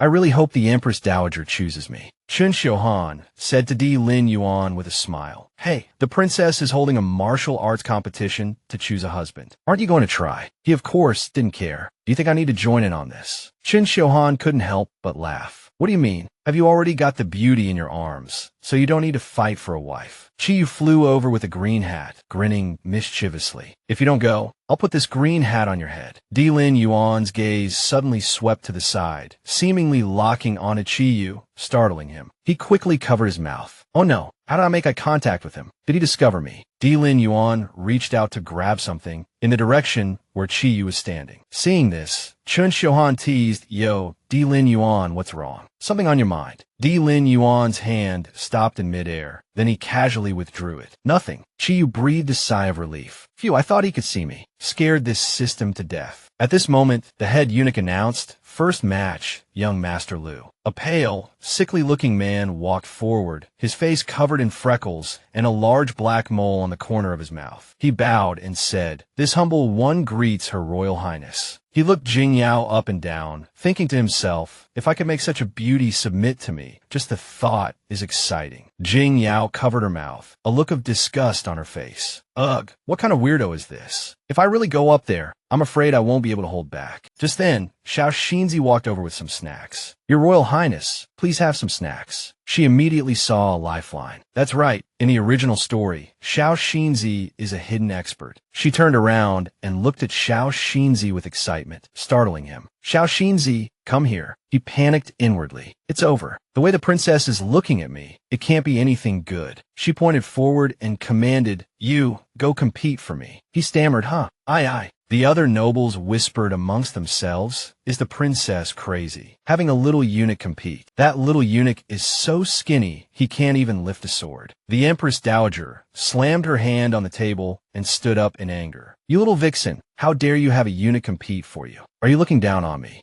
Jing Yao feigned innocence, twirling a strand of her hair. Is the Empress Dowager worried about Jing Yao? The Empress Dowager's face turned livid, but she thought to herself, Humph, her ability to play dumb has gotten even better. Young Master Lu is highly skilled in martial arts. This little eunuch can't cause any trouble. Thinking of this, she immediately relented. All right, permitted. Jing Yao smiled triumphantly. Jing Yao thanks the Empress Dowager. Xiao Xinzi was still stammering, but princess, I don't know martial arts. A cunning glint flashed in Jing Yao's eyes. Oh, isn't it you who chops firewood in the back courtyard every morning before dawn? She stood up, patted Xiao Xinzi's shoulder, her smile sweet, but her tone threatening. This princess's lifelong happiness is in your hands. If you lose, you'll be chopping firewood in the back courtyard for 12 hours a day, nonstop. Xiao Xinzi shuddered. Yes, princess. This servant will do his best. Young Master Lu brandished his sword, sneering, Little eunuch, for the princess's sake, I'll try not to cripple you. Xiao Xinzi took off his hat, his eyes no longer timid but firm. Young Master Lu, make your move. Young Master Lu's sword slashed down. Take this. Xiao Xinzi raised his sword to block, his gaze locked with young Master Lu's. The atmosphere was tense. Qin Xiuhan asked Lin Yuan with interest, Who do you think will win?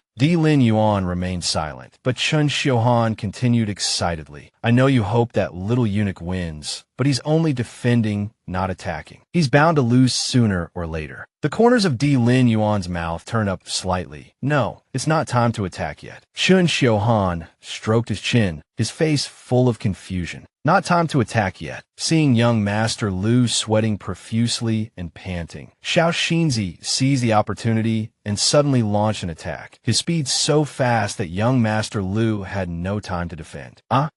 Finally, Xiao Xinzi's sword rested against young Master Lu's throat, scaring him out of his wits. Xiao Xinzi smiled brightly in the sunlight. Young Master Lu, you concede. The surrounding ministers praised him loudly. I didn't expect a little eunuch to be so skilled. His swordsmanship is even better than the Imperial Guard. Jing Yao watched the competition with satisfaction. See, the person I chose isn't bad at all. Suddenly, she noticed a palace maid whispering to the crown princess in the distance. Where's the crown prince? Zhang Wan asked after listening. The crown prince is waiting for me in the back garden. Are you sure? The palace maid nodded. Yes, His Royal Highness said he has a surprise for you. Jing Yao gasped, almost forgetting her mission. She said to Chi, Hey, you useless thing, let's go. Chi responded, then suddenly coughed up blood without warning. Cough, cough. Xiao Xinzi panicked and shouted loudly. Even the emperor abruptly stood up. Heavens. The princess is coughing up blood. The emperor flew into a rage, his voice like thunder. How dare you harm my daughter right under my nose? Seal off the sacrificial grounds. The other young ladies gathered around. Princess, what's wrong? Jing Yao leaned on Xiao Xinzi, her mind racing. With the sacrificial ground sealed off, the crowned princess will be safe. Night fell, and the crescent moon hung high. It was late at night. Jing Yao, Jing Yao. Jing Yao only then realized she was in her room. She raised her hand to her forehead. She glared at Chiyu, who was floating in the air, gritting her teeth. System, you made me cough up blood. Were you trying to get revenge on me? Chiyu chuckled, quickly smoothing things over. How could I? I was just trying to help you complete your mission. Suddenly, someone asked about her, and Jing Yao came back to her senses. You're awake. Are you feeling unwell anywhere? Jing Yao Sao, Dilin, Yuan kan li sitting gazide, drinking tea. She wondered, why is he here? Chiyu quickly explained, the villainous big boss carried you back. He. She slowly lowered her legs to the ground. Just a bit of a headache. Xiao Xinzi brought a bowl of medicine. Princess, the medicine is ready. She looked suspiciously at the bowl in Xiao Xinzi's hands, which looked like poison. Ah, put on the table first. I'll drink it myself. Before she could bargain, Di Lin Yuan took the bowl from Xiao Xinzi. The medicine won't be effective if it gets cold. Jing Yao watched Di Lin Yuan blow on the medicine, her cheeks flushing slightly. Is he going to force me to drink it? His expression was gentle, his jade-like face handsome. As he brought the spoon to her lips, his voice soft. Come, open your mouth, Jing Yao. Open your mouth. The two little palace maids attending to her saw this scene and immediately huddled together, whispering. The Imperial uncle is personally feeding the princess medicine. How sweet. It seems the rumors in the palace are true. The princess and the Imperial uncle are going to get married. Jing Yao heard this, and her brow twitched. What nonsense. She pretended to cough, dismissing them. Cough, cough. You may leave now. I'll call you if I need anything. Yes, princess. The two retreated, their gossiping hearts still aflutter. Jing Yao could practically hear their thoughts. The princess must think we're in the way. That's not it, I don't. Don't flatter yourself. Di Lin Yuan put the spoon directly into Jing Yao's mouth. She frowned slightly. It's bitter. Chiyu flew to her side, taunting. Now you know how uncomfortable it is for the male lead to take medicine, right? Don't be so quick to complain, or I'll make you taste more. Di Lin Yuan scooped another spoonful and brought it to her lips. She raised her hand to block it. Bitter medicine is good for the body. Something, something. Try taking a sip. Di Lin Yuan chuckled softly. Drink it. He then scooped up some medicine himself and swallowed it in one gulp. Jing Yao was startled. He asked gently, is that better? She stammered in surprise.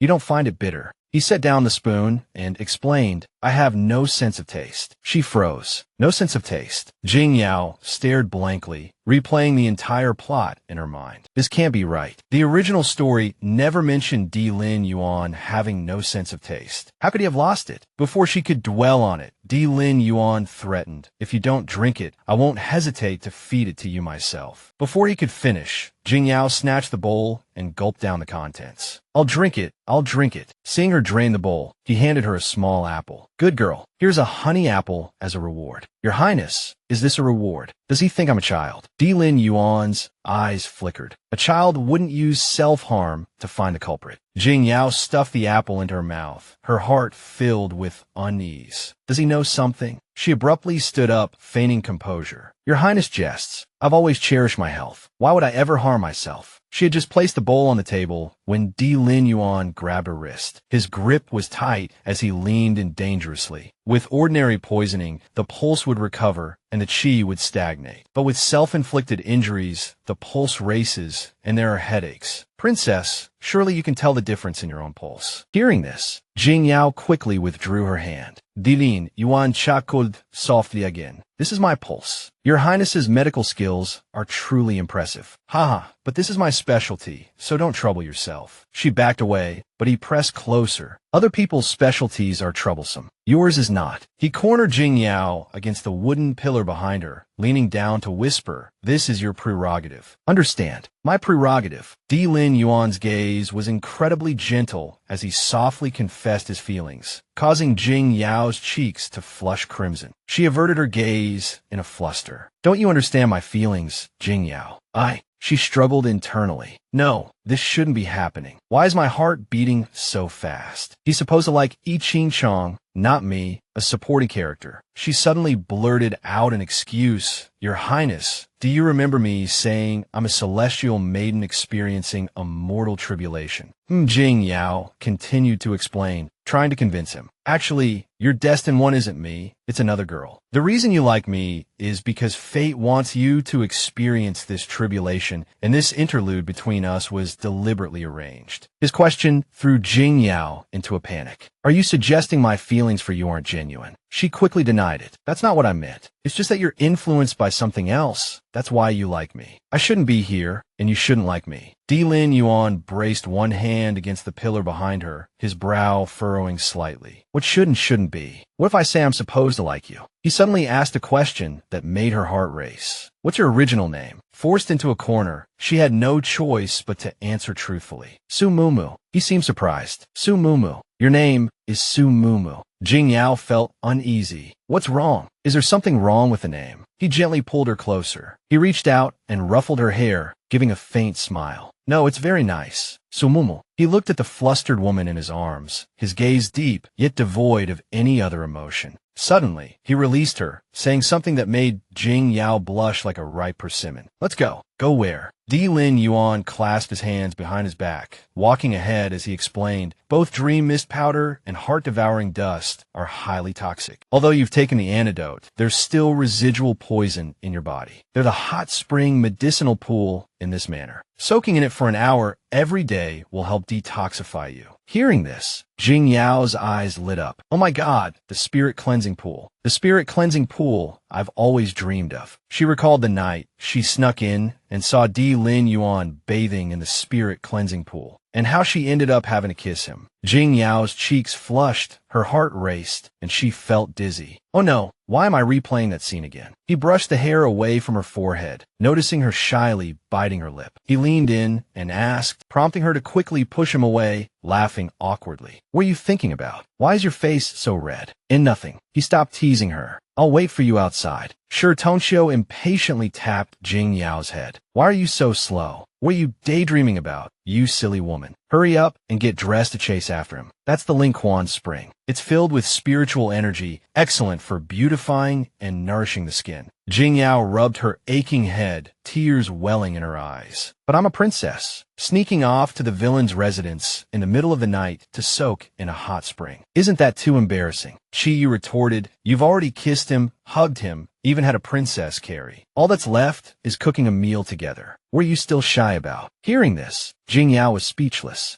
Lin Yuan brought Jing Yao to the national teacher's residence. For maidservants were already respectfully standing on both sides. They greeted in unison. Your servant greets the princess. Each holding something, they excitedly introduced themselves. Your Highness, I have hot tea. I have herbal pouches. If your Highness wishes for fruit, just call for me. Jing Yao was stunned by the enthusiastic welcome. This is... Lin Yuan stood behind her, explaining with a gentle smile, I brought you here for detoxification. I had to request permission in advance. These are all sent by His Majesty to attend to you. So that's how it is. I thought he was some big boss, but it turns out he likes to bully the little guy, always making Jing Yao's heart race. What is the princess thinking? She quickly changed the subject, avoiding the awkward conversation. Nothing. She walked to the edge of the Lingquan Spring and exhaled. Seeing this, Lin Yuan couldn't help but chuckle. The princess is about to take a dip. If the national teacher has nothing else to do, please feel free to leave. As expected, the princess is quite cute. Just as she was getting impatient,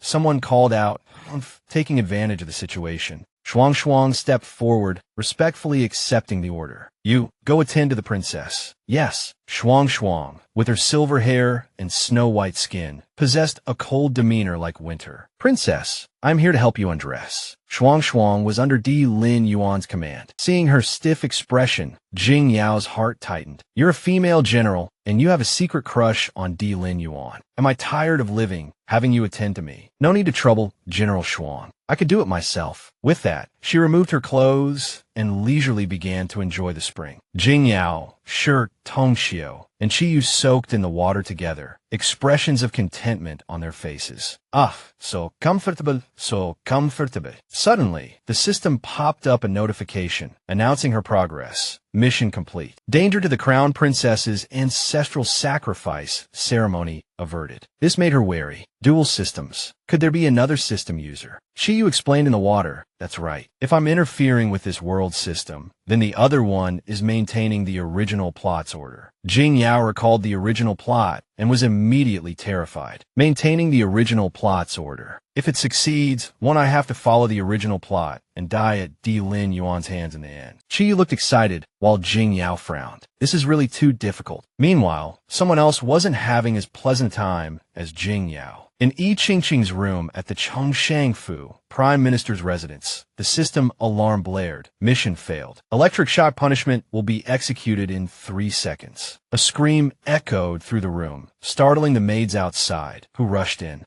Yi Qingqing knocked over the tea set, shattering the porcelain on the floor. The maid pushed the door open and anxiously asked, seeing her mistress sitting on the floor, trembling all over, "Miss, are you all right?" She helped Yi Qingqing onto a chair and softly comforted her. "Miss, please bear with it. I'll apply medicine for you right away." Yi Qingqing was still in pain, her mind filled with resentment. If it weren't for those two bitches, Shun Susu and Jing Yao, my mission wouldn't have failed. Damn it, I won't let them off easy. Suddenly, the maid cried out in pain. Yi Qingqing had grabbed her wrist tightly. "It hurts, Mississippi. You're hurting me." She angrily flung the maid away and scolded. "What are you standing there for? Can't you see the shards on the floor? Clean them up." "Yes." Watching the maid carefully pick up the shards, jealousy filled her heart. Jing Yao is prettier than me, fine. But even a maid is prettier than me. What is this? With a malicious glint in her eyes, a wicked thought crossed her mind. She stomped on the maid's hand, the shards piercing her flesh. The maid screamed, "Ah!"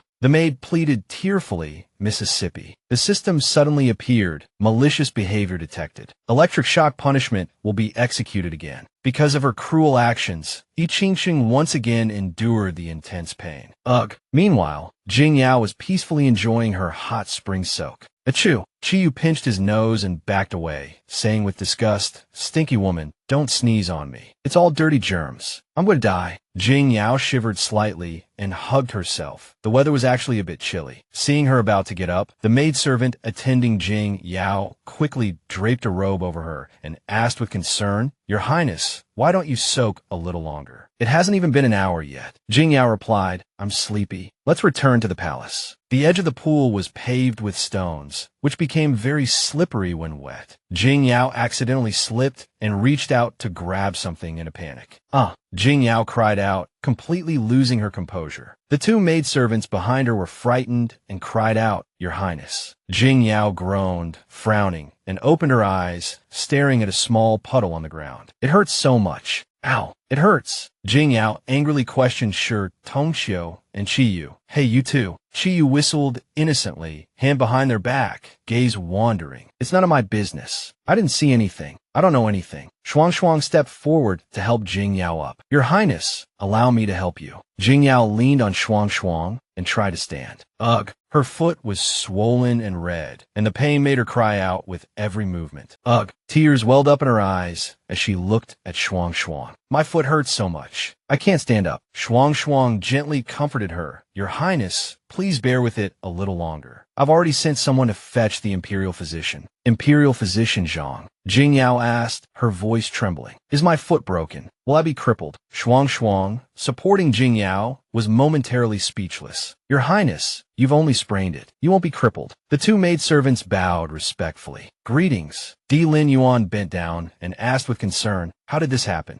Jing Yao looked at him and replied, "The ground was too slippery just now, and I wasn't paying attention." Di Lin Yuan cupped her swollen foot, and Jing Yao blushed. Jing Yao exclaimed shyly, "Imperial uncle, you." Di Lin Yuan reminded her impassively, "Don't move. Doesn't your foot hurt a lot?" Her face flushed even redder, and she thought to herself, "This is ancient times. Looking at my foot in public. This is so improper." Di Lin Yuan pressed on the sore spot, and Jing Yao couldn't help but cry out, ouch. Don't touch it. He looked at her seriously and diagnosed. It's dislocated. It needs to be reset. Shuang Shuang tilted her head and watched as the maidservants behind her whispered, there's a good show to watch. Shuang Shuang clasped her hands together, indicating her willingness. Sir, I know how to set bones. Why don't let me do it? Di Lin Yuan coldly ignored her and instructed, go get some ice. Sprains need a cold compress. Shuang Shuang sighed and replied, yes, sir. Di Lin Yuan lifted Jing Yao's foot. Wait a minute, Jing Yao exclaimed. What did you just call me? While she was caught off guard, Di Lin Yuan quickly reset her foot. Jing Yao screamed in pain.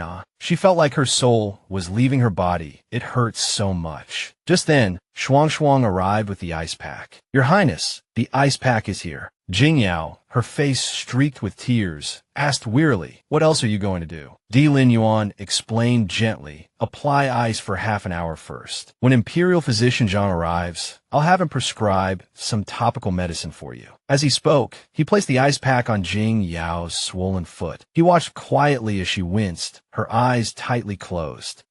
Seeing this, Di Lin Yuan couldn't help but tease, good girl, cry out loud if you want to cry. Don't make such seductive sounds. Jing Yao angrily beat Di Lin Yuan. You're the seductive one. Your whole family is seductive. She stopped, a thought striking her. Di Lin Yuan didn't react at all, instead comforting her. If it still hurts, you can bite me a few more times. Jing Yao stubbornly pouted. No, it doesn't hurt that much. He reached out to pick her up. Sitting on the ground for too long will make you catch a cold. I'll help you up. Di Lin Yuan helped her to her feet and added, the remaining poison in your body hasn't been cleared yet, and now you've sprained your ankle, making it difficult to move around. Why don't you stay a few more days? Soaking in the hot spring is also good for your injured foot. Jing Yao squirmed. Wanted to change the subject or just drop it altogether? I've already troubled you for so long by soaking in the hot spring here. I shouldn't impose any further. Xiao Xinzi prepared to return to the palace. Di Lin Yuan smiled, thwarting her plans. Xiao Xinzi is fine now. I've already sent him back. He reminded her seriously, His Majesty was furious about your poisoning during the ceremony and ordered me to apprehend the culprit. Your Highness's Qing Palace is now a crime scene, making it inconvenient to enter or exit. Di Lin Yuan added calmly, I think your Highness should stay at the National Teacher's residence for peace of mind, to avoid traveling back and forth, and also to learn a few things. After hearing his words, Jing Yao's forehead broke out in a sweat, and she sighed inwardly. What else can I say? You've blocked all avenues of retreat. I can only agree. Unable to refuse, Jing Yao complied. Then I'll have to trouble Imperial Uncle. Di Lin Yuan smiled faintly. This one doesn't mind the trouble. Only then did Jing Yao realize that Di Lin Yuan was still holding her hand. Her cheeks flushed as he continued to hold on tight. Embarrassed, she pulled her hand back and walked quickly ahead. I can walk by myself. Di Lin Yuan gave a gentle smile. Since the princess is so willing. The system promptly notified. The villain boss's favorability has increased to 80%. 85%. Chiyu flew excitedly in the air, chattering about the reward. When the favorability reaches 100%, host will receive a mysterious reward. Thinking back to the awkward moment, Jing Yao's forehead beaded with sweat, and she muttered inwardly, Ugh, I don't want any mysterious reward. Resting her chin in her hand, she pondered. That's right, Di Lin Yuan's favorability towards me from the beginning was due to the plotline setting. If this romantic plotline still exists, why not just destroy it? Chiyu flew to her side and asked in confusion, what are you thinking about? From the moment he carried you out of the ancestral hall, your romantic plotline could no longer be destroyed. Chiyu asked seriously, the villain boss is sincere towards you. Haven't you considered it again? Jing Yao lifted her skirt and said speechlessly, please, Di Lin Yuan is just a character I created. Which author would fall in love with a 2D character from their own pen? Chiyu blinked playfully, aren't you a 2D character now too? Jing Yao was furious. Shut up, this is all your fault. Suddenly, she turned around and bumped into something. Both were startled, almost thinking they'd seen a ghost. It's you, Chiyu. Jing Yao exclaimed, wait, do you remember your memories? Do you remember who harmed you? Chiyu whispered tremulously, it was the national teacher, the national teacher. Hearing this name, Jing Yao froze. National teacher. On the night of the full moon at the national teacher's residence, Jing Yao ensured Tongqiu looked around furtively. Right side clear. Left side clear. She reached out and gently pushed open the door. Chiyu clung to the door and asked, "Are we really going into the villain boss's study? Won't he really find us?" Jing Yao waved her hand. "Don't worry, I've already checked. He just went out to take care of some business and won't be back for a while." One after the other, they slipped into the room and closed the door. Jing Yao looked around, staring at the room in surprise. Chiyu took out a magnifying glass. "Oh my god, the villain boss's taste is so tacky. He actually has that kind of erotic painting hanging in his study." She quickly covered her face and walked past with her eyes closed. Who would hang that kind of painting on the wall? Chiyu floated in the air and tossed the magnifying glass away. "You're too young to be looking at these things. Hurry up and get to the main task." Jing Yao searched the room. "Madam said the clue is in the study. Where could it be hidden?" She fumbled with a suspicious porcelain vase on the bookshelf, feeling around for a long time until she finally found a mechanism. Found it. Elsewhere, Di Lin Yuan was sipping tea, seemingly sensing something. Qin Shihan looked at him. "What's wrong?" Di Lin Yuan set down his teacup and closed his eyes. "Nothing. Continue." Qin Shihan smiled and waved his fan. "Young Master Morong is hosting a banquet at the Cloud Sea Pavilion the day after tomorrow. I heard he's even invited dancers from the western regions. Are you going?" Di Lin Yuan stood up. "Of course I'm going. How else would I find out how the heavenly flesh secret art entered the capital?" He walked casually towards the door. "Have someone anonymously send Murong's information to the Crown Prince later. He should know what to do." Qin Shihan seemed a bit puzzled. "Are you really going to give the credit to the Crown Prince?" Di Lin Yuan gave him a cold glance. "Unless you want to take all the credit." Qin Shihan closed his eyes, his fan covering his face, and chuckled. "Forget it then. This young master only wants to watch the show." On Jing Yao's side, she had entered the secret room, which was almost empty. Honestly, she flipped through a book, but with so few things it's easy to find. Holding a piece of paper, her forehead beaded with sweat. He has connections with Northernling. Could he really be planning a rebellion? Just then, a voice came from behind her, startling her. "Mumu, what are you doing here?"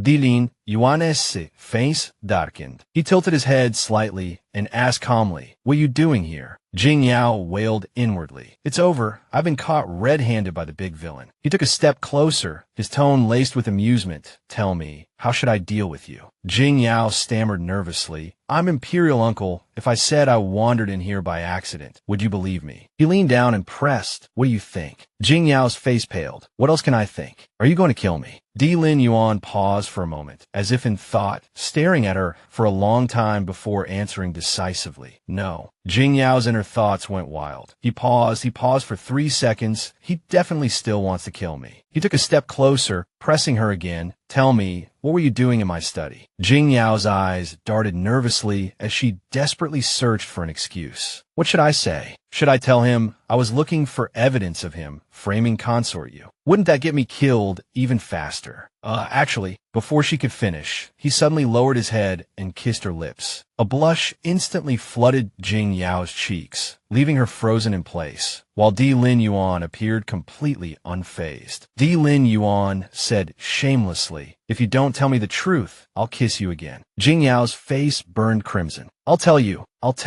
Just get away from me." Di Lin Yuan actually stepped back 4 centimeters, just as she asked. Jing Yao stared at the distance between them, speechless. He really only moved back a tiny bit. She quickly explained, "I was looking for evidence regarding Consort Yu's death." Di Lin Yuan brushed past her and asked, "Want to see it?" He walked to his desk and picked up a book. "Do you want to take a look? This is about the investigation into Consort Yu's death." Jing Yao exclaimed in delight. "Yes, that's it." But as she reached for it, he winked and hid the book behind his back. He patted the chair beside him, tempting her, "Sit down, and I'll let you see it." Jing Yao grumbled, "I must have owed you a debt in my past life." She added with dissatisfaction, "Imperial uncle, can we be normal for once?" Di Lin Yuan agreed with a smirk. "All right, normal." As soon as he finished speaking, Jing Yao was suddenly pulled back by a strong force. Before she could react, she found herself firmly held in his arms. Jing Yao inwardly cursed Di Lin Yuan's sickening. He said he liked hugging her, but he just wanted to take advantage of her. Yet he said matter-of-factly, "I just like holding you." That won't change. Jing Yao was practically steaming, so me saying no is completely useless. He opened a rather gruesome-looking book and asked, "Aren't you going to look?" Jing Yao looked puzzled, so he explained, "The child in Consort Yu's womb wasn't the crown princess's." Jing Yao pinched the corner of the book, her face full of suspicion. Could it be Murong Lu's child?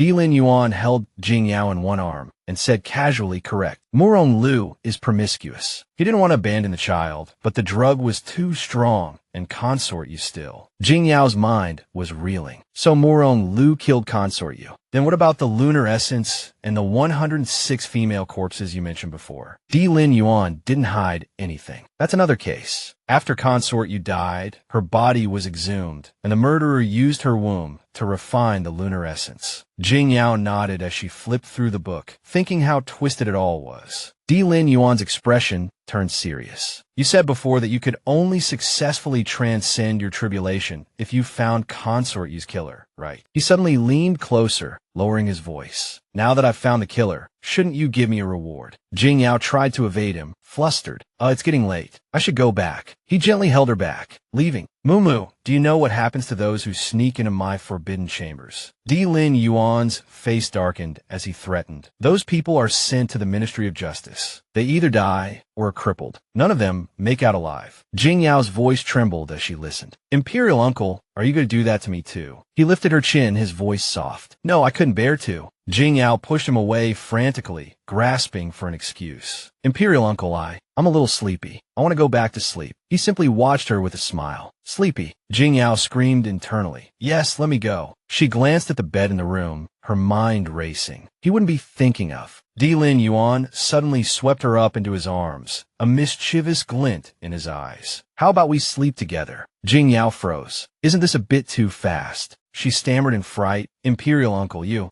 calm down. Don't be impulsive. Chi Yu, standing nearby, covered their mouth, stifling a giggle. Oh my, are these the pleasures of adults? Can I watch? Di Lin Yuan placed Jing Yao on the bed and closed his eyes. Although I'd like to, there's no rush. This bed is made of 1,000-year-old warm jade. It's good for your health. Sleep here. Jing Yao, mortified, pulled the covers over her head, thinking, oh no, I was overthinking it. The next morning, the sun shone brightly. Jing Yao was still asleep. Jing Yao stretched and yawned. She had slept soundly last night. What time is it? Di Lin Yuan's deep voice startled her. It's quite late. She saw him sitting by the bed, as if he had been waiting for a long time. You were sleeping so soundly, I couldn't bear to wake you. Jing Yao fidgeted awkwardly, berating herself internally. Su Mumu, are you a pig? How could you sleep so soundly in front of the villain? Di Lin Yuan approached the bed and extended his hand. Let me take you out. Suddenly, a wave of abdominal pain hit her, and Jing Yao clutched her stomach. Oh God, why now? Jing Yao's face flushed crimson. Of all times, why now? Di Lin Yuan asked with concern. What's wrong? Your face is so red. Do you have a fever?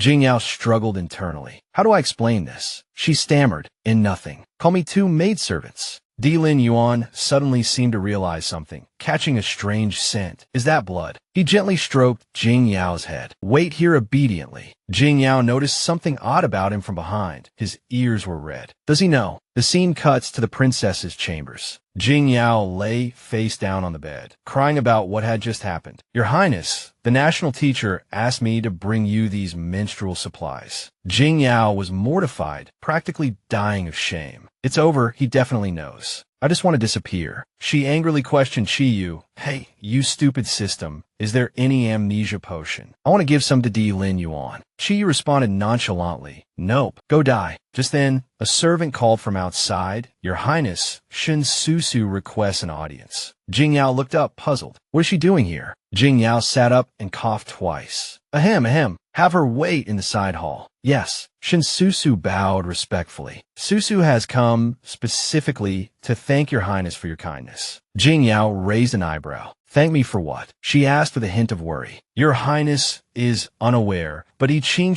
ordered me to deal with the crown princess during the sacrificial ceremony. If Susu hadn't remembered your Highness's teachings, I would probably be suffering in the torture chamber right now. Jing Yao's expression darkened. I Ching told you to deal with the crown princess. She recalled the system's earlier prompt, dual system alert. This meant that in addition to her system, there was another system maintaining the original plot's order. Chiyu answered casually, yeah, if I mess with this world, that system will maintain the original plot. Jing Yao rested her chin in her hand, pondering. I Ching wanted the crown princess to suffer. According to the original plot, could she be the host of the other system? Just then, the eunuch Zaya Kunzi rushed in, interrupting the conversation. Your Highness, the national teacher has sent a bunch of tonics and he also brought Shuang Shuang. Jing Yao wondered why he had sent Shuang Shuang as well. Zaya Kunzi answered with a bewildered look. The national teacher said that your highness doesn't have a personal maid, so he specifically sent Shuang Shuang to attend to you. Jing Yao was speechless. This wasn't attending. It was clearly close-range surveillance. Zaya Kunzi continued, Your Highness, Shuang Shuang is waiting outside. Jing Yao waved her hand. Let her in. Shuang Shuang entered gracefully and bowed respectfully. This subordinate. Shuang Shuang greets your highness. Jing Yao waved her hand dismissively. General Shuang Shuang, there's no need for formalities. Shin Susu covered her mouth, stifling a giggle. This was exactly what she wanted. She glanced at Jing Yao, lowering her voice. It seems the national teacher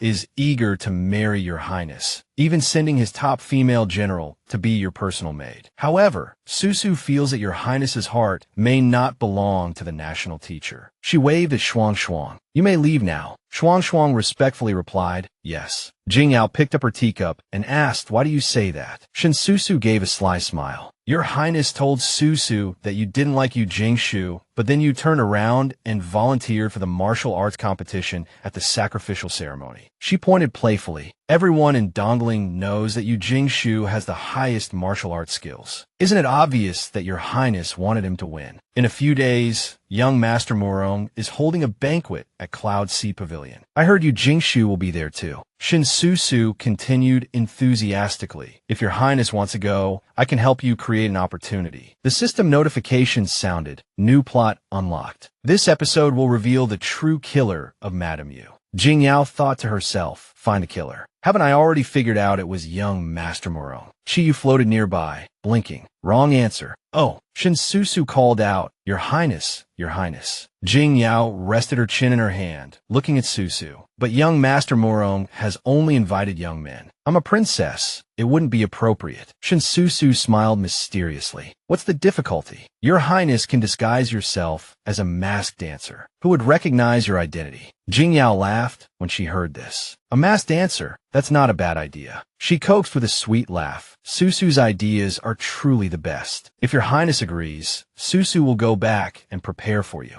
Jing Yao closed her eyes and waved her hand. Go on, go on. Shin Susu replied happily, yes. As Shin Susu walked away, she plotted to herself. As long as I can coax this little darling to the banquet and expose her identity in public, humiliating her, the Empress Dowager will naturally help me achieve my wish. She sneered as she walked. A princess. I can still manipulate her at will. Jing Yao watched her from behind, thinking, you want me to dance at the banquet again? I've already seen through your tricks. I'm the author, after all. Shin Susu left, hugging herself and shivering. She shivered and wondered, why did it suddenly get so cold? Shuang Shuang walked beside her, thinking, Her Highness asked me to protect her safety. She sighed inwardly, shaking her head. But this woman is using the national teacher's affections to flirt with other men. Truly, Jing Yao rested her chin in her hand. Shuang Shuang couldn't help but speak up. Your Highness, if you can't forget General Yu Jingshu, why bother provoking His Highness? There are thousands of men in this world. If your Highness just wants to make the general jealous, please have mercy and let our regent go. Jing Yao smiled and replied, Your regent. Inwardly, she chuckled. This icy sister got so nervous whenever Di Lin Yuan was mentioned. She really wanted to tease her. Jing Yao stood up and walked toward Shuang Shuang. It seems General Shuang Shuang was eavesdropping. TSK, that's not very much like a female general, is it? She circled mysteriously behind Shuang Shuang. Also, do you really believe what I just said to Shin Susu? Jing Yao blinked. With a national teacher like that, with his stunning looks and immense power, who wouldn't I choose? Why would I be hung up on that insignificant general? Chi Yu, floating beside her, interjected, You lie without even blinking. Jing Yao's expression remained unchanged. Whether I'm lying or not isn't important. She giggled at the system. Don't you think it's fun to see the ice beauty's innocent face? Chi Yu rolled her eyes. I'm speechless. Jing Yao feigned emotion. The national teacher treats me with sincerity, so I naturally should reciprocate tenfold. Even if the mountains crumble and the rivers dry up, I would never want to be separated from the national teacher. Shuang Shuang gritted her teeth. Shameless. She turned and asked, "You think that's shameless?" I still have a bunch of cheesy lines I haven't said to the national teacher yet. Jing Yao continued talking to herself, completely ignoring Shuang's increasingly dark expression. 3,000 worlds, I love you for 3 lifetimes. In the days I embrace the national teacher, the sun is our dynasty, the moon is our twilight. The national teacher grants me dusk. Shuang stood there, thinking, this woman is shamelessly like a demon. Jing Yao was still exaggerating her self-praise. "Sai, I'm so talented." Shuang bowed respectfully. "This subordinate greets, Your Highness." Hearing this, Jing Yao abruptly turned around. She was startled to find Di Lin Yuan looking down at her. "Why did you stop?" Jing Yao wailed inwardly. "When did he get here? How much did he hear?" Di Lin Yuan raised an eyebrow. "Why did you stop?" Jing Yao screamed internally. "How much did he hear?" She forced a smile. "Imperial uncle, why are you here?" In her mind, she grumbled, "Why does this man always show up when I'm talking nonsense? Not earlier, not later, but right at this moment." Di Lin Yuan leaned down, teasing, "If I hadn't come, how would I know Your Highness had so many thoughts to share with me?" Jing Yao blushed and waved her hands quickly. "It wasn't me. I didn't say that. Don't talk nonsense." She laughed beside her. "Ha ha ha. Serves you right." Di Lin Yuan looked her over. "Just now you were like a sly little fox, but as soon as I arrived, you turned into an obedient little rabbit. Are you scared?" He turned to Shuang. "You may leave. I have something to say to Her Highness." Shuang bowed. "This subordinate will take her leave." She turned and left. Jing Yao was covered in sweat. "Imperial uncle, what? What do you want to say to me?" Di Lin Yuan lifted her chin and spoke softly. "The sun and moon shine together, a vow to stay together for life. Every twilight, the tide rises and the moon sets, and in my heart, there's only Moo." He moved closer, his voice full of tenderness. "I know you're shy, but now it's just you and me here. I want to hear what else Moo has in her heart." Jing Yao's face burned red, mortified. "It's over. I dug myself a hole." Flustered, she yelled, "No, you heard wrong. I was just teasing Shuang. It wasn't serious at all." Di Lin Yuan pressed. "So I misunderstood everything." Jing Yao said worriedly, "Imperial uncle, we really aren't suitable." She felt a pang of bitterness in her heart. "I still have to return to the real world. I can't selfishly let you fall in love with someone who has no future. Not with you." Di Lin Yuan frowned and turned away. "In that case, Your Highness, please rest early. I won't disturb you any longer."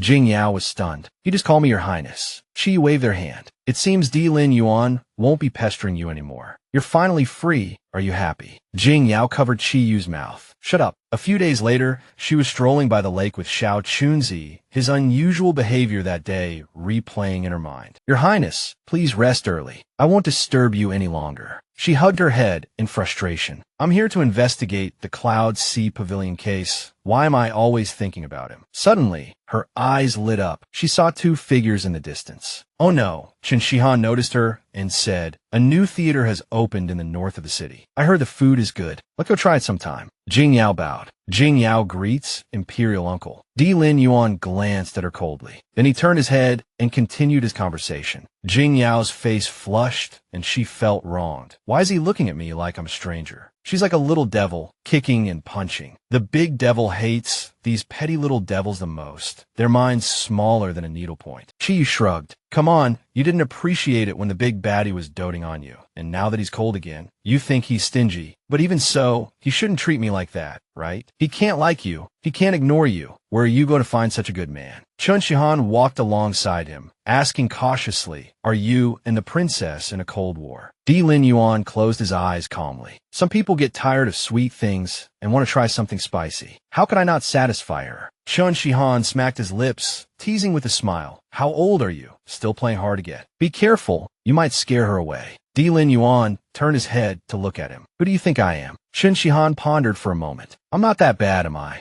At Cloud Sea Pavilion, someone rushed in frantically, shouting, "Jing Yao, you're finally here. I've been waiting for you so long." The person smiled brightly, stuffing something into Jing Yao's hand. "Here, have a candy first to cushion your stomach." Jing Yao accepted the gift, thinking, in the original plot, little Jing Yao fainted after eating this candy and was subsequently defiled, causing the royal family to abandon her. Now they still want to use this trick on me. She blinked slyly. "Chi, you go." Chi responded quickly, "Roger." Chiyu secretly sprinkled something on Shun Susu's head. This candy was specially brought from Wuji, your favorite flavor. Jingyao took the candy and said, Susu, take care. Then she took a step back. The woman supported her as they walked, saying, I'm glad you like it. Come, I'll take you to see General Yu. Meanwhile, Chiyu started counting down 3. Chiyu continued the countdown with a smile too. Shin Susu suddenly stopped. She clutched her stomach, her face pale. Jingyao, I suddenly have a stomachache. You go ahead, I'll be there in a moment. Chiyu looked on triumphantly. Dare to go against your daddy. This is what you get. Jingyao was speechless. You're still young, and you already want to be a responsible dad. The officials were raising their glasses and drinking merrily. Jingyao walked over lightly, thinking, so many important ministers are here.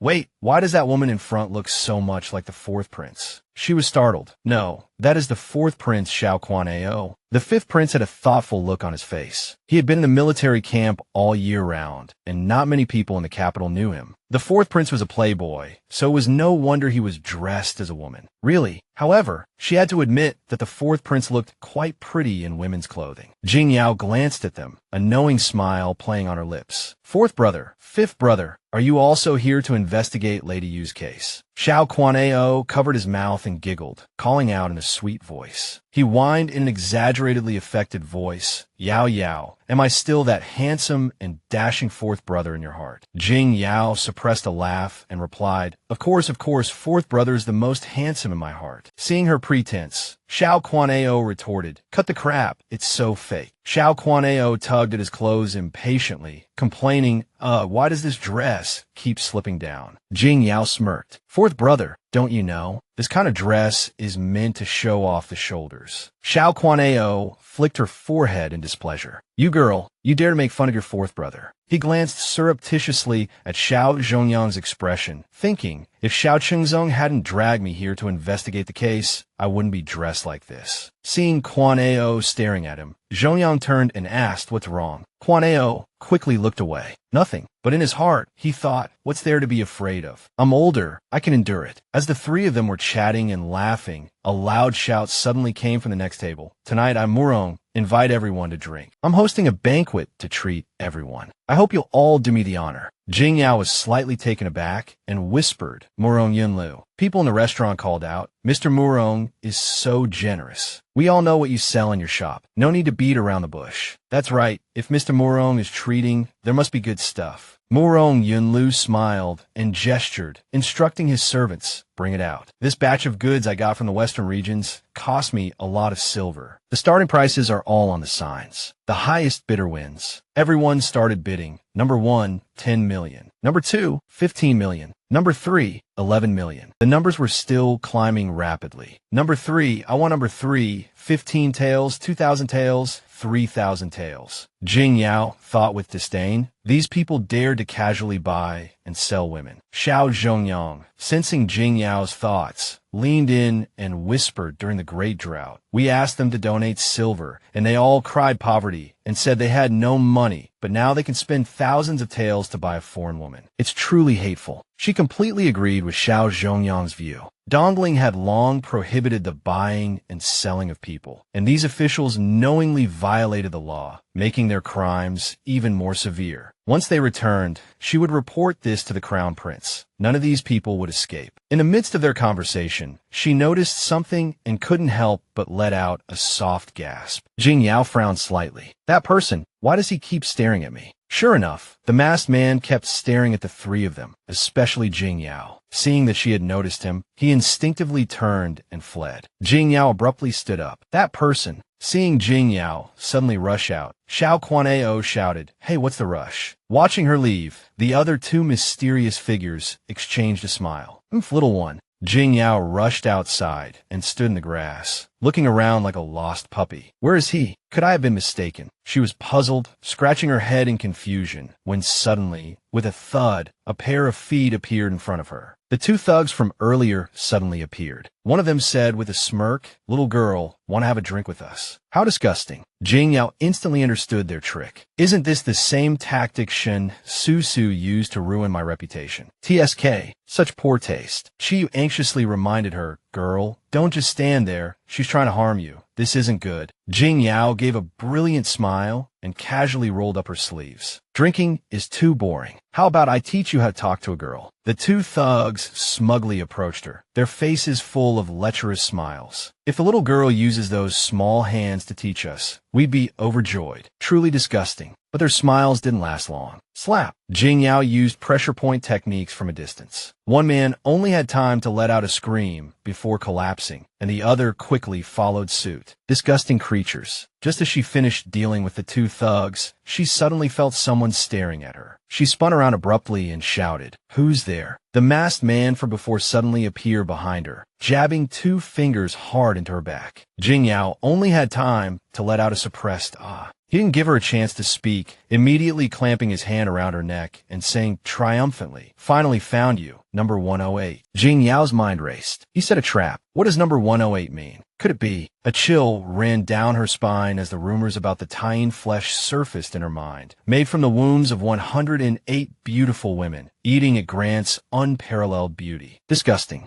Jing Yao remembered the urgent intelligence and blurted out, 108 wounds. Now, there are only 107 left. If this continues, more innocent women will die. She suddenly realized she was the 108th. Her eyes widened in horror. So he was the one who killed Madame Yu, and I'm the unlucky number 108. This is bad. Chi Yu suddenly appeared, cheerfully announcing the good news. Congratulations, host.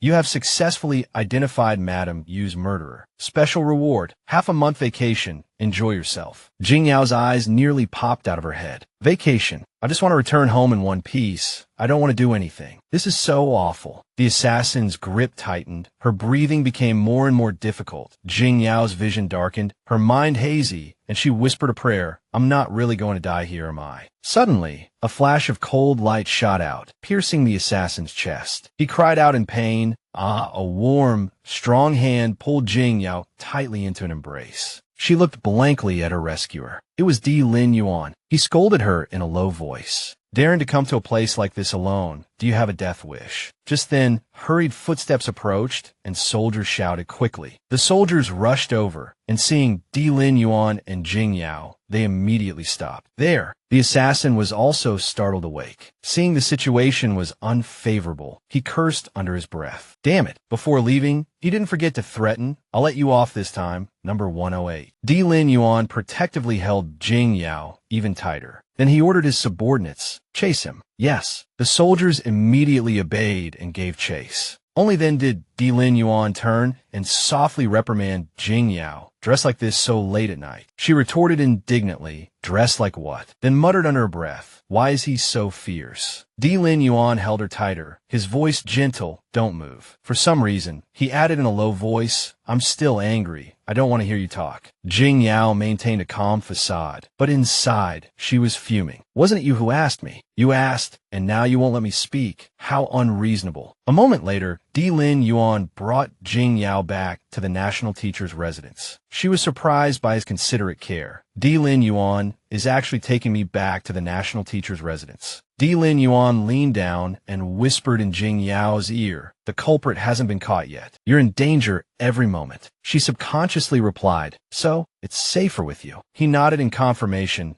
Jing Yao immediately clarified her stance, cursing inwardly. Please, a man and a woman alone in a room. How is that safe? But outwardly, she maintained a polite facade. Staying at Imperial Uncle's residence is actually quite inconvenient, so I'd better. Di Lin Yuan didn't wait for her to finish, interrupting forcefully. As long as I find it convenient, then it is convenient. Watching Di Lin Yuan stride forward leisurely, Jing Yao suddenly realized with a start, wait, why did he bring me to his bedchamber? Her mind was a tangled mess. Could it be Chi Yu stirring things up again? Wow, this is getting more and more exciting. After entering the bedchamber, Di Lin Yuan gently set Jing Yao down. He asked softly, where do you want to sleep? Jing Yao forced a smile. Imperial Uncle, I actually still want to sleep in my own bed. See you later. But as soon as she turned around, Di Lin Yuan quickly grabbed the back of her collar, his tone threatening. Don't you dare try it. Jing Yao attempted to explain. No, I just wanted to take a walk. Di Lin Yuan smiled slyly. Do you think so? Jing Yao understood instantly and could only agree. All right. So she obediently sat on the bed and said to him, then I'll sleep here. Chi Yu was indeed a troublemaker, adding fuel to the fire from the side. Don't worry, the two beds are at least a meter apart. Jing Yao retorted angrily. So what if they're a meter apart? Di Lin Yuan sat down at the table opposite the bed and asked Jing Yao, would you like some tea? She replied, no, thank you. But in her heart, she really wanted to say, please, just pretend I'm not here, thank you. Suddenly, she noticed something strange about Di Lin Yuan's expression. Why was his voice hoarse and his breath a little hot? Suddenly, Di Lin Yuan looked up, startling Jing Yao. What kind of look was that? A flicker of unease crossed Di Lin Yuan's mind. There's something wrong with this powder. Although Jing Yao was alert, she couldn't resist the drowsiness and let out a long yawn. After yawning, she glanced at Di Lin Yuan again. He'd been staring at that teacup for a long time. What was so interesting about it? So sleepy. Should she ask him to turn off the lights and go to sleep? The awkward silence forced Jing Yao to speak. Imperial uncle, it's getting late, why don't we? Before she could finish, he suddenly stood up and walked towards her. Seeing him leaning slightly towards her, Jing Yao backed away in fright. I'm Imperial uncle. Her mind raced with wild guesses. He wouldn't be trying to do something, would he? Was he drugged? Jing Yao recalled the previous details. It was him who blocked the assassin's dart. Could it be that he was the one drugged? He lightly touched the edge of the bed with his fingers, his eyes hazy as he looked at Jing Yao, murmuring moo, moo. He kept repeating the name in a low voice, moo moo. Jing Yao asked anxiously, Imperial uncle, should I call a doctor? Suddenly, his two fingers lightly touched the skin below Jing Yao's neck, and she was terrified. What was he trying to do? Di Lin Yuan whispered, don't move. Let me hold you for a while, okay? She felt a wave of helplessness. Since she couldn't break free anyway, she could only let him do as he pleased. All right, just for a while, whatever you want, good night. The next day, Jing Yao woke up in a daze, the sunlight streaming into the chamber. She was still extremely sleepy and let out a big yawn, then suddenly panicked. Wait, why am I in Di Lin Yuan's bed? She looked down at her clothes and breathed a sigh of relief. Thankfully, she was still wearing what she had on last night. At this moment, a servant girl walked in. Princess, are you awake? I'm here to help you get ready. Jing Yao quickly straightened her clothes, lamenting inwardly. If anyone saw me sleeping in the villain's bed, I'd never be able to clear my name. Chi was still adding to the chaos, but being in the same room wasn't much different. Jing Yao clapped a hand over its mouth to stop it from talking. She cleared her throat and instructed the servant girl formally. Ahem, come in. Two maids entered cautiously, responding softly, yes. Then they helped her comb her hair and wash her face. She glanced sideways at Chi Yu and asked, what are you laughing at? It said excitedly, look in the mirror. Only then did Jing Yao notice 3 red marks on her fair neck. Slightly embarrassed, she said to the maids, you don't need to attend to me anymore. You can all leave. As soon as the 2 maids stepped out the door, they couldn't help but whisper, did you see? Did you see? Jing Yao started to fret again. What exactly happened last night? After freshening up, Jing Yao walked out of the bedchamber and saw Di Lin Yuan preparing for breakfast. Seeing him was like seeing a ghost. Her face froze. Why was he still here? Shouldn't he be attending court? Di Lin Yuan saw Jing Yao and smiled slightly. Come and eat. She replied softly, okay. At this moment, she only hoped for one thing. Please don't mention last night. Please don't mention last night. Di Lin Yuan was about to speak, but Jing Yao spoke first. Nothing happened last night, right, Imperial uncle? He nodded. But in his heart, he had other plans. It's a good thing I blocked my senses while I was still lucid last night. Otherwise, if I had really said something, things would be different. Then he gently said to Jing Yao, come here, let me apply some medicine. She replied, I'm not injured. Di Lin Yuan leaned closer. Are you sure? Mortified, she could only say, I can apply it myself. Don't trouble yourself, Imperial uncle. But he wasn't about to give in. Di Lin Yuan poured some medicine into his palm. Is this all right? He gently applied it to the 3 red marks. Jing Yao honestly replied, it's a little itchy. He smiled. All done. She stood up and bowed formally. Thank you, Imperial uncle. Then she asked, by the way, did you catch the E-run last night? Di Lin Yuan's expression turned serious. Does Moo Moo know who the E-run was last night? She answered, I know. It was the murderer who killed Madame Yu and those 106 women. His tone deepened. Knowing that, you still dared to go to the flower banquet alone last night. If I hadn't arrived in time, do you know how dangerous it would have been? He continued to express his feelings. You said you needed to find Madame Yu's killer to transcend tribulation. I've kept that in mind. I originally planned to tell you after the case was closed, but I didn't expect you would dare. Jing Yao froze. I just made up an excuse to fool him so I could transcend tribulation. Could have harmed him. Anxiously, she asked Imperial Uncle, do you really believe I'm a little fairy? Aren't you afraid I'm lying to you? Di Lin Yuan suddenly leaned closer and answered earnestly, even if you lied to me for the rest of my life, I wouldn't mind. He held her hand, his eyes serious, not teasing. I wouldn't mind if you lied to me for the rest of my life. Blushing, she abruptly pulled her hand back and took a few steps back, avoiding his gaze. Why does this man always say things that make my heart race? Seeing her like this, Di Lin Yuan didn't press the matter. There's plenty of time, Moo Moo. I will make you willingly look at me, walk towards me. He picked up his chopsticks and continued eating. The AE run from last night has been caught. Also about last night, I apologize. Jing Yao, startled by the apology, quickly said, it's fine. Forget it. Di Lin Yuan didn't do it on purpose. He was poisoned because he saved me. She put down her bowl and stood up with a forced smile. Since the murderer has been caught, no one should want to assassinate me anymore. If there's nothing else, I'll take my leave. Di Lin Yuan wasn't in a hurry. He casually said something that made her freeze in place. Wait, I almost forgot. There's one more thing. In the National Teacher's Study, Jing Yao was practicing calligraphy. Looking at the character she had just written, she couldn't help but feel embarrassed. So ugly, she muttered self-deprecatingly, quickly changing the subject. Practicing calligraphy takes too much time. Why don't we learn something else? Teach me military strategy. I heard it's quite interesting, and I have an exam coming up. Di Lin Yuan ignored her and directly took her hand. Avoiding it isn't the solution. He leaned closer. I'll teach you.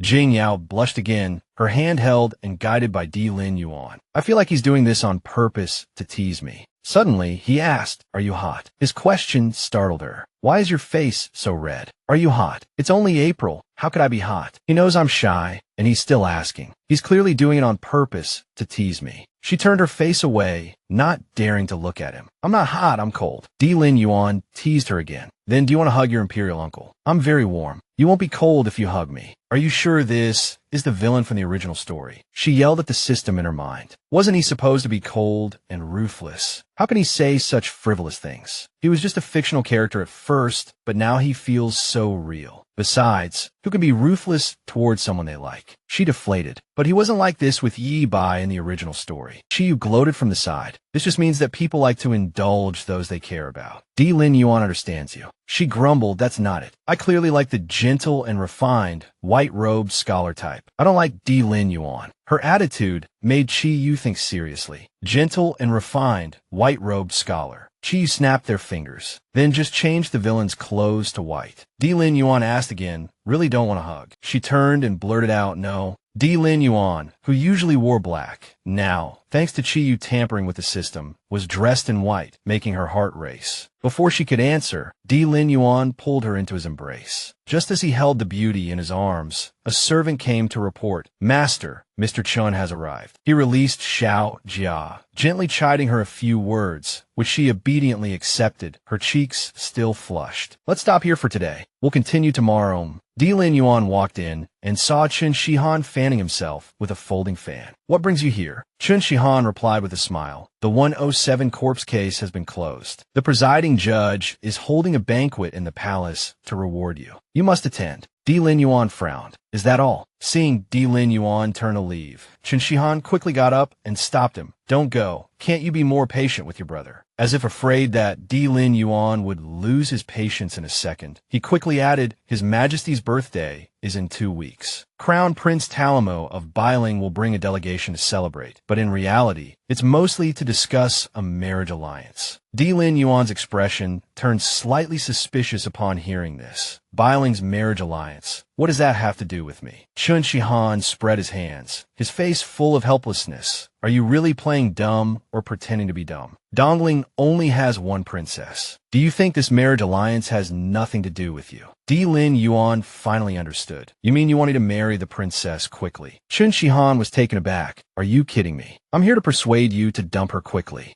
He continued fanning himself as he spoke. She's Jing Yao. She's nothing but bad luck. As your brother, I can't watch you jump into the fire pit. Besides, you're in a high position, holding power. What kind of woman can't you get? But Di Lin Yuan's expression was firm. I only want her. A trace of worry and helplessness flashed across Chun Shihan's face. What kind of woman is Xiao Jing Yao that can make you like this? Di Lin Yuan lowered his voice. When you like someone, you don't think about whether it's worth it. The first time I saw her, I had a very strange feeling. He recalled the scene of their first meeting. Jing Yao greets the national teacher. Di Lin Yuan stared into the void, as if talking to himself. It seems that my existence is for her, and her existence is also for me. He turned around and said decisively, Shihan, she's different from others. A thought that Di Lin Yuan had always kept hidden in his heart. She is Su Mumu, not Xiao Jing Yao. Chun Shihan waved his hand, his face full of disgust. All right, stop talking. You're making me sick with all this sweetness. I didn't say anything today, but there's one thing you need to be careful about. With Talamo coming this time, don't let your wife get snatched away. Hearing this, Di Lin Yuan smiled. Wife, that's a nice word. You finally said something human. Chun Shihan grumbled discontentedly. Can you not insult people in front of your lover? Friends, and all that are just empty names. Jing Yao sat in the sedan chair, her expression dazed. She recalled the first time Di Lin Yuan had been changed into white clothes by the system and couldn't help but cry. It's just a change of clothes. What's there to be so obsessed about? She shook her head abruptly, trying to clear her mind. Chi Yu was beside her, holding their head and swaying back and forth. My heart is beating so hard. You could hear it even in the Mariana Trench. She put her hands on her hips and lectured seriously. The most important thing for a system is to see through, but not speak through, understand? She turned her head and continued. Besides, such a handsome man, so gentle and a little domineering towards you, who wouldn't be moved. Chi Yu covered their mouth and advised, action is more important than being moved. If you hesitate any longer, the villain will be snatched away, girl. She hesitated, biting her lip. If I really get together with him, can I still return to my original world? Outside the sedan chair, Yu Jingshu knelt and saluted. This commoner greets your highness. Jing Yao, feeling disturbed, waved her hand. Rise, you may all rise. Yu Jingshu, watching Jing Yao's behavior, couldn't help but think to himself, now she won't even look at me. Does she really have no feelings for me at all? He stared blankly at the princess's departing sedan chair. Isn't this what I've always dreamed of? Frowning slightly, Yu Jingshu finally realized the conflict in his heart. Now that my dream has come true, why am I not happy at all? He recalled how Xiao Jing Yao used to follow him around like a little tail. Brother Yu, this princess has taken a liking to you. Do you want to be my consort? She always pestered him, annoying him to no end. Brother Yu, stop reading. What's so good about that book? Isn't it better to look at me? Back then, Jing Yao's catchphrase was always Brother Yu. But recently Jing Yao had completely changed. She coldly questioned, how dare you? Who gave you the audacity to address this princess by name? The once shy and passionate pursuit had long since disappeared, replaced by a cold gaze and resolute ruthlessness, with no affection left for him, the general. Especially the words she used that day to firmly deny her feelings still lingered in Yu Jingshu's heart. Let me make it clear today. Xiao Jing Yao has absolutely no interest in you. His train of thought abruptly stopped. Yu Jingshu slammed his fist against a nearby wooden pillar, splitting it with a crack. He grimaced, gritting his teeth and cursing under his breath. Damn it. Jing Yao sat listlessly in the sedan chair, feeling dejected. Hey babe, do you think there's any way to bring the people here to the real world? Chi rolled her eyes. Don't be ridiculous, woman. The system suddenly popped up, throwing her a shocking piece of news. This system kindly reminds you that the male lead, Yu Jinshua, has a 20% decrease in his favorability towards the female lead, Yi Qingqing. She cried out, what? A 20% drop. Jing Yao felt as if struck by lightning, running her fingers through her hair in frustration. Didn't it used to be 40%? How could it drop so much all of a sudden? Chi Yu explained gleefully from the side. Maybe it's because he already has someone else in his heart. A new person has appeared. Seeing Jing Yao's slow reaction, Chi Yu gave an example. Like you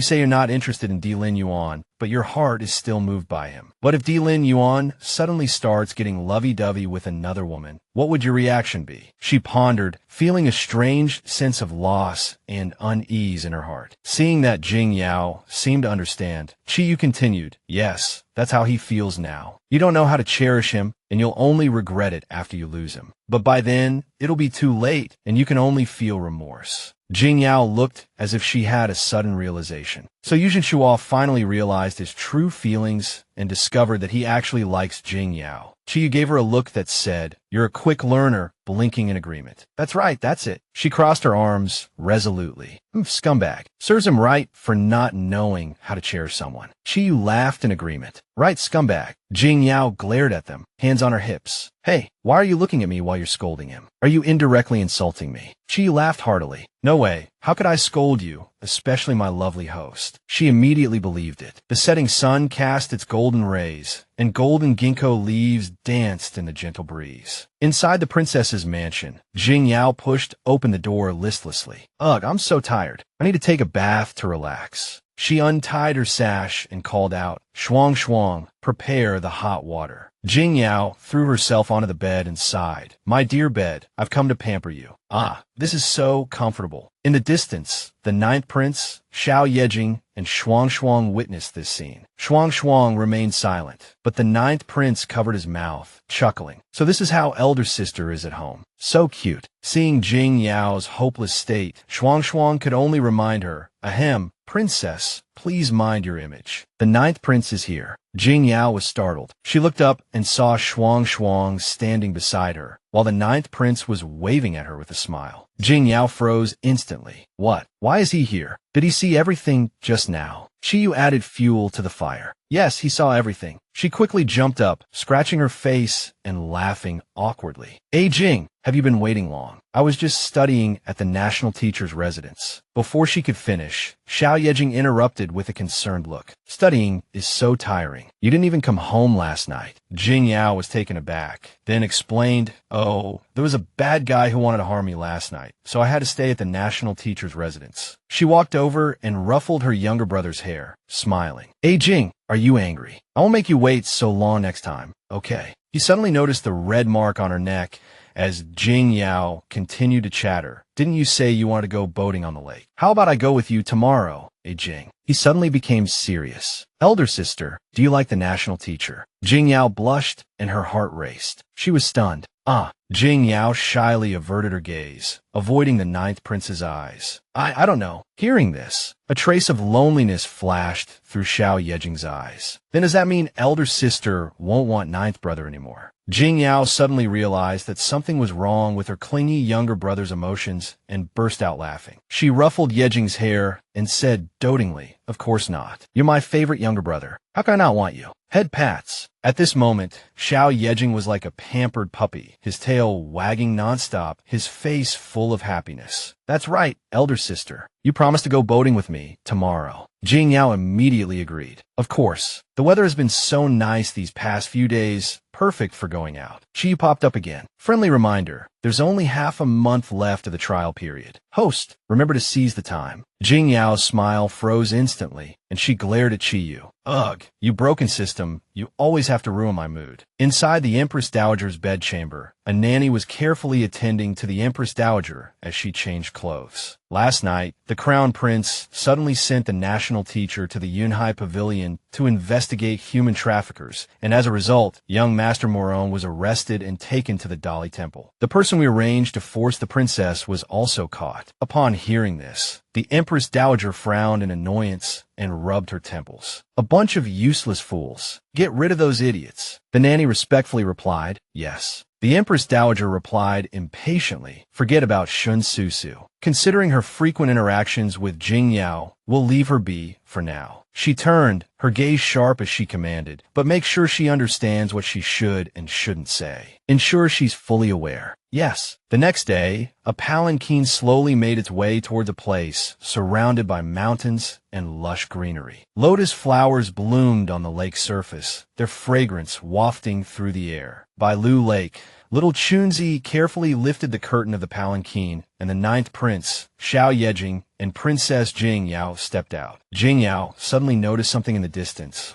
A familiar dark purple figure came into Jing Yao's view. Little Chunzi respectfully reported. That palanquin looks familiar. Jing Yao turned to little Chunzi and asked, is anyone else by the lake today? Little Chunzi replied, in response to your highness, National Teacher Di Lin Yuan and Deputy Commander Chen Shihan are also present today. She heard laughter coming from the pavilion in the distance. Di Lin Yuan and Chen Shihan were chatting and laughing with an unfamiliar woman, while Shuang Shuang stood guard beside them. Ha ha ha! Seeing Di Lin Yuan's gentle expression towards the woman, Jing Yao couldn't help but wonder, who is that woman? She suddenly recalled, Qi, you mentioning that Yu Zhenshua's favorability towards Yi Qinsheng had decreased because he had fallen for someone else. But what if Di Lin Yuan turned around and showed such tender affection to someone else? A strange feeling suddenly welled up in her heart. Jing Yao lowered her head, lost in thought. Could I also be like Yu Zhenshua, only understanding how to cherish someone after losing them? Jing Yao snapped back to her senses. Shuang Shuang respectfully bowed. This subordinate greets Princess Jing Yao and Ninth Prince. She paused. How'd I get here? A light sheen of sweat appeared on her forehead. She looked back. In the distance, Di Lin Yuan sat bathed in the soft sunlight, smiling, his hair swaying gently in the breeze, calling to her softly, come here. Jing Yao obediently replied, Amen. The unfamiliar woman rose and curtsied. This commoner, Lan Yin Shu, greets Princess Jing Yao and Ninth Prince. Jing Yao recognized her. Oh, it's you. Rise. She breathed a sigh of relief. That scared me. Chi teased in her mind. You're this nervous before it even begins. Di Lin Yuan took Jing Yao's hand. Sit next to me. He pulled her to his side. Jing Yao's cheeks flushed, slightly embarrassed to be holding his hand with everyone watching. Di Lin Yuan pushed a cup of tea towards her. Try this. I heard it's very sweet. You should like it. Jing Yao suddenly remembered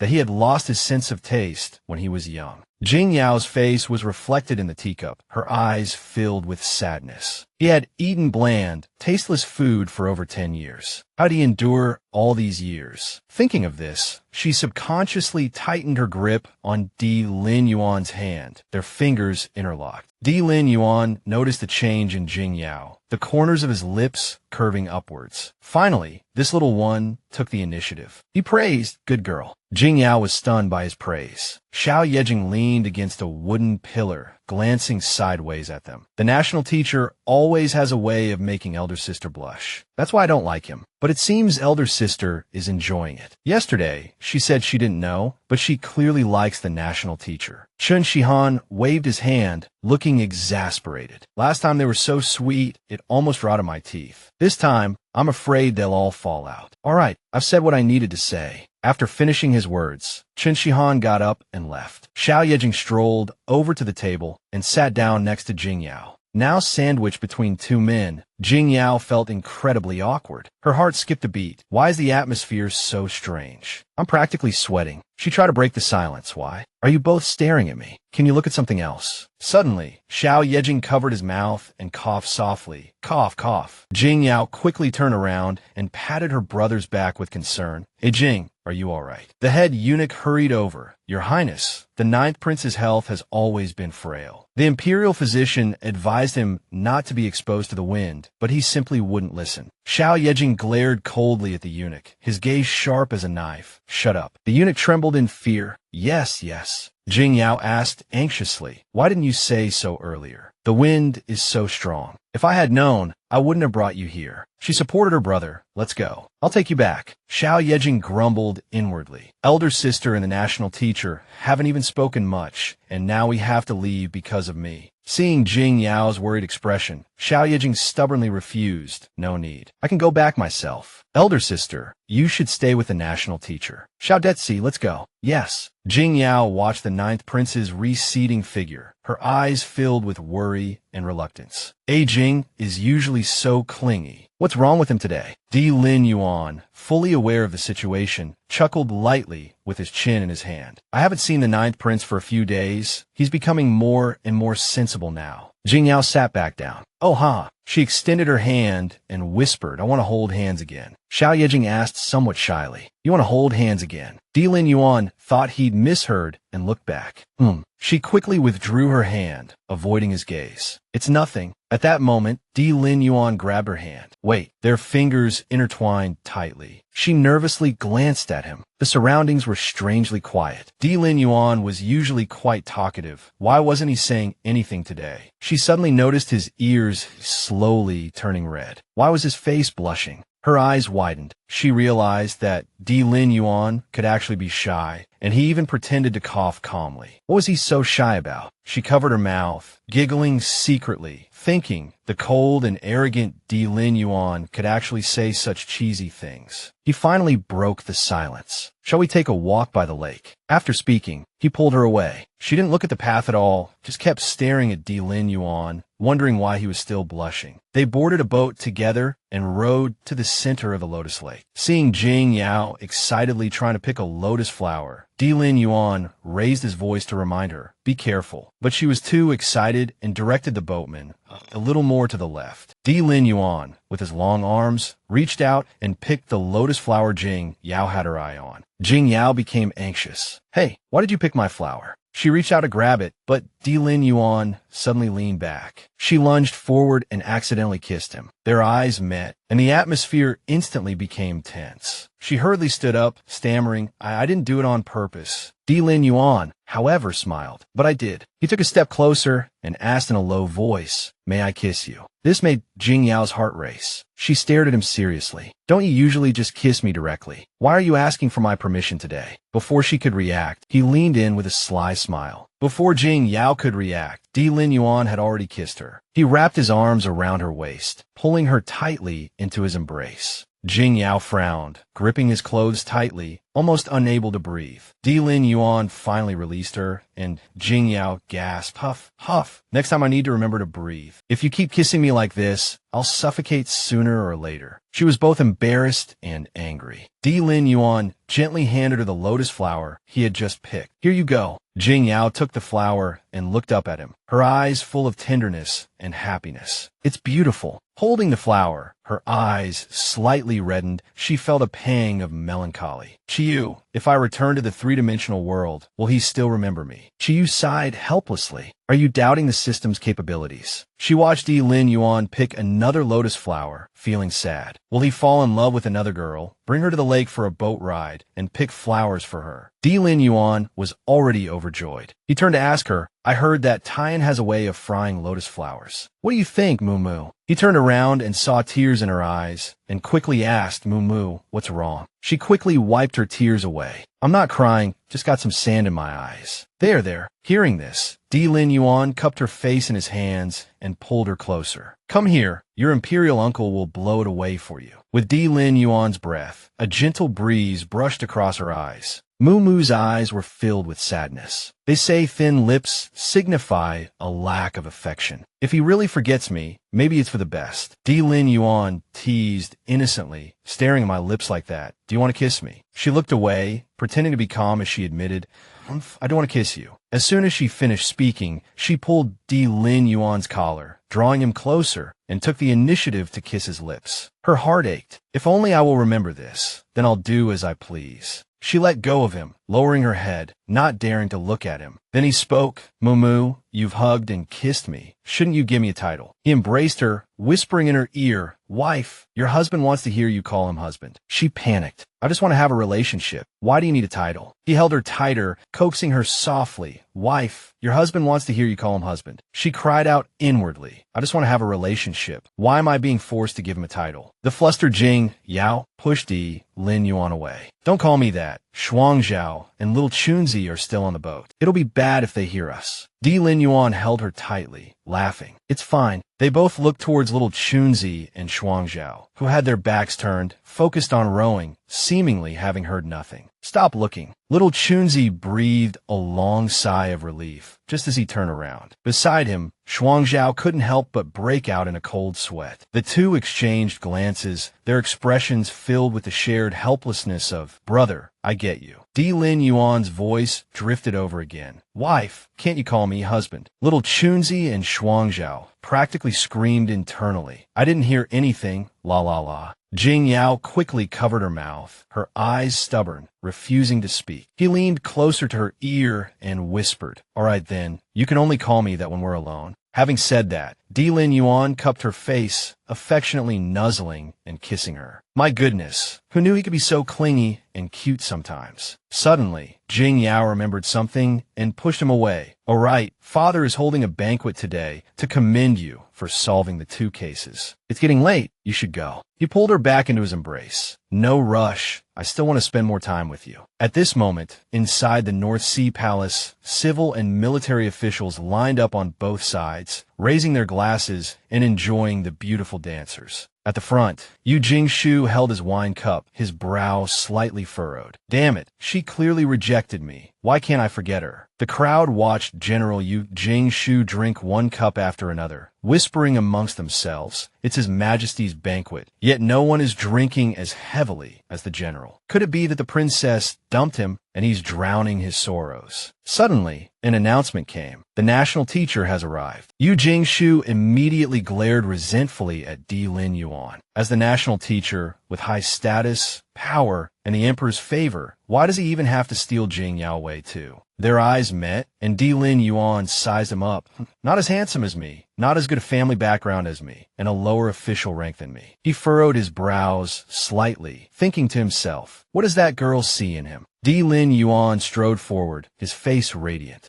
Besides me, no one is worthy of my moo-moo." After Lin Yuan took his seat, the emperor smiled. "My esteemed officials, there's no need for formalities. Please enjoy tonight's banquet." "Thank you, your majesty." Lin Yuan had just raised his wine cup when he couldn't help but sigh. "Ah, I miss her so much. I wonder what she's doing now." At this moment, inside the princess's residence, Jing Yao was having a headache reviewing a large pile of memorials. "There's flooding in the north again. How should this be handled?" She suddenly sneezed, wrinkling her nose as she wrote, and muttered, "Strange, is someone talking about me behind my back again?" Little Chunzi, standing beside her, quickly waved his hands. "Not me." Jing Yao waved her hand. "I know it's not you. I'm a little hungry. Go to the Imperial kitchen and get me some snacks." "Yes, your highness." She frowned at the papers on her desk, completely uninterested. "These exam questions are 3 times harder than the college entrance exam. My brain is fried these past few days. I need to eat some walnuts to replenish it." Chiyu, sipping his milk, said sourly, "A stupid brain won't get any better no matter how many walnuts you eat." Jing Yao suddenly stopped writing, resting her chin on her hand and looking at him with a smile. "Really?" Chiyu lowered his head, staring at the floor, the milk in his hand suddenly losing its flavor. Suddenly, a commotion outside caught Jing Yao's attention. A black bird suddenly flew into her room. Chiyu's eyes lit up, his mouth practically watering. "Catch it. Let's roast it and eat it." Jing Yao angrily flicked his forehead. "How many times have I told you? You can't just eat everything. Didn't you see that it's a carrier pigeon? All you think about is eating." Jing Yao walked over and took the letter from the bird's leg. Chiyu, rubbing his forehead, was still trying to persuade her. "Oh, come on. I'm just hoping to eat roast squab. Sumumu doesn't need it. It's just delivering a letter. What's the use? It's better to roast it and eat it. Really, roast squab is the most delicious thing in the world." She glared at him fiercely, scaring him into a cold sweat, and he quickly shut his mouth. "If you say one more word, I'll roast you." With that, she opened the letter. Inside was a love poem. After reading the contents of the letter, her entire face lit up like springtime. Lin Yuan is waiting for me in the abyss. Chiyu watched from the side, muttering, "This woman, her face is red just from reading a letter. Could it be from the villain boss? Let me see." Jing Yao quickly crumpled the letter and stuffed it into her pocket. Jing Yao was in a great mood now, smiling as she went to change her clothes. "He's asked me to meet him. She hesitated, thinking about what to wear. Chi sighed speechlessly. Humph, so sickeningly sweet. I don't care. I'm gonna eat roast squab. Suddenly, Jing Yao's heart tightened, feeling that something wasn't right. Wait, I don't think I've ever sent Di Lin Yuan a carrier pigeon. So how did this pigeon find me? She recalled the original plot she had written. Jing Yao only sent carrier pigeons to Yu Jing Shu, right? She frowned and opened the letter again. Could this letter actually be from Yu Jing Shu? Jing Yao angrily kicked the letter to the ground and sneered, "Scumbag, scumbag." She ordered Chi Yu to burn the letter, and Chi Yu nonchalantly agreed. Still fuming, she muttered through gritted teeth, "How dare he impersonate Di Lin Yuan and write me a letter? So superficial. Di Lin Yuan would never write such cheesy love poems." Unbeknownst to her, he had already quietly entered the room. He walked over, leaned close to her, and couldn't help but tease, "The villainous big boss doesn't write love letters, but he will come directly to you." He suddenly hugged Jing Yao, making her feel a little breathless. "Hey, you're too heavy. Get up." But he just wanted to act spoiled. "Wife, your husband has finally found you." Hearing the unusual tone in his voice, she asked suspiciously, "Just how much did you drink? Can you even walk by yourself?" His cheeks were flushed, the alcohol still lingering, and he said innocently like a child, "No." So Jing Yao had to help him to bed. "Forget it. You can stay here tonight." After much effort, she finally settled him on the bed. "Ugh, you're going to be the death of me." Suddenly, he grabbed her hand and softly called, "Wife." He was like a spoiled child, his handsome face making her heart flutter. "Don't go. Sleep with me, okay?" This surprised Jing Yao. "Sleep with you? Are you talking about the kind of sleeping I'm thinking of?" He kept holding her hand, wanting to embrace her as he fell asleep. She breathed a sigh of relief. Thankfully, it wasn't what she was thinking. Chi suddenly popped up and said, "Host, I didn't expect you to have such a dirty mind. What are you thinking?" Jing Yao gave in to this big child. All right, all right." The two embraced tightly, and he whispered contentedly, "Hold me tight." Jing Yao also felt something called attachment. "He's so cute, I can't even think straight." She quietly placed a kiss on his forehead, and a new day began just like that. The morning dew brought the tranquility and serenity of a new day. Di Lin Yuan woke up and looked around in surprise. "This isn't my bed." The only thing he remembered was drinking with the ministers last night. "Drink, drink, drink, come, come, come." He alone declined, but still couldn't escape. "I really can't." He slowly recalled, "Yesterday, At this moment, Jing Yao walked in with food, smiling brightly. "Your Highness, you're awake. Does your head still hurt?" "I asked the kitchen to make some hangover soup. Drink it while it's hot." He muttered to himself, "I actually came here. I hope I didn't do anything out of line last night." She asked, "Why do you keep staring at me?" Unexpectedly, he complimented her, "Moo Moo, you look really beautiful today." Di Lin Yuan moved closer to her and casually asked, "By the way, where are my clothes?" Jing Yao replied, "Your clothes were too wrinkled, so I had them ironed and folded on the headboard." He gently kissed her cheek. "Thank you, wife." This gesture made her blush a little, and she urged, "Hurry up and change your clothes. I'll go out first." Immediately after, someone came to report, "Princess, it's bad. The crown prince, the fourth prince, and the fifth prince are all here." The sudden news stunned Jing Yao. "Why are they all here?" Little Chunzi asked, "Is the princess still asleep?" Jing Yao quickly urged him, "Quick, hide." She panicked a little. If they found Di Lin Yuan here, especially in this just woken up state, she would definitely be questioned. "Forget it, hide him first." She pushed him inwards, and he was a little bewildered.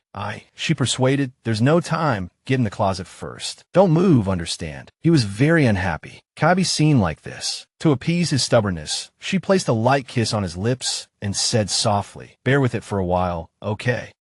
Then she slammed the closet door shut, and Di Lin Yuan had no choice but to endure silently inside. This little girl is really ruthless. The crown prince saw Jing Yao. "I thought you were still asleep. Have you had breakfast yet?" She was a little confused.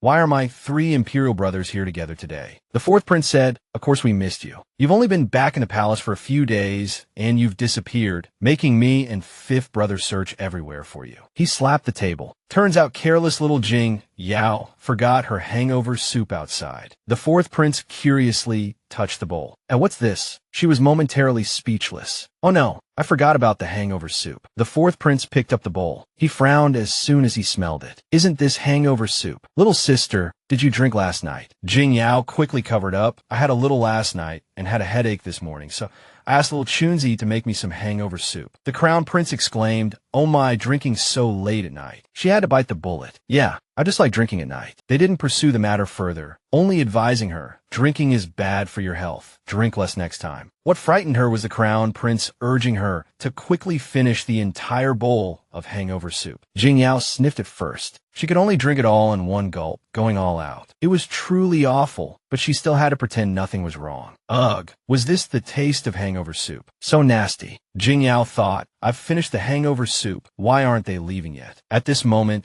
the fourth prince spoke. Oh, standing for so long, my back is aching. How about we? Her heart leaped with joy. Finally, it wasn't easy, but they were finally leaving. Suddenly, he changed his mind, sitting back down and saying, Dao Dao, with that expression, are you reluctant to let your Imperial brother leave? Then I'll stay a little longer. Jing Yao cursed him inwardly, which eye of yours saw that I didn't want you to leave. But returning to the main topic, the fourth prince cleared his throat. Dao Dao. Actually, the reason we brothers came together is that we have something to ask you. She asked, what is it? He said, it's about your lifelong matter. How are things between you and the national teacher? She was taken aback by the question. No, nothing. It's very normal. Suddenly the crown prince spoke. Are you two having a conflict? Can he accept the presence of you and General Yu? She was confused. What does this have to do with you? Jing Shu. He said, last night, General Yu was drunk and called your name at the city gate all night. Didn't you know? Jing Yao was also helpless. Dao Dao. Him calling my name is his business. What does it have to do with me? It's not like I'm the one losing face. The fourth prince was shocked. What do you mean it has nothing to do with you? Didn't you say you wanted to keep 3,000 male consorts in the harem? Tell your fourth brother, between you Jing Shu and the national teacher, who do you like more? Hearing the number 3,000, Jing Yao felt like a bolt from the blue. What 3,000 male consorts? When did I say that? She suddenly panicked. Oh no, someone must have heard. Thump. At this moment, the fourth prince noticed a strange noise. What was that sound? It seemed to be coming from the closet. She frantically tried to stop them, absolutely unable to let them discover him, or she'd be dead. Suddenly, an idea came to her. Wait. Jing Yao tried to remain calm. Oh my God, it must be my pet guinea pig. It's hungry. She whispered into the closet, Imperial uncle, stop messing around. But he retorted jealously, you want 3,000 male consorts, and you say I'm messing around. The fourth prince suddenly said, you're raising rats. She had to bite the bullet and I just got it. Guinea pigs are very cute. Rustling sounds came from the closet. He was terrified. Who knows if rats are crawling all over the furniture? Let's go, it's disgusting. Jing Yao deliberately teased him. Fourth brother, don't you want to see it? I've taken good care of it. It's nice and plump. The fourth prince, who had a phobia of rodents, immediately said impatiently, lock it up quickly. I don't want to see it for even a second. Even the crown prince was displeased. You girl, if you dare keep these messy things again, I'll have the Vogue teach you some manners. They didn't discover she was hiding someone, and Jing Yao breathed a sigh of relief. Understood. This trick really worked. The fourth prince was afraid of rats, and so was the crown prince. Yes, it worked. She noticed the fifth prince was still standing there. Huh, why hasn't he left yet? Jing Yao suddenly remembered. Oh no, I almost forgot. The fifth prince is in the military camp all year round. He's not afraid of rats. She said, fifth brother, do you want to take a look? He replied, if you like. She turned to look at him, a little puzzled. Like, she was amused by his cuteness. The man she chose, no matter how jealous he was, she had to pamper him. So she hummed in agreement.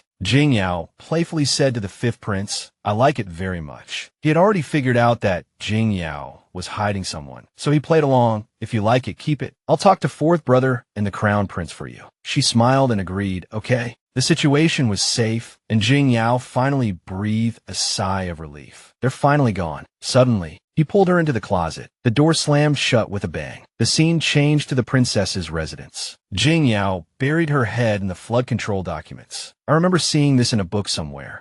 Suddenly, a pain shot through her neck. Blushing, she thought, is D. Lin you on a dog? He bites so hard. Little Chunzi slowly approached with a tray of food. Princess, these are the mung bean cakes the kitchen just made. Please try them. Then he noticed the bite mark on her neck, feeling bad for her inwardly. The national teacher is too rough. Seeing little Chunzi's strange expression, she curiously asked, what's wrong? Little Chunzi pointed to her neck and said, Princess here, She wasn't flustered at all, calmly eating the cake. It's nothing. I'll just apply some ointment later. Seeing her like this, little Chunzi could only ask, does the princess have any other instructions? She suddenly remembered something. Oh right, remember by a no 2 white mice. Little Chunzi asked worriedly, Princess, why? This servant accidentally saw you and the national teacher in a compromising position. Didn't you warn this servant not to reveal that matter? She replied, did you tell anyone? Little Chunzi shook his head vigorously. She nodded. That's good. This princess trusts you.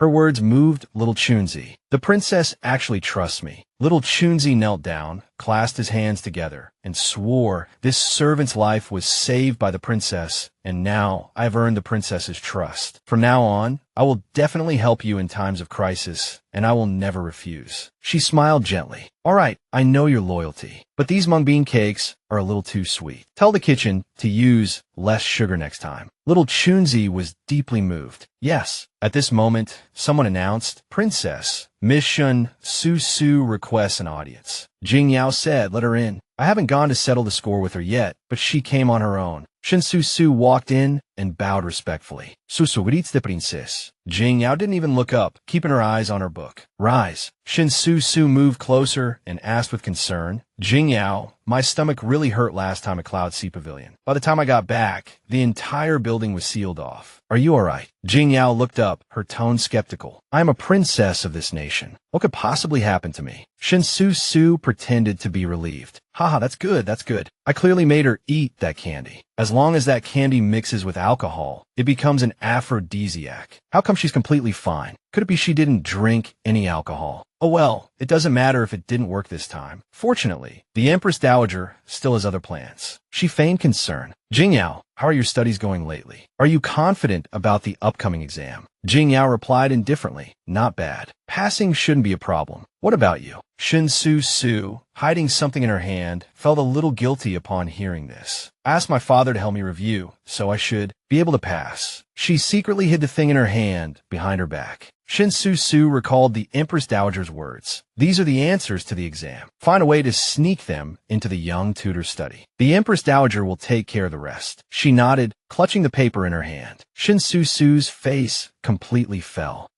Still pretending to be diligently studying, completely unaware that cheating is practically written all over her forehead. Pathetic. Jing Yao glanced at her sideways. That look is too suspicious. She must be scheming something again. She suddenly popped up. Host, want to guess what she's up to? Jing Yao thought for a moment. It must be related to the exam. I get it. She wants to frame me for cheating. Qiu blinked. Correct. Thinking about the original Jing Yao's ordeal. Sigh, this incident caused a huge uproar in the original plot, shaking the entire dongling. Jing Yao was even punished to guard the Imperial tombs for 3 years. She hardened her heart. I absolutely cannot let that happen again. Shin Su, still oblivious, said smugly, I've been studying the translation of this poem for a long time. At this moment, little Chunzi came in to announce, Princess, the national teacher has arrived. Seeing Gudilin Yuan, Shen Susuo's stand. This was the first time she had seen the national teacher up close, and she didn't expect him to be even more handsome than the crown prince. Jing Yao's face was full of suspicion. Why is he here again? Is Di Lin Yuan the most idle national teacher? How come he has nothing to do? He walked over and took her hand. I came to see you, and by the way, test your studies. What, am I not welcome? Seeing the two acting intimately, Shen Su was shocked. When did Jing Yao become so close to the national teacher? Could the rumors in the palace be true? Shen Su was consumed with jealousy. How could she be worthy of such a perfect man? The national teacher must be bewitched by Jing Yao's beauty. I must expose her true face. Jing Yao spoke. I heard General Yu has been thinking about you, and even fell ill because of it. He's very sick. Her tone was sweet and cloying. You're so good to him. Aren't you going to visit him? Sigh, if someone treated me like that, I would be so touched. Jing Yao glanced at Shen Su, wondering if she was stupid. That Yu Jing Shu guy got drunk, climbed the city wall, caught a chill from the wind, and that's why he's sick. Even if he really died from his illness, what does it have to do with me? Chi Yu, standing beside her, was speechless, putting on an innocent act in front of the big bad villain. She's really tired of living. Seeing that Jing Yao didn't react, Shen Su smiled triumphantly. Thought I was feeling guilty, Dilin, Yuan spoke. Who are you? His face suddenly turned icy, his voice low and threatening. Do you think you're worthy of calling the princess by her nickname? If you dare speak to her like that again, I'll cut out your tongue. Shin-Su-Su stumbled back in fear, her heart pounding. He was terrifying. She bumped into Shuang Zhao, who announced loudly, "The national teacher and the princess have important matters to discuss. Unrelated personnel, please withdraw." Shin-Su-Su, frightened out of her wits, fled in a panic. "Forgive me, national teacher. Forgive me, princess. I'll leave right away." Watching her flee, Jing Yao couldn't help but smile triumphantly. So that's all the courage she has. Shuang Zhao bowed. "Your Highness, I'll take my leave." Jing Yao rested her chin in her hand, gazing at Di Lin Yuan, thinking, perfect, no one's around. Time to tease Di Lin Yuan a bit. Noticing her staring, Di Lin Yuan turned, his face full of confusion. Seeing her seemingly captivated by his charm, he softly called Moo Moo. She began to tease him. Imperial uncle, do you like it when people call you that? Do you like it when people talk to you like this?" she asked in a sweet voice. "Your Highness, do you like it when people talk like this?" He smiled, bringing his face close to hers. It seems Moo Moo's tongue also has some problems. This one needs to examine it carefully. With that, he kissed her deeply. Panic fluttered in her heart. Hadn't she just shot herself in the foot? Seeing her stunned expression, Di Lin Yuan teased further. "Moo Moo, looking at me like this, do you want another kiss?" Startled, she quickly covered her mouth. No. Di Lin Yuan gently lifted her and placed her on his lap. Jing Yao asked shyly, "Your Highness, what kind of relationship do we have now?" She thought to herself, among the 3,000 types of relationships, this counted as physical contact, even though he hadn't formally confessed. He chuckled softly. "We flirt and bicker every day. Does Moo Moo still not know what kind of relationship we have?" He wrapped his arms around her waist. "It seems I need to make it clearer for you." Her cheeks flushed crimson. She shyly stopped him. "No need. I understand perfectly well." Di Lin Yuan brought his face close to hers, whispering, "Good to know. Don't call me Your Highness anymore. Call me by my name." She thought to herself, how should I call him? Di Lin Yuan. That's too formal. He suddenly spoke. "If calling me by my name feels awkward, then call me husband. It's a bit more intimate." She repeated shyly, "Husband." He patted her head affectionately. "Good." Just then, she suddenly remembered that he was one of the chief examiners for the upcoming re-examination. If he helped, many things would be much easier. Di Lin Yuan was about to assess her studies, and now was the perfect opportunity to test Moo Moo's knowledge. So Jing Yao began, "Last night, I had a dream. I dreamt that the exam questions were leaked and everyone in the capital bought the answers. Everyone got perfect scores, except for the students who studied diligently." After she finished, he smiled gently. "Moo Moo's dream is quite interesting. If such a thing were to happen, what would Moo Moo do?" She rested her chin in her hand, pondering. "Of course, we would have a retake to minimize the damage. But a retake wouldn't be easy either. Father Emperor sets the questions. How could I convince Father Emperor to believe this dream and agree to change the questions?" He leaned in and whispered, "Kiss me, and I'll tell you what to do." She thought shyly, there he goes again, always wanting a kiss. He lifted her chin with his hand. "Come on, kiss me, and I'll help you." He then kissed her. After the kiss, Di Lin Yuan said, "To prevent accidents, the Ministry of Rites prepares 2 sets of exam questions every year." Jing Yao was still a bit doubtful. The second set of questions also needs Father Emperor's approval to be used, right? He used his usual tactic. Another kiss. She pretended to be angry. "Can you stop always asking for kisses?" Seeing her refusal, Di Lin Yuan teased, "Is Moo Moo afraid to kiss me?" She lifted her chin, boldly declaring, "Who says I'm afraid?" She suddenly smiled, sat up, and covered his eyes with her hands. It's said that a person's sense of touch becomes more acute in the dark. "Husband, do you want to try?" Suddenly having his eyes covered, Di Lin Yuan was a bit flustered. "Moo Moo, don't." Seeing his reaction, she was a little surprised. His ears had turned red too. He quickly covered her eyes in return. "You got it wrong." She said happily, "You want to do this to me too, don't you?"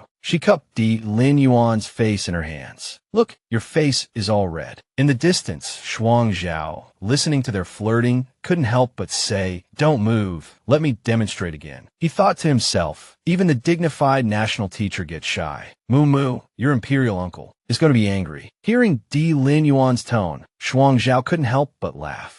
"This is hilarious. He says he's angry, but there's no anger in his voice at all. After watching for a while, he finally spoke. This subordinate greets the princess, greets the national teacher. Hearing the voice, Jing Yao was startled. She hadn't even noticed anyone was there. Di Lin Yuan pulled her into his arms and whispered, "Don't move." He turned around, his expression cold. "What is it?" Shuang Zhao felt a surge of grievance. Ooh, the difference in treatment was too much. Just now, when he looked at the princess, his eyes were full of honey. Now, turning to me, he's practically freezing me into an ice cube. Nevertheless, he respectfully cupped his hands and replied, "Your Highness, it's already noon. It's time to depart." Di Lin Yuan waved his hand. "You may leave." He respectfully responded, "Yes." In Di Lin Yuan's embrace, Jing Yao felt her cheeks burning. It was over. He must have seen her teasing him earlier. Her reputation was ruined. Di Lin Yuan looked into her eyes, teasing with a smile. "Weren't you quite bold just now? You even dared to tease me. Why are you blushing now? Is Moo someone who only dares to act, but not admit it?" She struggled angrily. "You stinky pig, let me go. I can stand up myself." Seeing her temper flare, he stopped teasing her and said softly, "Listen to me. I'll have someone look into your dream. As for the questions for the second exam, they're with me. If there really is a leak, I'll change them immediately." She exclaimed in surprise, "The exam questions are with you." She suddenly seemed to realize something and said with emotion, "Wait, you believe what I said?" Jing Yao looked surprised. "You really believe the content of my dream?" Di Lin Yuan held her hand, his voice gentle. "Why wouldn't I believe you?" Chi Yu, who was beside her, suddenly spoke up. "Please, he believes all sorts of absurd things. You're the fairy Su Moo.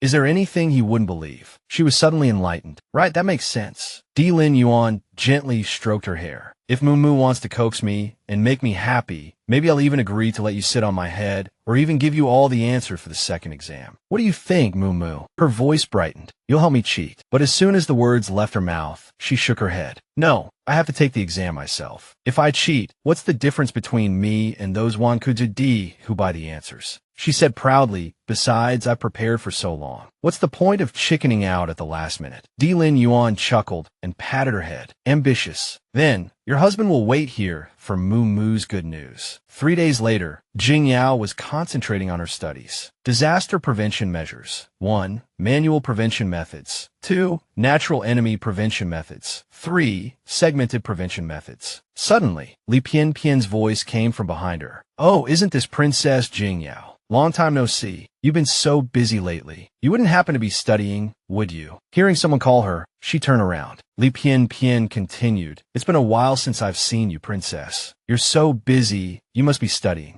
She recalled the plot. The Empress Dowager had planned to marry the princess off to Bailing, but unexpectedly, her own relative, the vicious Li Pian, took her place. As a result, Princess Pian died mysteriously. Jing Yao looked at her thoughtfully. Li Pian, another woman I wrote to death. Being stared at like this, Li Pian was a little apprehensive. What are you looking at?" Jing Yao took a step closer, lifting her chin. "Don't be afraid. Am I going to eat you?" Her actions frightened Li Pian, who retreated repeatedly. "I'm not afraid. You're afraid of being called an idiot princess, right? This is the second exam. If you fail again, you'll be the royal family's disgrace." Before she could finish speaking, someone grabbed her neck. Jing Yao's face turned cold. "Idiot princess, the royal family's disgrace." Li Pian's voice trembled with fear. "Why you?" But she still forced herself to say, "If you have the guts, then do it. Everyone will see you bullying me." Jing Yao looked around. "Oh, is anyone watching? Who dares to come forward and testify for you?"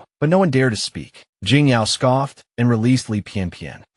You all enjoy talking bad about me behind my back, but now none of you dare to stand up." She laughed loudly. "A spoiled and unruly princess. That's what you call me behind my back, right?" She suddenly threw out a sentence. "Everyone says that a child who admits their mistakes is a good child. What if this princess also wants to change?" Her words stunned everyone around her, but no one believed her. Change? How could she possibly change? It's just talk. A leopard can't change its spots. Ignoring the whispers around her, she calmly raised her hand and swore, "I, Jing Yao, swear to heaven today that if I ever act willfully and recklessly again, may I be struck by lightning." After finishing, she smiled sweetly. "Is that enough to convince you?" Li Feng'an, who was standing to the side, looked at Jing Yao suspiciously, wondering what trick she was playing this time. Jing Xiu, who was in the distance, was also surprised. When did this girl become so dazzling? At this moment, a woman's voice rang out. Jing Shuji. He Qing walked over from afar, carrying a food box. Jing Shuji, you must be tired from being on duty outside the examination hall today. I specially made you some snacks and tea, so you can recharge him, his face still expressionless. No need. I just ate. I don't need it. His attitude surprised her. Huh. Damn it. Yi Qing Chung thought. Why did his favorability decrease instead of increasing? It inexplicably dropped by 20%. He's been so cold to me recently. What's going on? But she still forced a smile and asked, by the way, are you off tomorrow? Do you want to go see the crabapple blossoms together? I heard that the crabapple blossoms in Jiafang Mountain are in full bloom recently. But Jing Xiu politely refused. I'm sorry, Miss Qing Chung. His expression was calm, his tone sincere. There's already someone in my heart. I can't go flower viewing with you. His answer surprised her. Someone in his heart. He never showed any special attention to other women. Could it be? Her voice trembled slightly. Is it Princess Jing Yao? He nodded in confirmation. What blockhead? Yi Qing Chung thought angrily. I've been so good to him, but he hasn't noticed at all. Instead, he's always thinking about that Xiao Jing Yao, what a fool. But she mysteriously curled her lips. Humph. I'm the female lead of this book. Who says my male lead can't be Yu Jing Xiu? Yi Qing Chung choked up, unable to speak. Clutching the box tightly, she wiped her tears and finally said, okay, I understand. I won't bother brother Jing Xiu anymore. She turned around, her brows furrowed, her lips pressed into a thin line. A storm raged within Yi Qing Chung. If it weren't for my secret schemes, helping General Yu ascend to the throne, according to the original plot,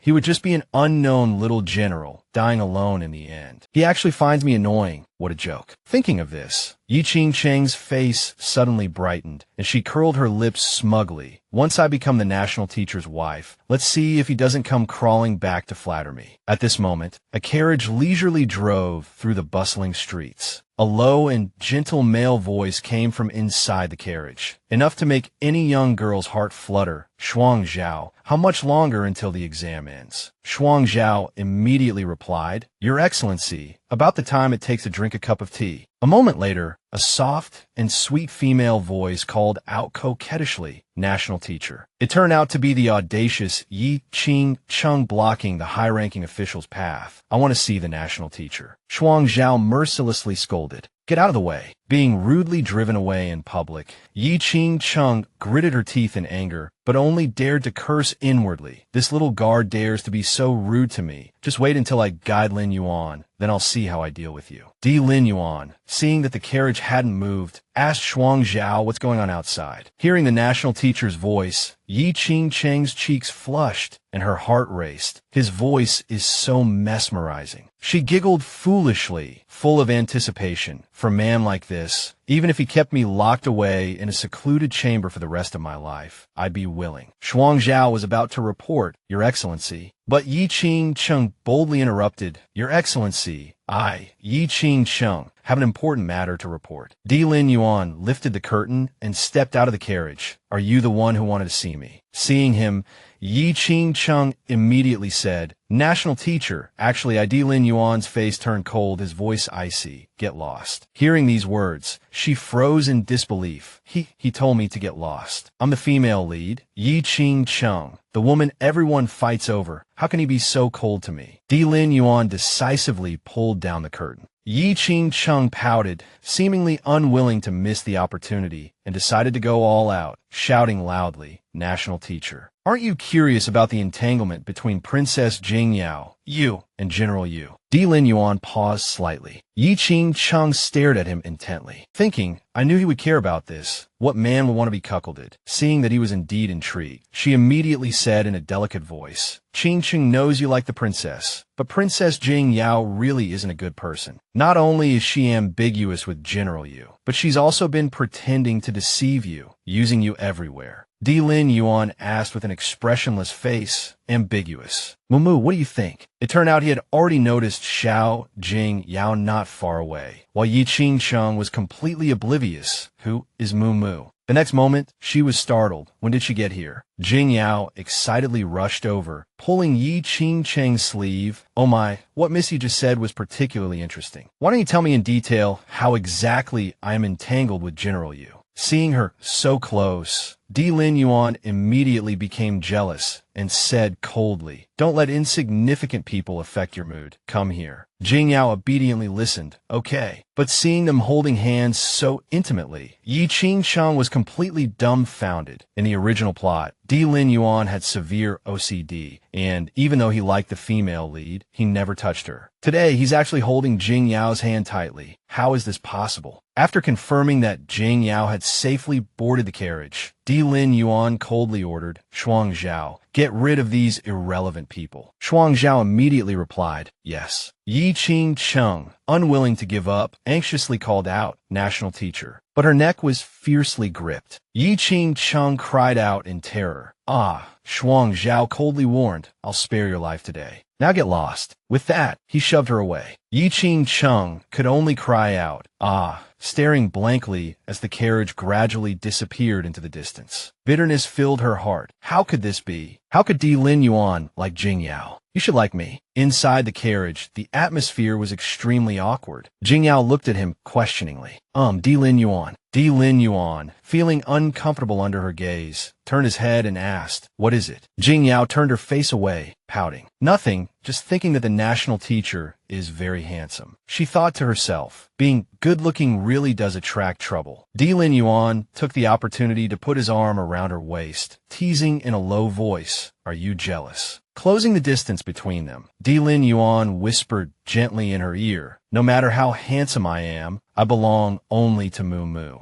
Jing Yao complained inwardly, this guy's mouth is even sweeter than mine now. Chi Yu's voice suddenly popped up. Your soulmate system has prepared a whole set of sweet nothings for you. May you be victorious in all your battles. A notification popped up on the screen. Moo Moo's Sweet Nothings collection. Guess where my heart is? On the left. Wrong, it's with you. Those who are near vermilion become red. Being near you is very sweet. Do you know the difference between you and the stars? The stars are in the sky, and you are in my heart. Jing Yao felt overwhelmed with sweetness after reading it. Chi Yu urged, what are you afraid of? As long as it works, use it. Hurry. So she immediately went into actress mode and coughed lightly. National teacher, can you help me wash something? Di Lin Yuan seemed surprised. Wash something? She blinked, speaking suggestively like wash me. Di Lin Yuan froze for a moment, just staring at her, then turned his head and chuckled. She wailed, oh my god, I've got goosebumps. Di Lin Yuan asked gently, Moo Moo, do you know why I'm always so assertive? Jing Yao asked curiously why. Di Lin Yuan suddenly lifted her chin, his tone intimate. Because I missed a kiss. With that, he kissed her deeply. But Jing Yao could only complain inwardly. Fail. My man, Di Lin Yuan, just because I didn't kiss him before, is now shamelessly flirting with me. He's really a pro. She felt completely taken advantage of, crying out in her mind. Epic fail. After the passionate kiss ended, he released her and asked matter-of-factly, want to hear more? I still have a lot of sweet nothings to say. Such a flirt. Jing Yao was almost undone by his teasing and could only surrender. All right, I give up. Then she retorted indignantly, how are you so good at saying these things? You must have said them to other girls before, right? This was clearly an attempt to save some face. Di Lin Yuan calmly stroked her head. Heaven and earth can bear witness. My heart belongs only to you. He then winked, explaining, Chun Shi Han says inappropriate things to girls every day. I've spent a lot of time with him, so it's inevitable that I'd pick up a few things. Shifting the blame to his friend, classic move. Jing Yao muttered, pouting, it's all Chun Shi Han's fault. At that moment, in the Chun residence, Chun Shi Han was relaxing in his room when he suddenly sneezed several times. He rubbed his nose, complaining, who's talking about me behind my back. While he was still feeling annoyed, a servant came to report, young master, Miss Luo refuses to eat again. Chen Shihan said impatiently, if she won't eat, then she won't eat. I can't be bothered to coax her. He waved his hand and coldly ordered, tell the kitchen to take her food away. Let's see how stubborn she can be. The servant immediately replied, yes. Chun Shihan stood before the sumptuous meal, then turned and added, if she won't eat here, take it all to Qing Fong residence. Let her go hungry. The servant was taken aback. Qing Fong residence. Isn't that Miss Luo's courtyard? At Qing Fong residence, Chun Shihan was standing outside the door and pushed it open directly. Lan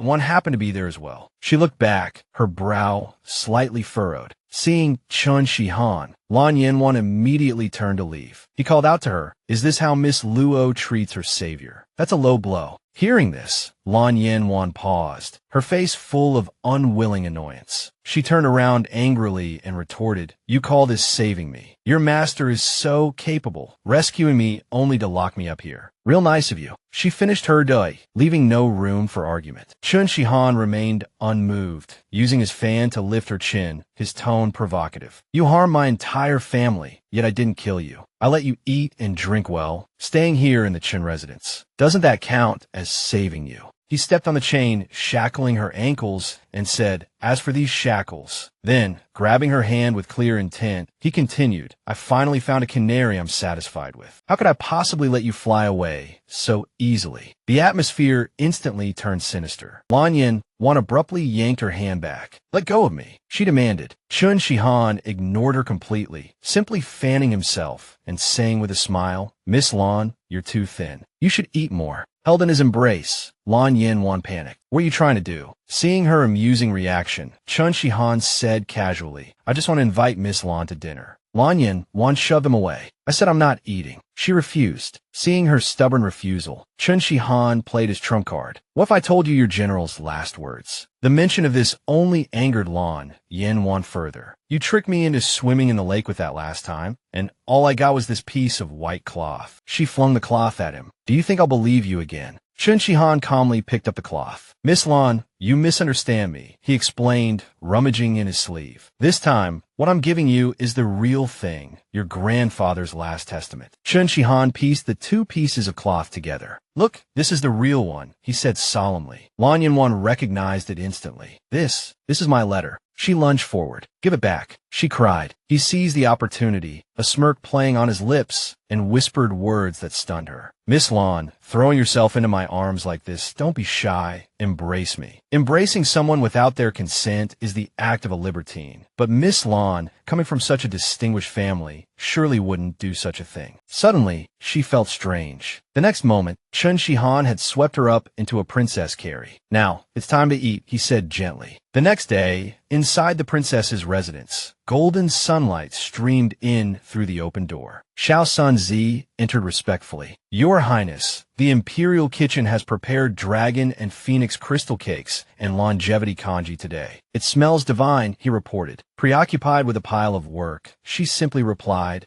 "Leave it there." He muttered to himself, "The Imperial examinations are over. Why is the princess still studying?" Driven by curiosity, Xiao Sun Zi snuck a peek at what she was writing and was startled. "What kind of incantation is this?" Jing Yao continued writing, recording the plot in English. This way, it would be kept secret and she wouldn't have to worry about anyone discovering she could understand it. It was killing two birds with one stone. Hee, I'm so clever. She stopped writing, her mind racing. "But Yu Ting Chung is completely different from the sweetheart I wrote. If I want her and Yu Zhen Su to match up and return to the original plot, it seems unrealistic. I'll have to think of another way." Jing Yao smiled secretly, fantasizing, "If only I could bring Di Lin Yuan to the modern world. He could live at my house, and I'd take care of him. I'd be his sugar mama." A gentle yet urgent voice interrupted her thoughts. "Your Highness, something big has happened outside the palace gates." Shuang Zhao reported briskly as he entered. "Many scholars have gathered at the gate, claiming your Highness bribed the examiners and leaked the exam questions. They're all clamoring to see you."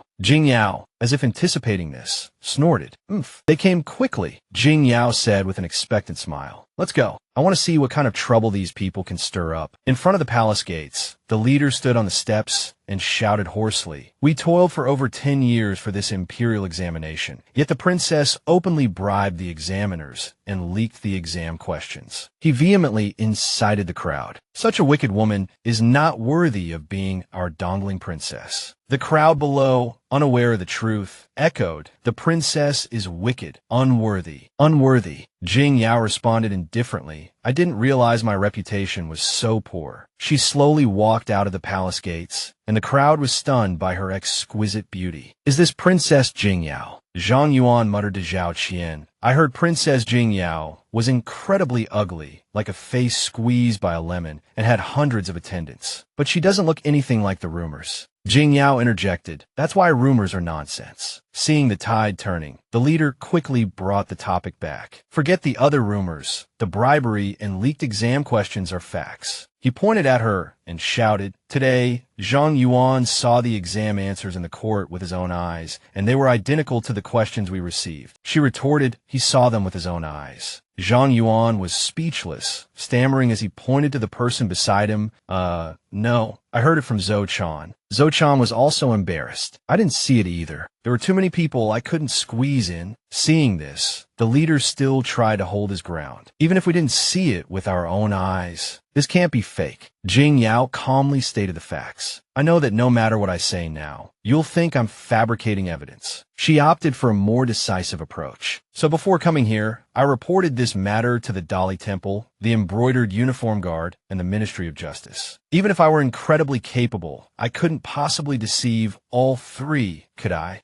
Jing Yao crossed her arms and casually announced, tomorrow afternoon, I will accept a public trial at the Dali Temple. You can attend if you're interested. Zhao Qian was shocked. The princess actually agreed to a trial. Maybe she really didn't do it. But Zhang Yuan remained adamant. We'll see. Isn't there a saying? A thief crying thief. Jing Yao suddenly raised her voice. I'll say it again. The crimes of the emperor are the same as the crimes of the common people. Dongling's laws aren't just written on paper to be looked at. No one can slander or trample on them. The crowd below began to cheer for her. Well said. It turned out the villagers and commoners were completely on her side. Princess, we believe in you. Don't disappoint us. Yes, we believe you. Jing Yao became even more confident. I will definitely not disappoint you. In the Imperial Garden, Di Lin Yuan's subordinate bowed and reported, the princess is not afraid of danger and dares to face it head-on. This has already changed many people's opinion of her. Hearing this, the emperor was very proud and couldn't help but laugh heartily. Ha ha ha, that's my daughter. She can bravely stand up even when encountering such a thing. The Empress Dowager, however, was worried. Bravery is good, but if that girl really cheated, I'm afraid things won't end well. Seeing this, the emperor turned to comfort his mother. Jing Yao is my daughter. I understand her character. Even if she handed in a blank paper, she would never do something like cheating. The Empress Dowager remained silent, but she didn't believe it at all. The Xiao family. Each one is more cunning than the last. What good character could Jing Yao possibly have? So the Empress Dowager made an excuse. Oh dear, I'm a little tired. I'll head back to Song Academy first. The emperor replied, I'll escort you, mother. They hadn't taken more than a few dozen steps when the Empress Dowager impatiently asked Li Huan, how is Shan Susu's matter being handled? Tell me quickly, what exactly is going on with that girl Shan Susu? Li Huan was a little afraid, but still reported truthfully. Replying to the Empress Dowager, Shan Susu said that the princess's defenses were extremely tight,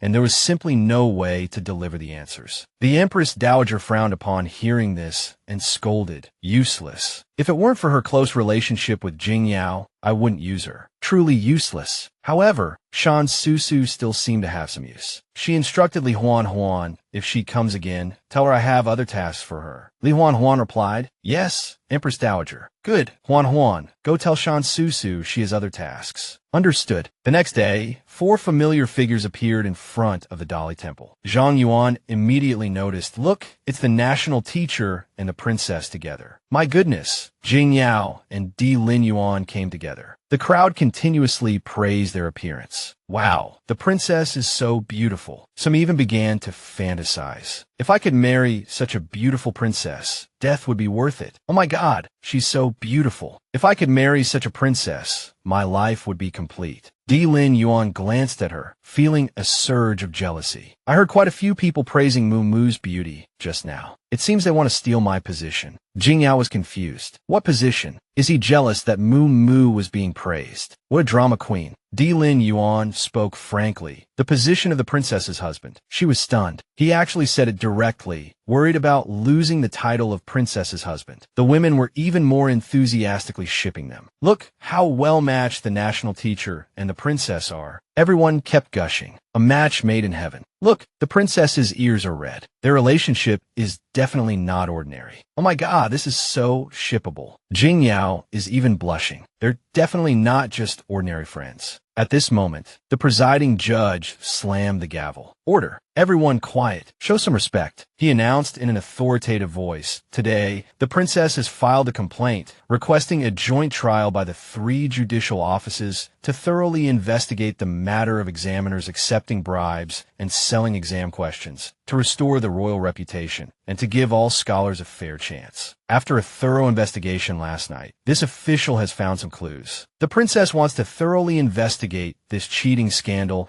and ensure everyone understands the gravity of the situation. The presiding judge began the interrogation. Bring in the suspect, Shan Susu. All right, bring out the prisoner. It was Shan Susu's time to perform. As soon as she was brought in, Shan Susu shouted, "Princess, princess, save me." Susu did everything according to your instructions. Didn't you say that something would happen to me if I didn't help you cheat successfully? Princess, you have to save me. You said you would protect me. Don't keep me in suspense. Watching her scream, Zhang Yuan thought, who is this woman? He muttered, she seems to be the princess's close friend. They have a very good relationship. It looks like she's Jing Yao's confidant. This is troublesome. Hearing the words close friend, shout, Jinya thought. Even her good friend said so. It seems that the princess cheating is probably true. The smile on her face became even more strained. Oh no, she's already sold Jing Yao out. This isn't good for our princess. Jing Yao slowly approached her and asked, you said you acted on my orders. What did I tell you to do this? Shan Susu stammered, this. I forgot. This lie was too clumsy. Jing Yao didn't believe it all. The presiding judge held up a piece of paper and sternly asked, Shan Susu, is this the cheat sheet you mentioned? She immediately affirmed, yes, this is it. The presiding judge asked again, this is the cheat sheet you mentioned, Susu. The presiding judge asked again, are you sure? Shan Susu remained firm. Every word on this paper was copied by me. This woman still harbored a fantasy. As long as I help the Empress Dowager get rid of Jing Yao, the position of crown princess will be mine. She's trying to drag Jing Yao down to curry favor with the Empress Dowager. What a clever plan, or perhaps just wishful thinking. The presiding judge said again, that's strange. As far as I can see, your answers don't seem to match the exam questions. Wait, something's fishy. These answers don't match the questions at all. Shan Susu suddenly panicked. What do you mean? How can they not match? What's going on? The presiding judge handed the answers to the bailiff. Go, show these answers to the scholars outside. The bailiff took the answers outside, and the scholars looked at them with confusion. Why are these answers different from our exam questions? The first question on the exam was being a minister, but the first answer here is from the Analects. Isn't this a fake answer sheet? Wait, the first question wasn't even tested. This is a fake answer sheet. Hearing this, Shan Susu turned around in horror. A fake answer sheet. The Empress Dowager gave me a fake answer sheet. Was I tricked by the Empress Dowager? At this moment, Lin Yuan finally spoke. Before the competition, someone warned me that the exam questions might have been leaked, so I temporarily switched to the backup questions. He held up the paper and confirmed, therefore, this answer sheet is indeed fake. Zhao Qian immediately echoed. Even the national teacher says it's fake, then it must be true. Zhang Yuan also followed suit. It seems we've misunderstood the princess. Seeing his scheme fail, he knelt down and admitted his mistake. This humble citizen was foolish and believed the rumors. I beg the princess for forgiveness. Jing Yao, help him up. Get up. I didn't intend to blame you in the first place, so there's no need for forgiveness. I just hope that next time you encounter such a situation, you won't be swayed by rumors and will be able to see the truth. Zhao Qian smiled flatteringly. Well said, princess. You are truly beautiful and kind. At this moment, Xiao Jianya felt incredibly smug. So this is what it feels like to be a princess. Lin Yuan nodded silently from the side. It seems my moo has finally shown. Suddenly, Chiyu popped up. Your lovely system reminds you that Lin Yuan's favorability towards the host has reached 100%. The reward has been sent to your account. Please check it. Jing Yao asked in surprise. 100%. So fast. Chi said calmly, not fast at all. If you were more proactive, it would have been full marks long ago. The presiding judge slammed the gavel again and shouted, silence. He sternly questioned Shan Susu. What is the truth? Why did you sell the exam questions? Why did you frame the princess? By now, Shan Susu had collapsed on the ground, trembling. After trembling for a while, she finally decided to confess everything. It was the Empress Dowager. The Empress Dowager made me do it. At this moment, the Empress Dowager's voice suddenly rang out. Oh, who made you do what? Shan Susu's face turned deathly pale, too scared to look up. She warned sternly, I've heard that framing a member of the royal family is punishable by death to 9 generations. This Shan girl wanted to drag Jing Yao down, and now she wants to drag me down too. She turned to the Empress Dowager and stammered, Empress Dowager, Empress Dowager. At this moment, Jing Yao interrupted Shan Susu. Shut up. You don't even know how to lie. I am the Empress Dowager's granddaughter. How could grandmother harm her own granddaughter? Saying this, she approached the Empress Dowager and affectionately took her arm. Right, Empress Dowager? The Empress Dowager stiffly replied. Of course. The Empress Dowager pursed her lips, thinking, this silly girl probably thinks I'm the only one in the whole palace who treats her well. Little does she know that Jing Yao is just putting on an act. Retribution will come soon enough. Exposing you now would be too easy. The Empress Dowager said softly, all right, leave the rest to Dali Temple. Jing Yao, escort me back to the palace. Jing Yao immediately agreed. Yes. Just as they were about to leave, a familiar voice suddenly called out, Empress Dowager, let me see. Let me see. Jing Yao pricked up her ears, wondering if the 4th prince had also come to observe the trial. The Empress Dowager, seeing through her thoughts, chuckled. Such a filial child. It's enough that you accompany me. The 4th prince, 5th prince, and the crown prince are all waiting outside. Go and see them. Jing Yao immediately thanked her. Thank you, Empress Dowager. Watching her leave, the Empress Dowager fumed. If it weren't for that little brat Lin Yuan changing the exam questions, you would have been utterly humiliated. Then she ordered, return to the palace. Li Huan responded, yes, your majesty. As she reached the door, she heard a burst of laughter from inside. Ha! Jing Yao asked curiously, what are you doing? What's so funny? She glimpsed the familiar handwriting on the paper and immediately recognized it. That's my exam paper.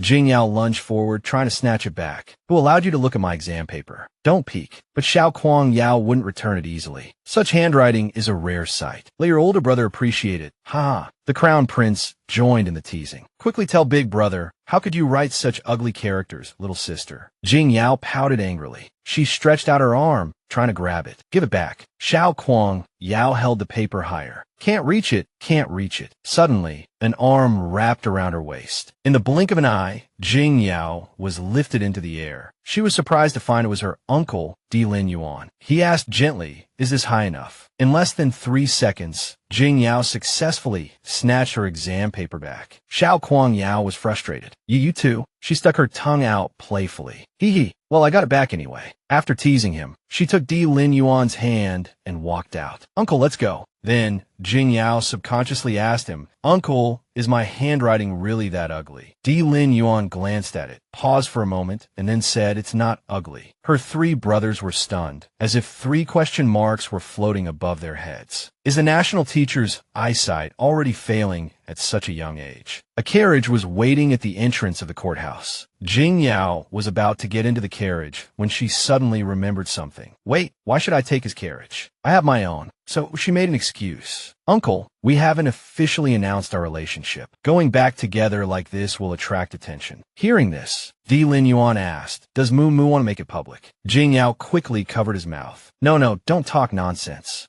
Lin Yuan gently removed her hand. All right, I won't say anything. There's something I want to show you. Would you like to come to my residence? At the national teacher's residence, he brought out some newly acquired documents. This is the salt merchant's cash flow. These are the 5 villas on the outskirts of the city. And this. Jing Yao immediately told him to stop. She hesitated and probed. Uncle, why are you showing me these? He gently embraced her and whispered, Moo, do you think these are suitable as betrothal gifts? Jing Yao's heart instantly pounded, her face flushing. Betrothal gifts. Lin Yuan said with a cheeky smile, although our parents arranged our marriage long ago, and we're childhood sweethearts, I still want to hear you say it yourself. Moo, will you marry me? The girl's face was redder than a tomato. Jing Yao pursed her lips, raised an eyebrow, and shyly turned her head away. She deliberately turned her head and said coquettishly, what if I say no? He leaned in and whispered, then I'll keep asking until you say yes. Hearing this, Jing Yao teased him with a smile. The national teacher is quite confident.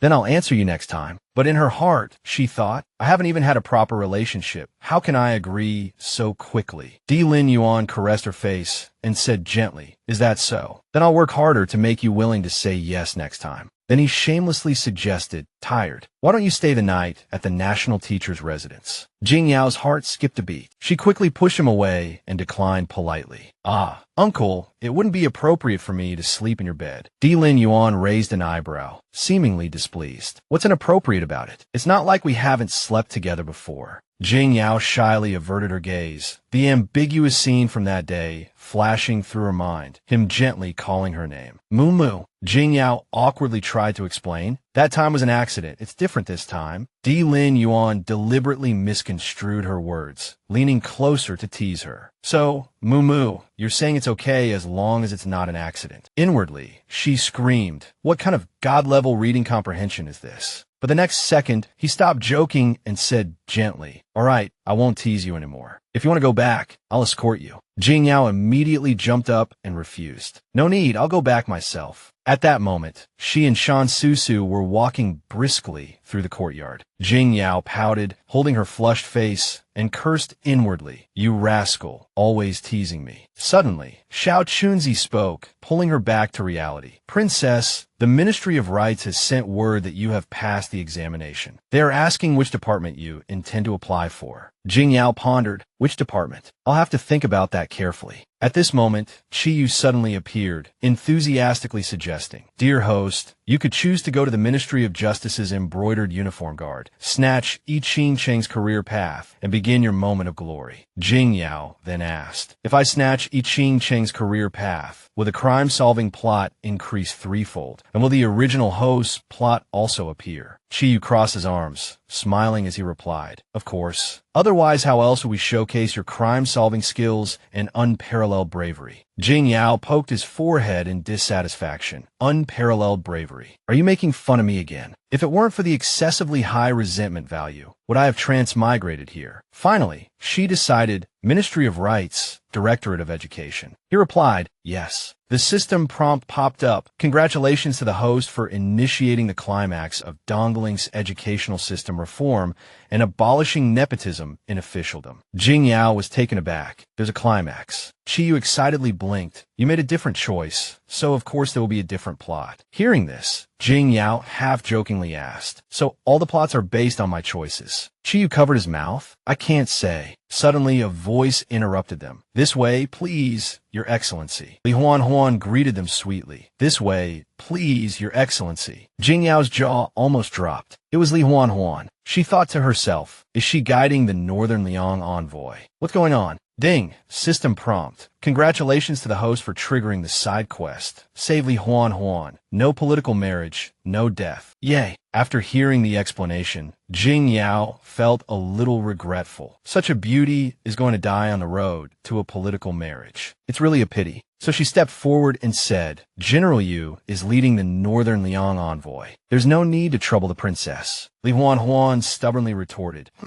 want to lead the way, so what? What's it to you? TSK. The atmosphere was a bit tense. Yu Jingshu came out to smooth things over. This is our Dongling princess. Luo Mu placed his hand on his chest and bowed, introducing himself. Luo Mu, second prince of Northern Liang. Greetings, princess. Quan Qing also bowed. Quan Qing, envoy of Northern Liang. Greetings, princess. Jing Yao smiled. There's no need for such formalities, esteemed guests. Meanwhile, Li Huan's gaze was fixed on Quan Qing, her eyes practically shooting out little hearts. Inwardly, she exclaimed, Quan Qing is truly the man of my dreams. He's so handsome. Jing Yao saw it all. Li Huan is such a little fangirl. Amazing. She casually pinched Li Huan's waist. Ouch. Li Huan cried out. Why did you pinch me? Jing Yao casually pointed to her own mouth, indicating that Li Huan was drooling. Li Huan immediately turned her head in embarrassment. Jing Yao seized the opportunity to say, this princess and Princess Fian still have matters to discuss, so there's no need for General Yu to escort the Northern Liang envoys to the Sacred Hall. Yu Jingshu seemed reluctant, hesitated for a moment, and finally stopped. Finally, Yu Shu bowed farewell. Yes, Your Highness. I shall take my leave. With that, he led the two envoys away. When they were alone, Li Huan asked discontentedly, "Why did you call me over?" "I still wanted to see the Quan family off." Jing Yao poked her weak spot. "Northern Liang is all desert, right? I heard you only bathe once a year." Li Huan's face darkened, muttering to herself, "This annoying woman, she just has to spoil the fun." She retorted defiantly, "Don't worry, I'd rather see you die an old maid than marry into Northern Liang." Zhang Yuan teased with a smile, "I'm afraid you'll be disappointed then." Seeing her smug expression, Li Huan asked suspiciously, "Seeing how smug you are, did Lin Yuan really become your boyfriend?" "What?" Jing Yao was stunned upon hearing this term. Boyfriend? How does she know 3D terminology? Could she also be transmigrated? Lin Yuan gently asked, "Moo, will you?" After this probing, Jing Yao realized her guess was wrong and frowned slightly. It seems she's not from the real world. Lin Yuan shamelessly whispered in her ear, "What's there to thank me for? You're my future wife. How could I let anyone else steal you away?" Jing Yao blushed and turned her head away. "Who's your wife?" Li Huan explained confidently, "Humph, I saw in a storybook. Where else could it be from?" Seeing Jing Yao's bewildered expression, she added dreamily, "The stories written by Gongzi Yonglei, those sweet-to-death stories, are truly beautiful. If someone loved me silently for 18 years like the male lead Zai Yun, I'd die happy." Just then, the word Ziyin suddenly flashed through Jing Yao's mind. Ziyin,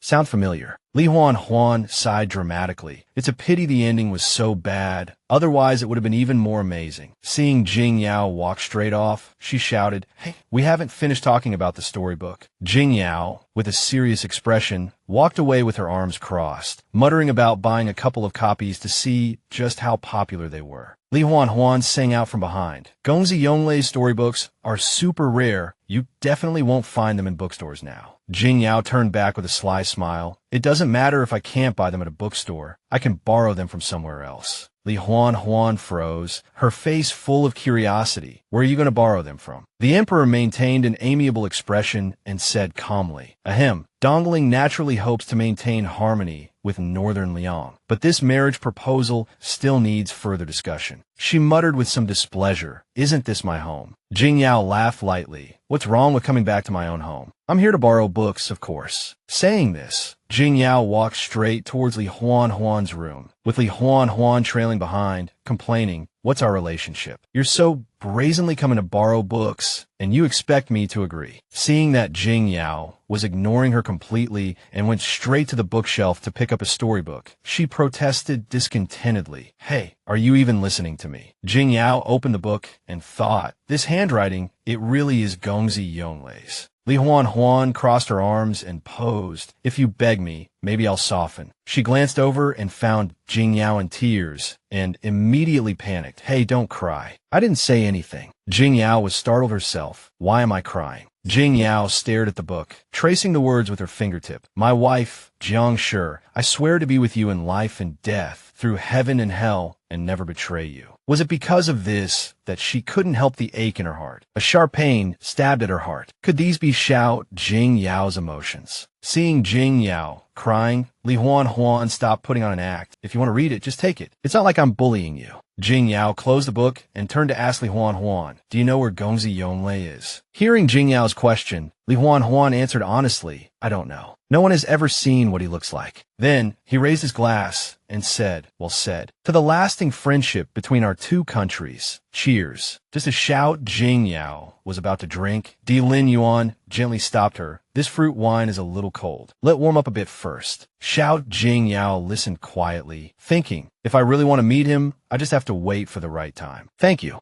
Jing Yao covered her face and walked out. Chunzi, dressed in casual clothes, stepped forward and asked, "Princess, do you want this servant to secretly investigate that Yonglei?" "No rush. We will meet if fate allows it." Suddenly, a commotion attracted their attention. "You have to come with me today. No more nonsense." Jing Yao looked towards the distant crowd and asked curiously, "What's going on?" Emoli peeked out and reported, "Judging by their clothes, it looks like students from Ing Tong Academy are arguing with someone." A dark-skinned woman dressed in exotic clothes and covered in jewels was loudly bullying a fair-skinned young scholar. Being chosen by this princess is a blessing you've cultivated for several lifetimes. You dare refuse. I am the majestic Princess Tadona of Northern Liang. The scholar resisted firmly. Shin doesn't care for this kind of blessing. Xiao Jing Yao stepped forward and coldly stopped her, forcing a Dongling citizen in broad daylight. According to Dongling law, you must be taken to Dali Temple. The princess, seeing someone blocking her way, asked arrogantly, "Are you threatening me?" Xiao Jing Yao smiled sweetly. "Not a threat, just telling you the rules of Dongling. Even the emperor is subject to the same laws as the common people, dear." As soon as she finished speaking, Xiao Jing Yao instructed Xiao Shensi, "Take her to Dali Temple." He immediately replied, "Yes." Xiao Shensi pulled out a rope and tied her hands behind her back. The woman struggled desperately. "Let me go. Do you know who I am? I'm the princess of Northern Liang." Xiao Jing Yao turned around and sighed. So noisy. Because the princess chattered incessantly, Xiao Shensi had to stuff a cloth into her mouth. "If my Imperial brother finds out you dare to treat me like this, he'll skin you alive." A few days later, the Northern Liang princess and prince had to come to pay their respects and plead for her release. Luo Mu flicked Tadona's forehead lightly and scolded softly, "Causing trouble the first time you come here. If it weren't for the Dongling Emperor hosting a banquet for the Northern Liang envoy today, I wouldn't bother going to Dali Temple to bail you out." She put on an apologetic look. "All right, brother, you've said it several times already." Right up until they walked into the banquet hall, she was still pouting. "Have our people found that masked woman yet? When we find her, I'll definitely..." Before she could finish, Tadona recognized Xiao Jing Yao's familiar face and shrieked, pointing, "Hey, it's her." Luo Mu, standing beside her, glanced over and confirmed, "It is her. She's the Dongling princess." No wonder she dared to interfere. Tadona could only gnash her teeth in frustration. He then advised, "You should speak politely. She might be your sister-in-law in the future." Tadona was clearly displeased, grabbing Luo Mu's arm and shaking it. "No way. You can marry anyone, but not her." He sighed lightly. "We're here for a marriage alliance. Dongling only has this one princess. If not her, then who?" Tadona looked at the man sitting next to Xiao Jing Yao and mused, "It's not like you're the only one who can form an alliance. I can too. That man beside her is quite handsome, just my type." She covered her mouth, giggling, her eyes full of ambition and possessiveness. "If he became my consort, that would count as a marriage alliance, right?" Xiao Jing Yao whispered to Di Lin Yuan, "Imperial uncle, your seat doesn't seem to be here." Di Lin Yuan, unconcerned, said softly, "Wherever you sit, that's where I sit." He gently pulled her closer, his gaze suddenly sweeping across the hall. "Besides, this banquet is a grand occasion. If some clueless person makes unreasonable demands, I'll be here to refuse them for you." Xiao Jing Yao's cheeks flushed. She whispered, "Do you mean you want to make our relationship public?" Di Lin Yuan maintained a gentle smile and softly asked, "Is Mu Mu willing?" He asked again, affectionately, "Is Mu Mu willing?" Xiao Jing Yao replied softly, "I am willing, Imperial uncle. Thank you for being willing to face this with me." That shameless man leaned closer to her ear, whispering sweet nothings. "Don't mention thanks. You are my future wife. How could I let anyone steal you away?" She shyly turned her head. "Who's your wife?" Seeing him pushing his luck, she chided, "Why is Mu Mu's face so thin?" Suddenly, a loud announcement came. "His Majesty the Emperor has arrived." The Emperor took his seat, and the court officials knelt down in unison. "Long live the Emperor." 10,000 years, 10,000 years, 10,000 years. The Emperor beamed. "Rise. This banquet is held to welcome the Northern Liang delegation. I hope Prince Tana and the esteemed envoys enjoy your stay in Dongling."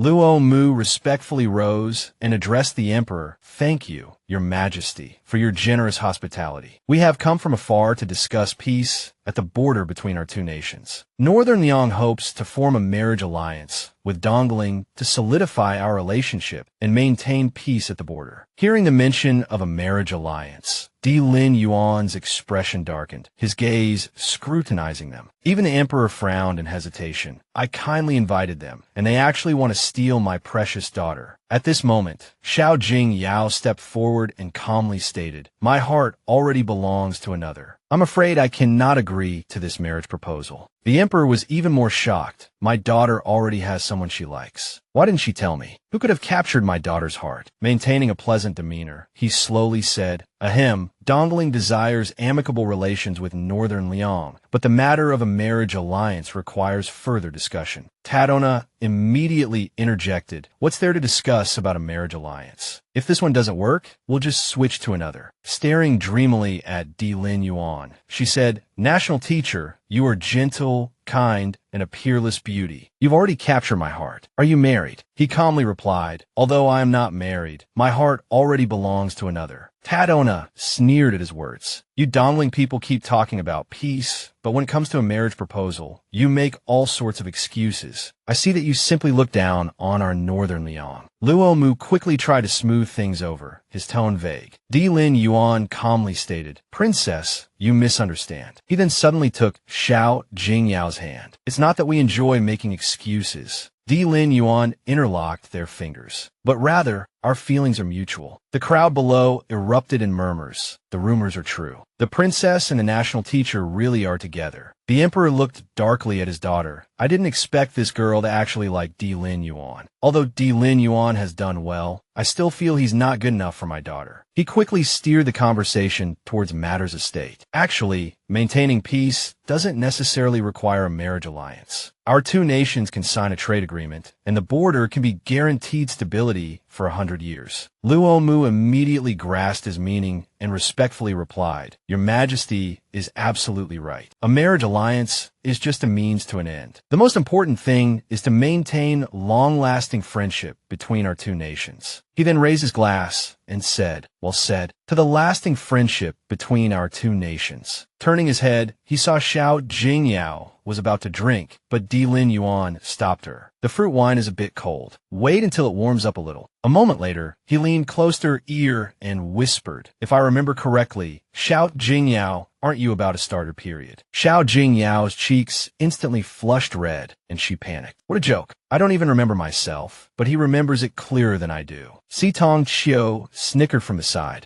This must be love. A moment later, the wine cup was overturned on the table. Xiao Jingyao licked her lips, guzzling the wine down like water. Fortunately, Di Lin Yuan stopped her in time. "Don't drink anymore." He took away her wine cup, but she refused to give up. "Don't touch it. This is mine. If anyone dares to take it, I'll..." Xiao Jingyao was already drunk and incoherent, slurring, roar. "I'm a vicious dragon." But in Di Lin Yuan's eyes, she looked especially adorable. He chuckled softly. Xiao Chunzi covered his face in embarrassment, yet couldn't help but peek through his fingers. I didn't see anything.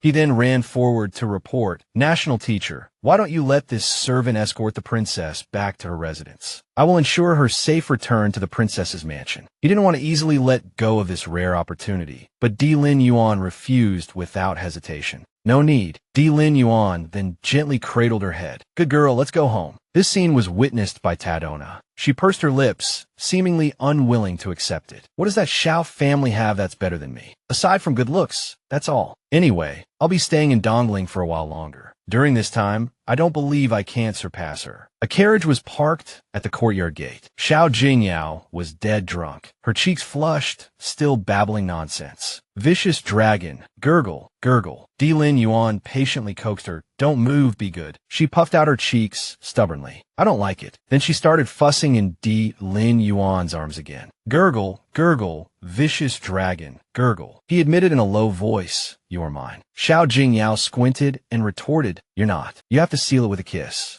Di Lin Yuan smiled indulgently. This girl is getting clingier and clingier. The next second, he planted a kiss on her cheek. Xiao Jingyao felt it wasn't enough and whined, the other side too. Di Lin Yuan obediently kissed her again. She wanted to continue, but he interrupted her. "Moo, you're so enthusiastic. How can I hold back?" Then the two kissed passionately. She hazily recalled some fragments. Di Lin Yuan coaxed her in a low voice. "Moo, good girl, call me Yuan Gij." She actually called out Yuan Gij. Xiao Jingyao was mortified, her face burning. After waking up, she only hoped that last night was all a dream. Last night must have been a dream. So annoying. She pinched herself. Ouch. Xiao Jingyao rolled over, thinking, great, better go back to sleep. Thankfully, it was just a dream. How could I possibly call him that in real life? But she suddenly felt something.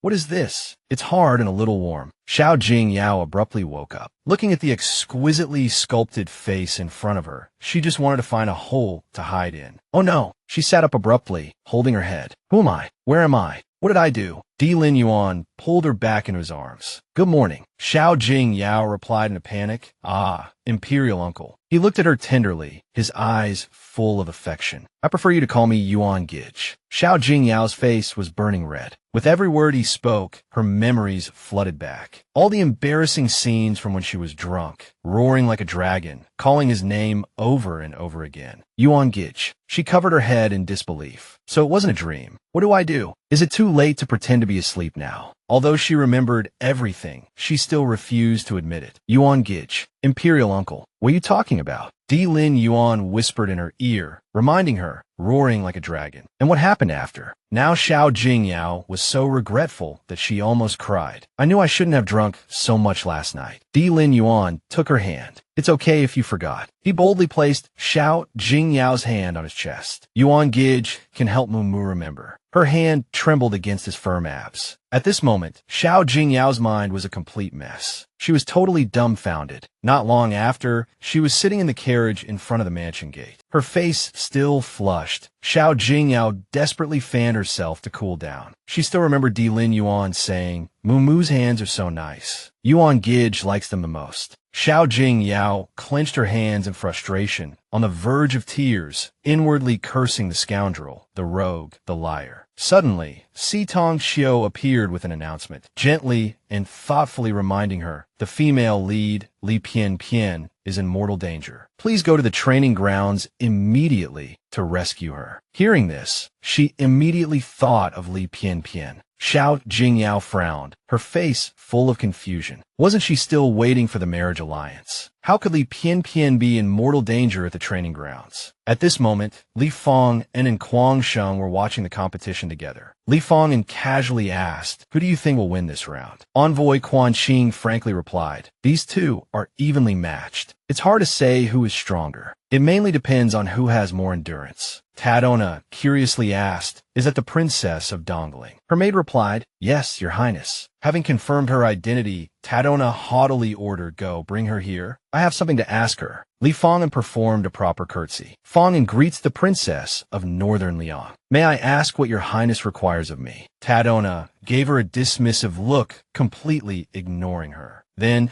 she dramatically drew her bow and arrow, and with a whoosh hit the bullseye. Li Fong frowned slightly, seemingly sensing the hostility hidden behind the arrow. Tadona warned loudly, Quan Qing is mine. If you don't want to die, stay away from him. Li Fong playfully teased, oh, he's yours. She leaned closer, taunting, I heard Lord Quan Qing has rejected you many times already. Having struck a nerve, Tadona jumped back in anger. How dare you speak to me like that? Suddenly, a hand stopped Tadona's incoming slap. Enough. It was Xiao Jingyao who rushed forward to intervene. The princess of Northern Liang is a guest. It's unreasonable to bully the princess of Dongling for no reason. Tadona flung her hand away, fiercely retorting, it's none of your business. Her maid whispered a reminder, your highness, please calm down. The prince told you not to cause any more trouble. Still unwilling to give up, Tadona forced herself to compose. Ahem, I heard you're very skilled at archery. If you can beat me, I won't bother her anymore. Xiao Jingyao readily agreed. All right. She agreed so quickly that it displeased Tadona. What's the rush? I haven't finished yet. Tadona smiled confidently. If you lose, I'll not only bother her, but I'll also pester your national teacher. What do you think? Xiao Jingyao was silent for a moment, then smiled faintly, her voice cold, her aura powerful. Tadona, how dare you covet someone who belongs to me? Xiao Jingyao's face darkened. You want someone who's mine.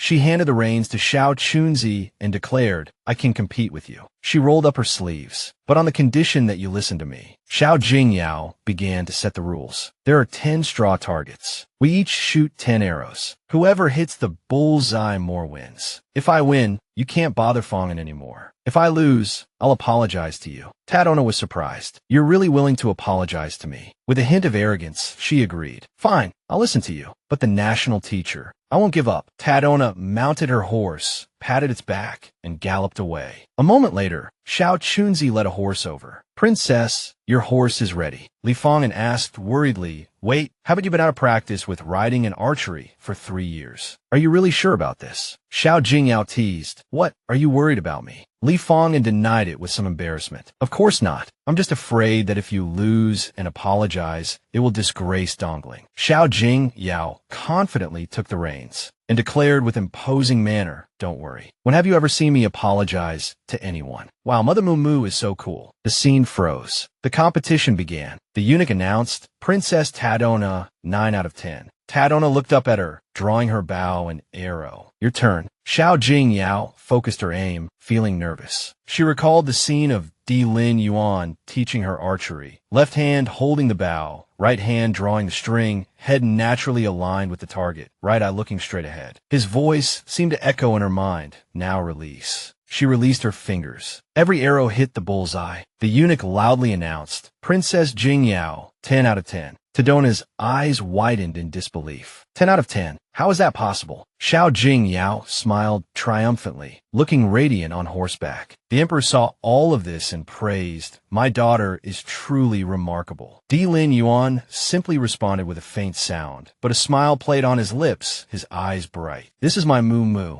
The emperor added, it's a pity, if I'm not careful, she'll be snatched away by some rabbit. Di Lin Yuan coughed nervously. Ahem. Ahem, ahem. Tadona below is furious from losing and starts accusing the other party of cheating, saying things like, she must have cheated. I've ridden horses my whole life and never hit the bullseye. How could she? Before Xiao Jingyao could speak, Li Fong'an jumped out to defend her. Maybe it's just talent. So what if you grew up on horseback? When faced with real skill, you just can't compare. And Xiao Jingyao just had to add insult to injury, right? Princess Tadona was so angry she was panting, yelling, it's just archery. What's the big deal? Next time I'll definitely show you. At this moment, Si Tong Xiu suddenly popped up, scattering flower petals. Congratulations, host, on completing the mission of saving Fong and from the villainess. Xiao Jingyao put her hands on her hips, demanding a reward. So, where's my prize? Si Tong Xiu smiled slyly. Of course there is. You've won a cute and lively little girl. Xiao Jingyao frowned. A little girl. Just then, Li Fong'an excitedly ran over and gave her a bear hug. Jingyao, I knew you were the best. You're so amazing. Xiao Jingyao coughed lightly in reminder. Ahem, could you hug a little lighter? I'm about to be strangled. Li Fong'an quickly let go. I'm sorry. I was too excited. Are you okay? Xiao Jingyao sighed helplessly. I'm Fina. Li Fong'an said somewhat shyly,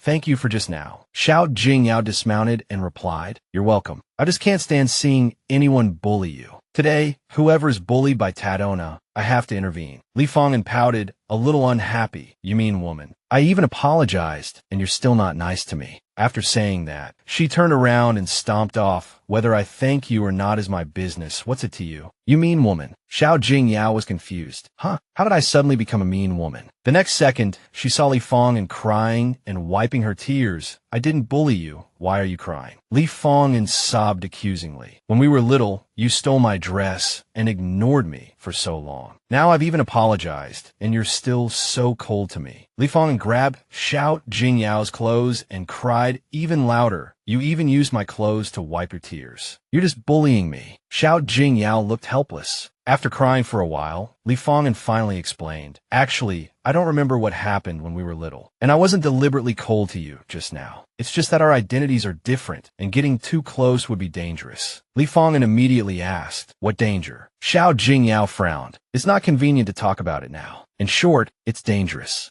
Then Xiao Jingyao whispered, by the way, when the Grand Empress Dowager asks about what happened today, you say that I deliberately stood up for you and caused you trouble. Scold me a few times later when we go out. Remember. Li Fong'an became even more confused. Xiao Jingyao didn't explain further, only urging, just do as I say. It's not convenient for us to leave together. I'll go first. You have a cup of tea before leaving. Watching Xiao Jingyao leave gracefully, Li Fong'an was full of questions. Why can't we leave together? Why is it dangerous? She hadn't gone far when she suddenly froze. Xiao Jingyao asked in surprise, Imperial uncle, why are you here? Di Lin Yuan said gently, waiting for you. He suddenly covered her eyes. What's this? He replied, I have a gift for you. It's a secret for now. Di Lin Yuan carefully tied a silk ribbon, praising, Moo Moo is so good. After tying it, he decisively pulled Xiao Jingyao into his arms. Xiao Jingyao panicked. Imperial uncle, there are so many people here. Di Lin Yuan comforted her in a low voice. Don't be afraid. No one dares to look at us. The Beauty Terrace, the most poetic and lively place in the capital. Xiao Jing Yao softly reminded. Careful, there are steps ahead. She waved and asked, where is this? He held her hand. You'll know soon. Mumu. She sniffed, curious. I seem to smell peach blossoms. Di Lin Yuan praised in a low voice. Mumu's nose is so sharp. He untied the blindfold. All right, you can open your eyes now. Xiao Jing Yao looked down, the joy on her face uncontainable. It's so beautiful. Di Lin Yuan took the opportunity to hug her, leaning down and whispering, this is my gift to you. Do you like it? She was still immersed in the beautiful scenery and responded softly.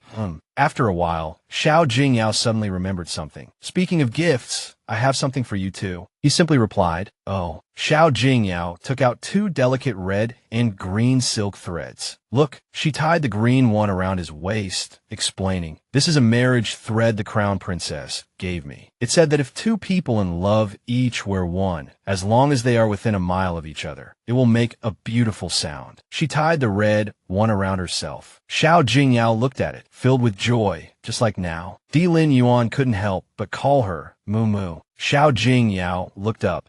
Unexpectedly, Di Lin Yuan suddenly kissed her. Xiao Jing Yao sweetly enjoyed it until Di Lin Yuan was a little breathless. Then he let her go, saying gently, thank you, Mumu. I really like this gift. Turning around, her cheeks flushed slightly. You're welcome, she said. As she looked away, she suddenly noticed something. This platform looks familiar. A ripple of thought went through her. It seemed that the Beauty Terrace, where Empress Lingyang imprisoned Yi Qing-chung, was also a high platform in a peach blossom garden. Could this be the Beauty Terrace mentioned in the story? Xiao Jing Yao asked, Your Highness, is this the Beauty Terrace? Di Lin Yuan replied gently, this place hasn't been named yet. Does Mumu want to call it the Beauty Terrace? He suddenly thought that the Beauty Terrace was a place of amusement, and now, with a peach blossom garden on a platform in the air, it was indeed a good name. Hearing this, she frowned slightly, thinking to herself, in the end, it's still called the Beauty Terrace. Is this a coincidence, or is it fate? But I've already changed the plot. Di Lin Yuan doesn't like Yi Qing-chung, so he shouldn't lock her up here. Suddenly, the weather changed drastically, and it began to rain. Looking at the dark clouds, Di Lin Yuan said, it's raining. It seems we won't be able to go back for a while. Then he had an idea. Why don't we eat here and wait for the rain to stop? She was a little surprised. Is there a kitchen here? He looked at her and replied, everything you need for eating, drinking, and entertainment is available. A moment later, the two moved to a magnificent room where a table full of delicacies had already been prepared. Looking at the feast, Xiao Jing Yao could only sigh.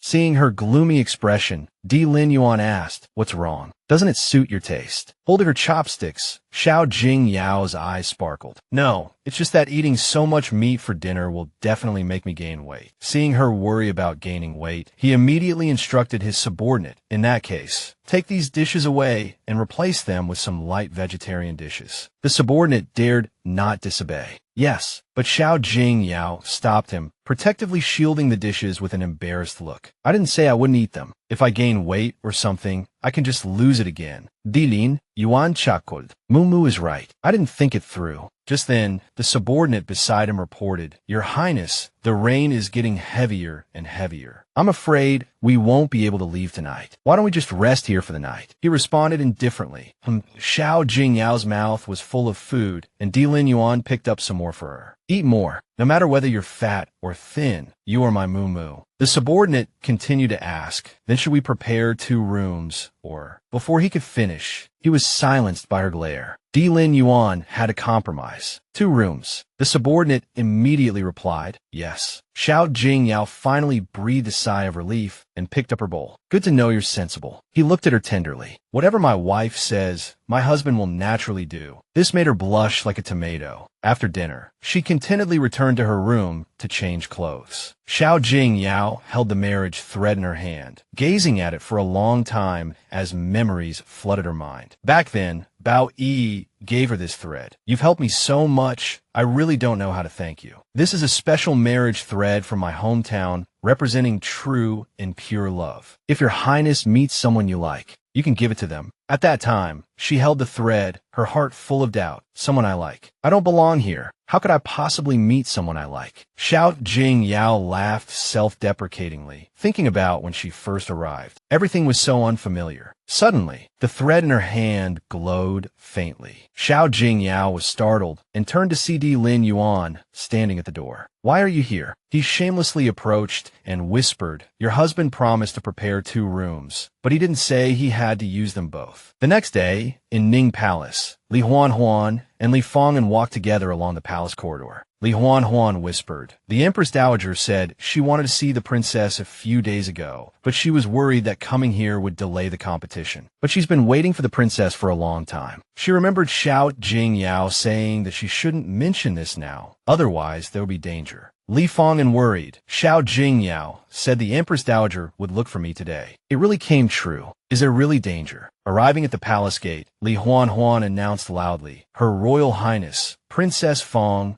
has arrived. The Empress Dowager immediately came forward with a smile. Oh, Fang'an is here. Li Fang'an bowed respectfully. Fang'an greets the Empress Dowager. The Empress Dowager beckoned her warmly. Come and sit beside me. After Li Fang'an sat down, the Empress Dowager smiled kindly. These pastries were specially made for you by the kitchen. You used to love them. Try some. Li Fang'an forced a smile. Thank you, Empress Dowager. A moment later, the Empress Dowager got straight to the point. Fang'an, I heard that you were bullied by the Northern Liang princess yesterday, and Xiao Jingyao stood up for you. Just as Li Fang'an reached for a pastry, she heard these words, and her face paled. The Empress Dowager had guessed correctly. Quickly retracting her hand, she cautiously replied, Empress Dowager, what are you saying? Xiao Jingyao and I are like fire and water. How could she possibly stand up for me? Her deliberately doing so would only make things more awkward between me and the Northern Liang princess. Li Fang'an knelt and began to feign distress. Empress Dowager, you must uphold justice for me. The Empress Dowager gently comforted her. You are my most beloved princess. Just go back and wait for news. There will be a result soon. Hearing this, Li Fang'an's face immediately lit up with a smile. Thank you, Empress Dowager, she replied, then happily skipped away. At this moment,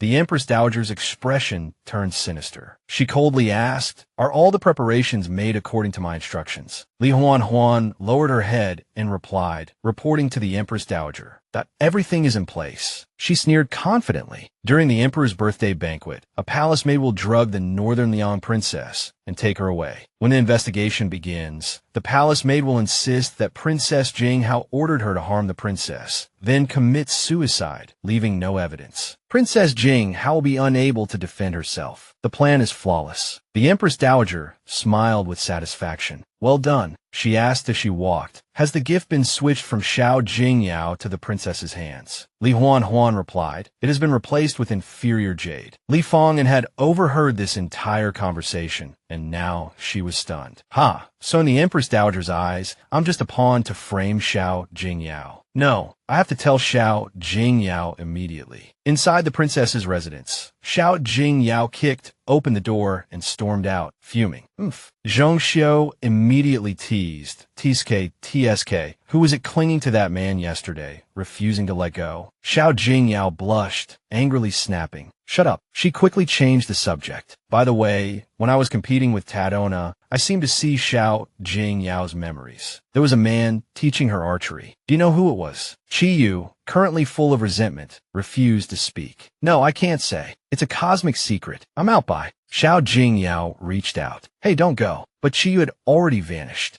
She was still standing there dumbfounded when a young eunuch entered and reported, Your Highness, Princess Fang, and has sent a letter. Xiao Jingyao was puzzled. Why would she write to me? She casually took the letter, unfolded it, and saw the neat handwriting inside. The Empress Dowager has switched your gift and is plotting against you. Be careful. After reading the letter, Xiao Jingyao's mind cleared. It seems saving her wasn't in vain. She's even sending me intel. She then asked, Is the messenger still here? Xiao Shensi replied, Yes. Xiao Jingyao waved her hand. Bring him in. She then whispered a few instructions, and Xiao Shensi immediately replied, Yes, I'll go pass on a message right away. She added, Oh, and what about the embroidery thread and fabric I asked you to buy? I plan to embroider something for fun when I'm free. Xiao Shensi replied, I remember, Your Highness. A while later, Xiao Jingyao was alone in her room when Di Lin Yuan slowly walked in. She was so engrossed in her embroidery that she didn't notice him. Di Lin Yuan gazed at her tenderly, thinking, Moo is so beautiful. Even embroidering looks better when she does it. A gentle breeze suddenly blew, ruffling her hair. Xiao Jingyao was about to raise her hand to smooth her hair when she noticed a man's hand brushing it back for her. She looked up in surprise. Imperial uncle, what are you doing here? Di Lin Yuan calmly replied, just came to see you. He casually sat down beside her and asked, is this a birthday gift for the emperor? Xiao Jingyao replied, yes. Giving jade is too common. I plan to embroider a landscape painting for the emperor to enjoy. Di Lin Yuan asked with a hint of jealousy, does Moo know when my birthday is? She froze, quickly calling out in her mind, Chi Yu come out. When is this guy's birthday? Chi Yu popped out, teasing, even his mother doesn't know. How would I? Xiao Jingyao was exasperated. Then what good are you? She asked awkwardly, ahem, Imperial uncle, you're not checking my birthday, are you? Di Lin Yuan replied directly, June 9th. She was shocked. No way. Xiao Jingyao's birthday is the same as mine. Di Lin Yuan seized the opportunity to coax her. Shouldn't Moo be punished for not remembering my birthday? She understood what he meant, but still feigned ignorance. How should I be punished? At that moment, a passionate French kiss descended upon her. A few days later, inside the Taihe Palace, the officials and the emperor chanted in unison, we, your subjects, respectfully greet your majesty. May your majesty's fortune be as vast as the eastern sea, your lifespan as long as the southern mountains. Long live the emperor, 10,000 years, 10,000 years, 10,000 years. The emperor sat upon the dragon throne and majestically declared, rise, my subjects. The officials replied in unison, thank you, your majesty. This is a gift to celebrate your majesty's longevity. I specially prepared this gift for you, wishing the emperor of dongling blessings as vast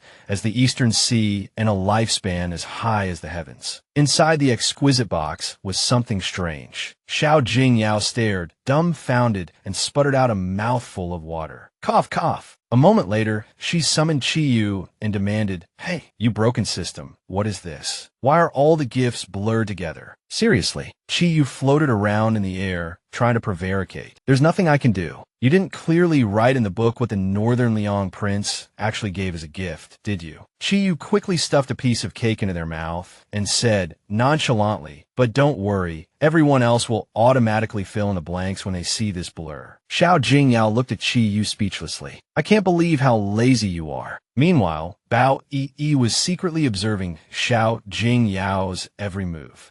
What's the use of being pretty? I'll make her lose face one day. So, Bao Yi stood up and began her plan. Although my brother has already presented his gift, I, Bao Yi, would also like to offer a dance for His Majesty, wishing him 10,000 years of happiness and good health. She spoke gracefully. I hope His Majesty will permit me. The emperor nodded his consent. She began to perform. Her graceful dance and elegant figure made Bao Yi particularly eye-catching. Zhong Xiu, who had been watching intently, couldn't help but blurt out, TSK, TSK, not bad at all. Zhong Yang happened to hear this, and the wine cup in Zhong Xiu's hand was suddenly snatched away. It turned out Zhong Yang was worried that his fourth brother had drunk too much and gently reminded him, drink less. Zhong Xiu started to grumble, fifth brother, you're wrong. How can one appreciate such a beautiful girl dancing without some fine wine? Zhong Yang helplessly face-palmed and drank the wine in the cup in one gulp. Zhong Xiu was stunned and felt a pang of regret. Hey, my wine. After finishing the wine, Zhong Yang got up and left his seat. Zhong Xiu rubbed his forehead, looking puzzled. He drank my wine and got angry. What's going on? Being an older brother is so tiring. I'd better go check on him. Despite saying this, he still got up and followed him out. Xiao Jingyao saw all of this. She rested her chin in her hand, a smile playing on her lips. Last time, it was the fifth prince who insisted on dragging the fourth prince into solving a case dressed as women. Now look, he's getting jealous.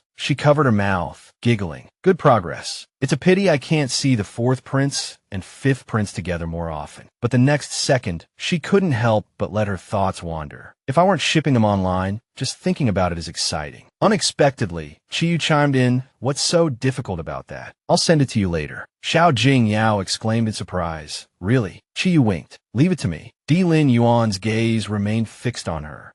He gritted her teeth in anger. Is there something wrong with the national teacher's eyes? I danced right in front of him, and he didn't even glance at me. She seethed with jealousy, plotting, if he likes watching Xiao Jingyao, then I'll make her lose face and let him have a good look. After the dance, the emperor praised, your dance was excellent. Bao Yi replied respectfully, you flatter me, your majesty. Immediately afterward, Bao Yi directly targeted her. I heard that Princess Jing Yao once practiced dancing all night for a certain man. I presume her dancing skills are even better than mine. I wonder if I would be fortunate enough to witness the elegant style of your country's princess today. Bao Yi thought smugly. Xiao Jingyao is tone deaf when she sings. Her dancing must be awful too. Who could stand it? It definitely can't be better than mine. Xiao Jingyao, who had been called out, had no choice but to stand up. Since Princess Bao Yi of Northern Liang has so graciously invited me, I can only accept. She responded calmly. Let's give it a try. Xiao Jingyao readily agreed, making Bao Yi suspicious. She actually dared to agree. Xiao Jingyao stepped forward and said calmly, Princess Bao Yi, you said one thing wrong. She corrected her calmly. This princess has never learned to dance for any man. I simply enjoy it. With that, Xiao Jingyao closed her eyes, her slender fingers touching her cheek. As the melodious music started, she began to dance gracefully. Xiao Jingyao looked towards a certain direction with a smile. Di Lin Yuan returned her gaze. She extended her hand towards him, and Di Lin Yuan immediately understood. Is she inviting me to dance? He smiled, took her hand, and stood up, teasing Moo,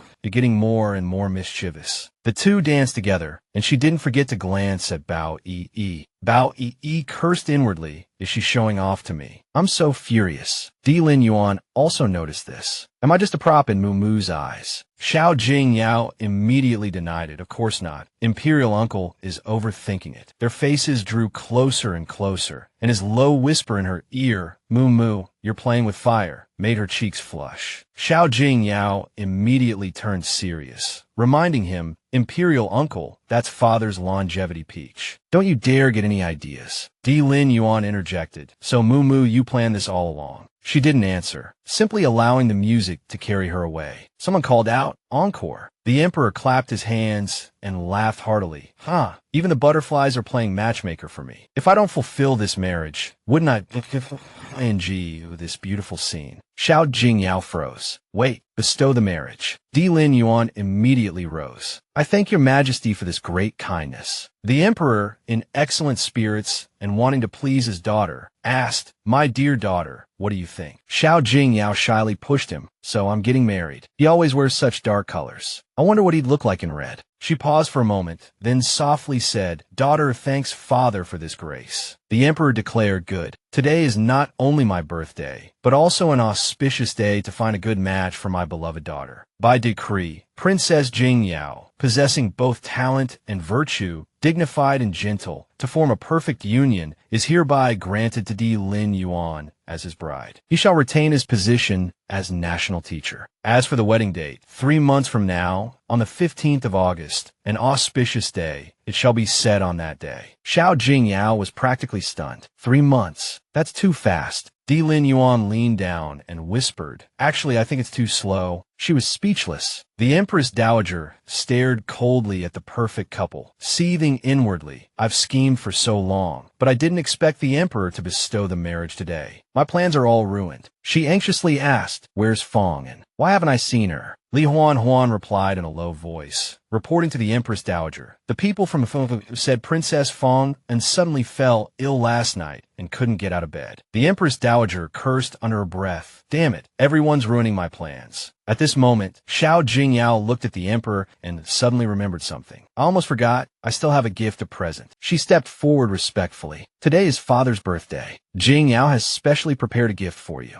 The emperor's spirits lifted at once. Oh, then I must have a good look. 2 eunuchs carried forward the piece she had meticulously embroidered. This is 1,000 li of rivers and mountains that your daughter embroidered herself. I wish father a long and prosperous life, and that the Dongling dynasty will last forever. The embroidery was presented, and everyone had a clear view. The Empress Dowager frowned and snapped. Why is it embroidery? Wasn't it said that it was changed to a cheap painting? Li Huan panicked. This old servant doesn't know what happened. The emperor sat down and asked, "Did you embroider this yourself?" Xiao Jingyao answered truthfully, "Yes, father. I embroidered this painting for several months. I hope father likes it." Di Lin Yuan added, "I can attest that this painting was indeed embroidered by Jingyao herself." The emperor, half joking and half praising, said, "Di Lin Yuan, you're already protecting her like this before you've even married her. Once you're married, won't you spoil her to the heavens?" Di Lin Yuan naturally replied, "I will continue to strive and will certainly not disappoint your majesty's trust." The emperor laughed so hard his eyes crinkled. "I'll remember your words, Lin Yuan." Xiao Jingyao became even more shy. Seeing her embarrassment, her imperial uncle couldn't help but laugh. The banquet ended, and the two couples left together. Jiang Wanwan spoke first. "Time flies. You hadn't even reached your coming-of-age ceremony when I first married in, and now you're getting married. I'm truly happy for you, that you found your lifelong love." Xiao Jingyao blushed. "Sister-in-law, don't say that. You and elder brother Crown Prince are the true match made in heaven." Hearing this, Jiang Wanwan's expression changed, and she lowered her voice. "A match made in heaven. I used to think so too." She closed her eyes, her expression gloomy. "Now it seems I was the only one who thought so." Xiao Jingyao immediately became inquisitive. "Sister-in-law, have you and elder brother Crown Prince had a falling out?" Jiang Wanwan wiped the tears from the corners of her eyes. Her expression hurt. "There have always been problems, but I chose to ignore them." Xiao Jingyao immediately declared, "Imperial sister-in-law, don't be sad. Although I don't know what happened between you and Imperial brother, I'll always be on your side." Jiang Wanwan sniffed. "You must think I'm ridiculous, Yao Yao. Today is His Majesty's joyous occasion, yet I'm here dampening the mood. I really shouldn't be." Reaching the carriage, Xiao Jing Yao had to say goodbye. "It's all right. I'll go first. Safe travels, sister-in-law." The crown prince only then noticed something was amiss with her. He offered, "I'm heading back to the Eastern Palace as well. Let me escort you." But Jiang Wanwan refused. "I have my own carriage. Don't trouble yourself, your highness." Gazing at her slender back, the crown prince thought, "Is she blaming me for always being so cold to her?" Back in Ning Palace, the Empress Dowager lay in bed cursing, viciously muttering, "Your mother, Consort Xiao, died by my hand, and you will die by my hand too." As she spoke, she poked a cloth doll with her finger. "I want all of you, the entire royal family." It turned out this doll was specially made to curse Xiao Jingyao. "You will all pay for my Jean heir's life." Suddenly, a cold gust of wind blew in through a crack in the window. The candle flame was extinguished, plunging the room into darkness. The Empress Dowager asked in a panic, "Who's there?" Her eyes widened in terror as the faint figure of a woman in red appeared. The Empress Dowager's voice became even more frantic.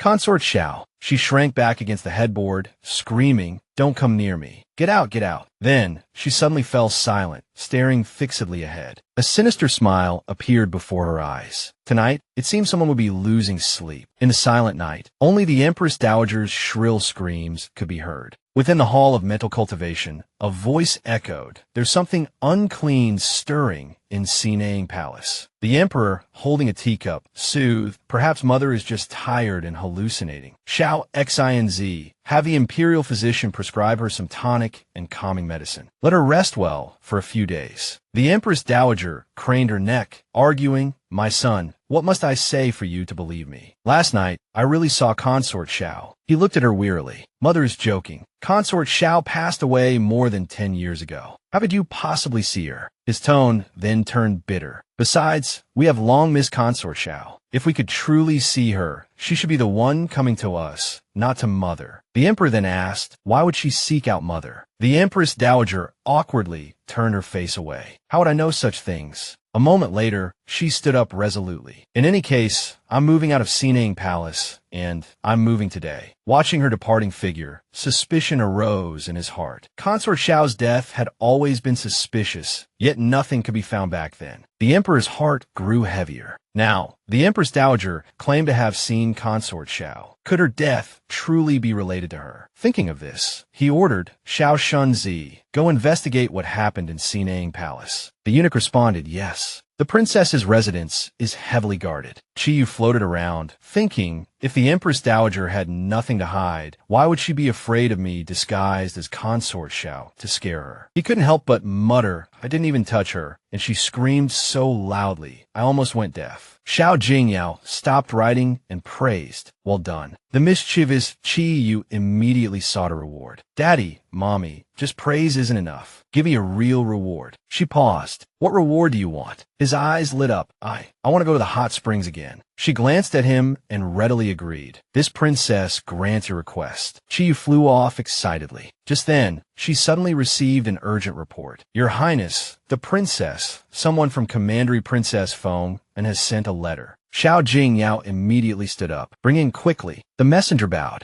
This servant greets the princess. Xiao Muji presented the letter. The Commandery Princess instructed this servant to deliver this letter. She raised an eyebrow, examining him closely. This person's hands didn't look like a servant's, but rather like those of a pampered young lady. Perhaps he noticed her scrutiny and quickly lowered his head. She smiled gently. It really is her. Then Xiao Jingyao lifted her chin and asked, this young servant I haven't seen before. What's your name? He nervously replied this. This one is called Xiao Muji. She repeated the name silently in her mind. Xiao Muji. Then Xiao Jingyao began to tease. This princess thinks Xiao Muji's beard is quite nice. How about you pluck a couple of hairs for me to play with? As she said this, she actually reached out. Xiao Muji quickly covered his mouth. He was both angry and exasperated. You, Xiao Jingyao, just kept giggling. Xiao Muji asked doubtfully, you recognized me long ago. She laughed even louder. Ha ha ha. With your little tricks, you still thought you could fool me. He snatched his fake beard back angrily. Give it back. She simply asked directly, tell me what's the matter. Xiao Muji blushed and pulled out an exquisite jade pendant. I heard the emperor bestowed marriage upon you and the national teacher. This is a gift for you. Congratulations. Xiao Jingyao beamed. Thank you. Xiao Muji pressed the gift into her hand. You're welcome. Since you've accepted my gift, you have to answer one question for me. She asked, what question?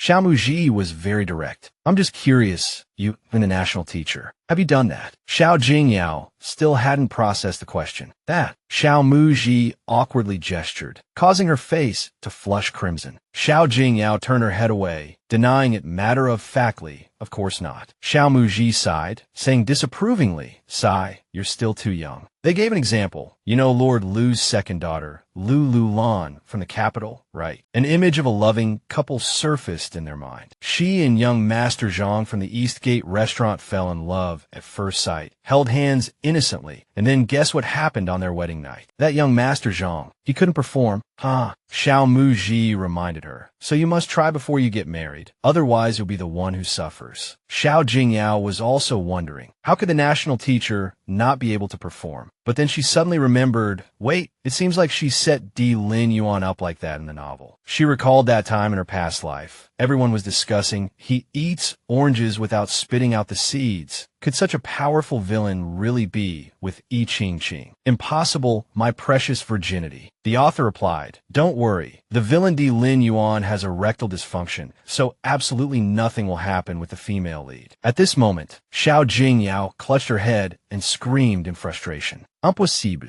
Seeing her distraught appearance, Xiao Muji asked with concern, Your Highness, are you all right? Just then, someone announced the national teacher's arrival. Di Lin Yuan asked, where's the princess? The eunuch immediately replied, inside, Your Excellency, please. The national teacher entered the hall. Xiao Jingyao had no choice but to order, you may leave now. Xiao Muji bowed their head and said, yes, Your Highness. Di Lin Yuan glared coldly at them, making Xiao Jingyao even more nervous. Don't let him discover anything. As she was thinking, her chin was suddenly lifted. Di Lin Yuan approached like a walking vinegar jar. Is he more handsome than me? She hadn't reacted yet and blurted out subconsciously, Looking at his serious face, she laughed inwardly. He's jealous. Xiao Jingyao reached out and wrapped her arms around Di Lin Yuan's neck, coaxing him. How could that be? You're the most handsome. He gently lifted her up. Such sweet words. I'll forgive you this time. Xiao Jingyao looked at him, thinking that little problem of Di Lin Yuan's shouldn't be real, right? I just casually mentioned in the comment section, it shouldn't come true, right? Will it? Suddenly, a bold thought popped into her head. There's no use thinking about it now. Might as well try it out. Xiao Jingyao called out in a sweet voice, Imperial uncle, today. Then she gently nibbled his earlobe. He decisively pushed her away. Di Lin Yuan calmly warned, don't bite. She froze for a full 5 seconds. You pushed me away. Seeing her pale face, Di Lin Yuan asked, what's wrong? Your complexion is so poor. Xiao Jingyao waved her hand. Changing the subject, no nothing. Why did Imperial uncle come today? She was hit hard by reality. I want to cry. Is Di Lin Yuan really impotent? Someone cry for my pain. But now she could only put it aside for the time being. Within Ning Palace, a magnificent bedchamber was still brightly lit late at night. Li Huan reminded the Empress Dowager, it's getting late. Should we summon someone to attend to you? The Empress Dowager paced back and forth anxiously, asking, do you think Consort Xiao will come again tonight? Li Huan supported the Empress Dowager and comforted her, Your Majesty, you're overthinking it. That Consort Xiao was afraid of you when she was alive. She wouldn't dare cause trouble after death. But the next moment, a red shadow suddenly appeared by the window, making her freeze. Seeing her stop, the Empress Dowager asked, what's wrong? What did you see? Li Huan trembled. Your Majesty, Consort Xiao was wearing red when she died, right? The Empress Dowager was also frightened, but still forced herself to say, nonsense. She was clearly wearing white. Li Huan pointed forward, trembling. Teach, that's because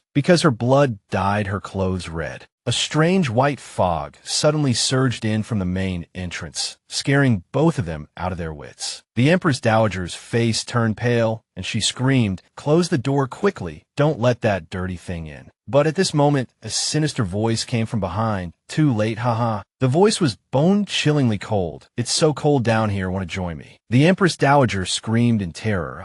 In an instant, the Empress Dowager had fainted on the ground. Li Huan knelt and begged for mercy. Consort Xiao, please spare my life. This servant had nothing to do with your death. Please let me go. Consort Xiao approached, sneering coldly. I can spare you, but you must expose the Empress Dowager's true face in front of the Emperor and tell him everything about the cause of my death. Li Huan's face turned pale with fright, and she quickly agreed, I'll tell everything. Half an hour later, the Emperor arrived at Sinang Palace. The Imperial physician was treating the Empress Dowager. He asked, how is the Empress Dowager? The Imperial physician reported, Your Majesty, the Empress Dowager has fainted from excessive shock. This minister has administered calming incense, and she will awaken shortly. At this moment, Li Huan suddenly spoke, her emotions out of control. Consort Xiao was killed by the Empress Dowager. The princess too. The Empress Dowager wants to harm the princess. She was raving on the ground. All of this was the Empress Dowager's order. It truly has nothing to do with me. Truly not. The Emperor looked puzzled. Mother, what is the meaning of this? The Imperial physician shook his head helplessly. This mama has also been frightened out of her wits. She keeps denying, it wasn't me. The Emperor ordered, regarding tonight's events, all of you are to keep silent. Withdraw. Understanding, the Imperial physician hastily retreated. Yes. At this moment, Di Lin Yuan walked in from outside, gave a meaningful glance to his subordinate, and reported, Your Majesty, this is the evidence this minister found in Mama Li's room. This poison originates from the western regions. Long-term consumption will lead to blood loss, extremely similar to Consort Xiao's symptoms, ultimately resulting in death. The Emperor held the poison bottle, blaming himself. No wonder no matter what, we couldn't determine the cause of Consort Xiao's death. It turns out it was a rare poison from the western regions. Just then, the Empress Dowager awoke, coughing. Your Majesty, the Emperor calmly questioned, Empress Dowager, do you have any explanation? The Empress Dowager weakly retorted, Your Majesty, what more do you wish to hear? Do I need to say anything more? He angrily questioned, you, as the Empress Dowager, and Consort Xiao was merely a concubine. What deep hatred did you have with her that you would resort to such vicious means to force her to her death? The Empress Dowager bitterly countered, I'm vicious. I'd like to ask you, do you remember how Ming Jin died? She covered her face, murmuring, back then, Ming Jin fell in love with her at first sight, but she loved you. The Empress Dowager's heart turned to ashes. After being rejected, Ming Jin coldly rushed to the battlefield. Who knew a living, breathing person would return a cold corpse? She suddenly jumped up, shouting, "If it weren't for Ming Jin dying on the battlefield, how would it have been your turn to sit on this throne? It's all your fault that my son died in the southern border. I want you to pay with your lives. I want all of you to pay with your lives for my son." The emperor shook his head and sighed. "Ah, so that's how it is. I truly didn't expect you would do such things. Because," he solemnly declared, "Consort Xiao did not kill Ming Jin, and neither did I. Ming Jin chose to go to war himself. All of this is because of you, Empress Dowager." At this moment, the Empress Dowager was stunned in disbelief. "Because of me?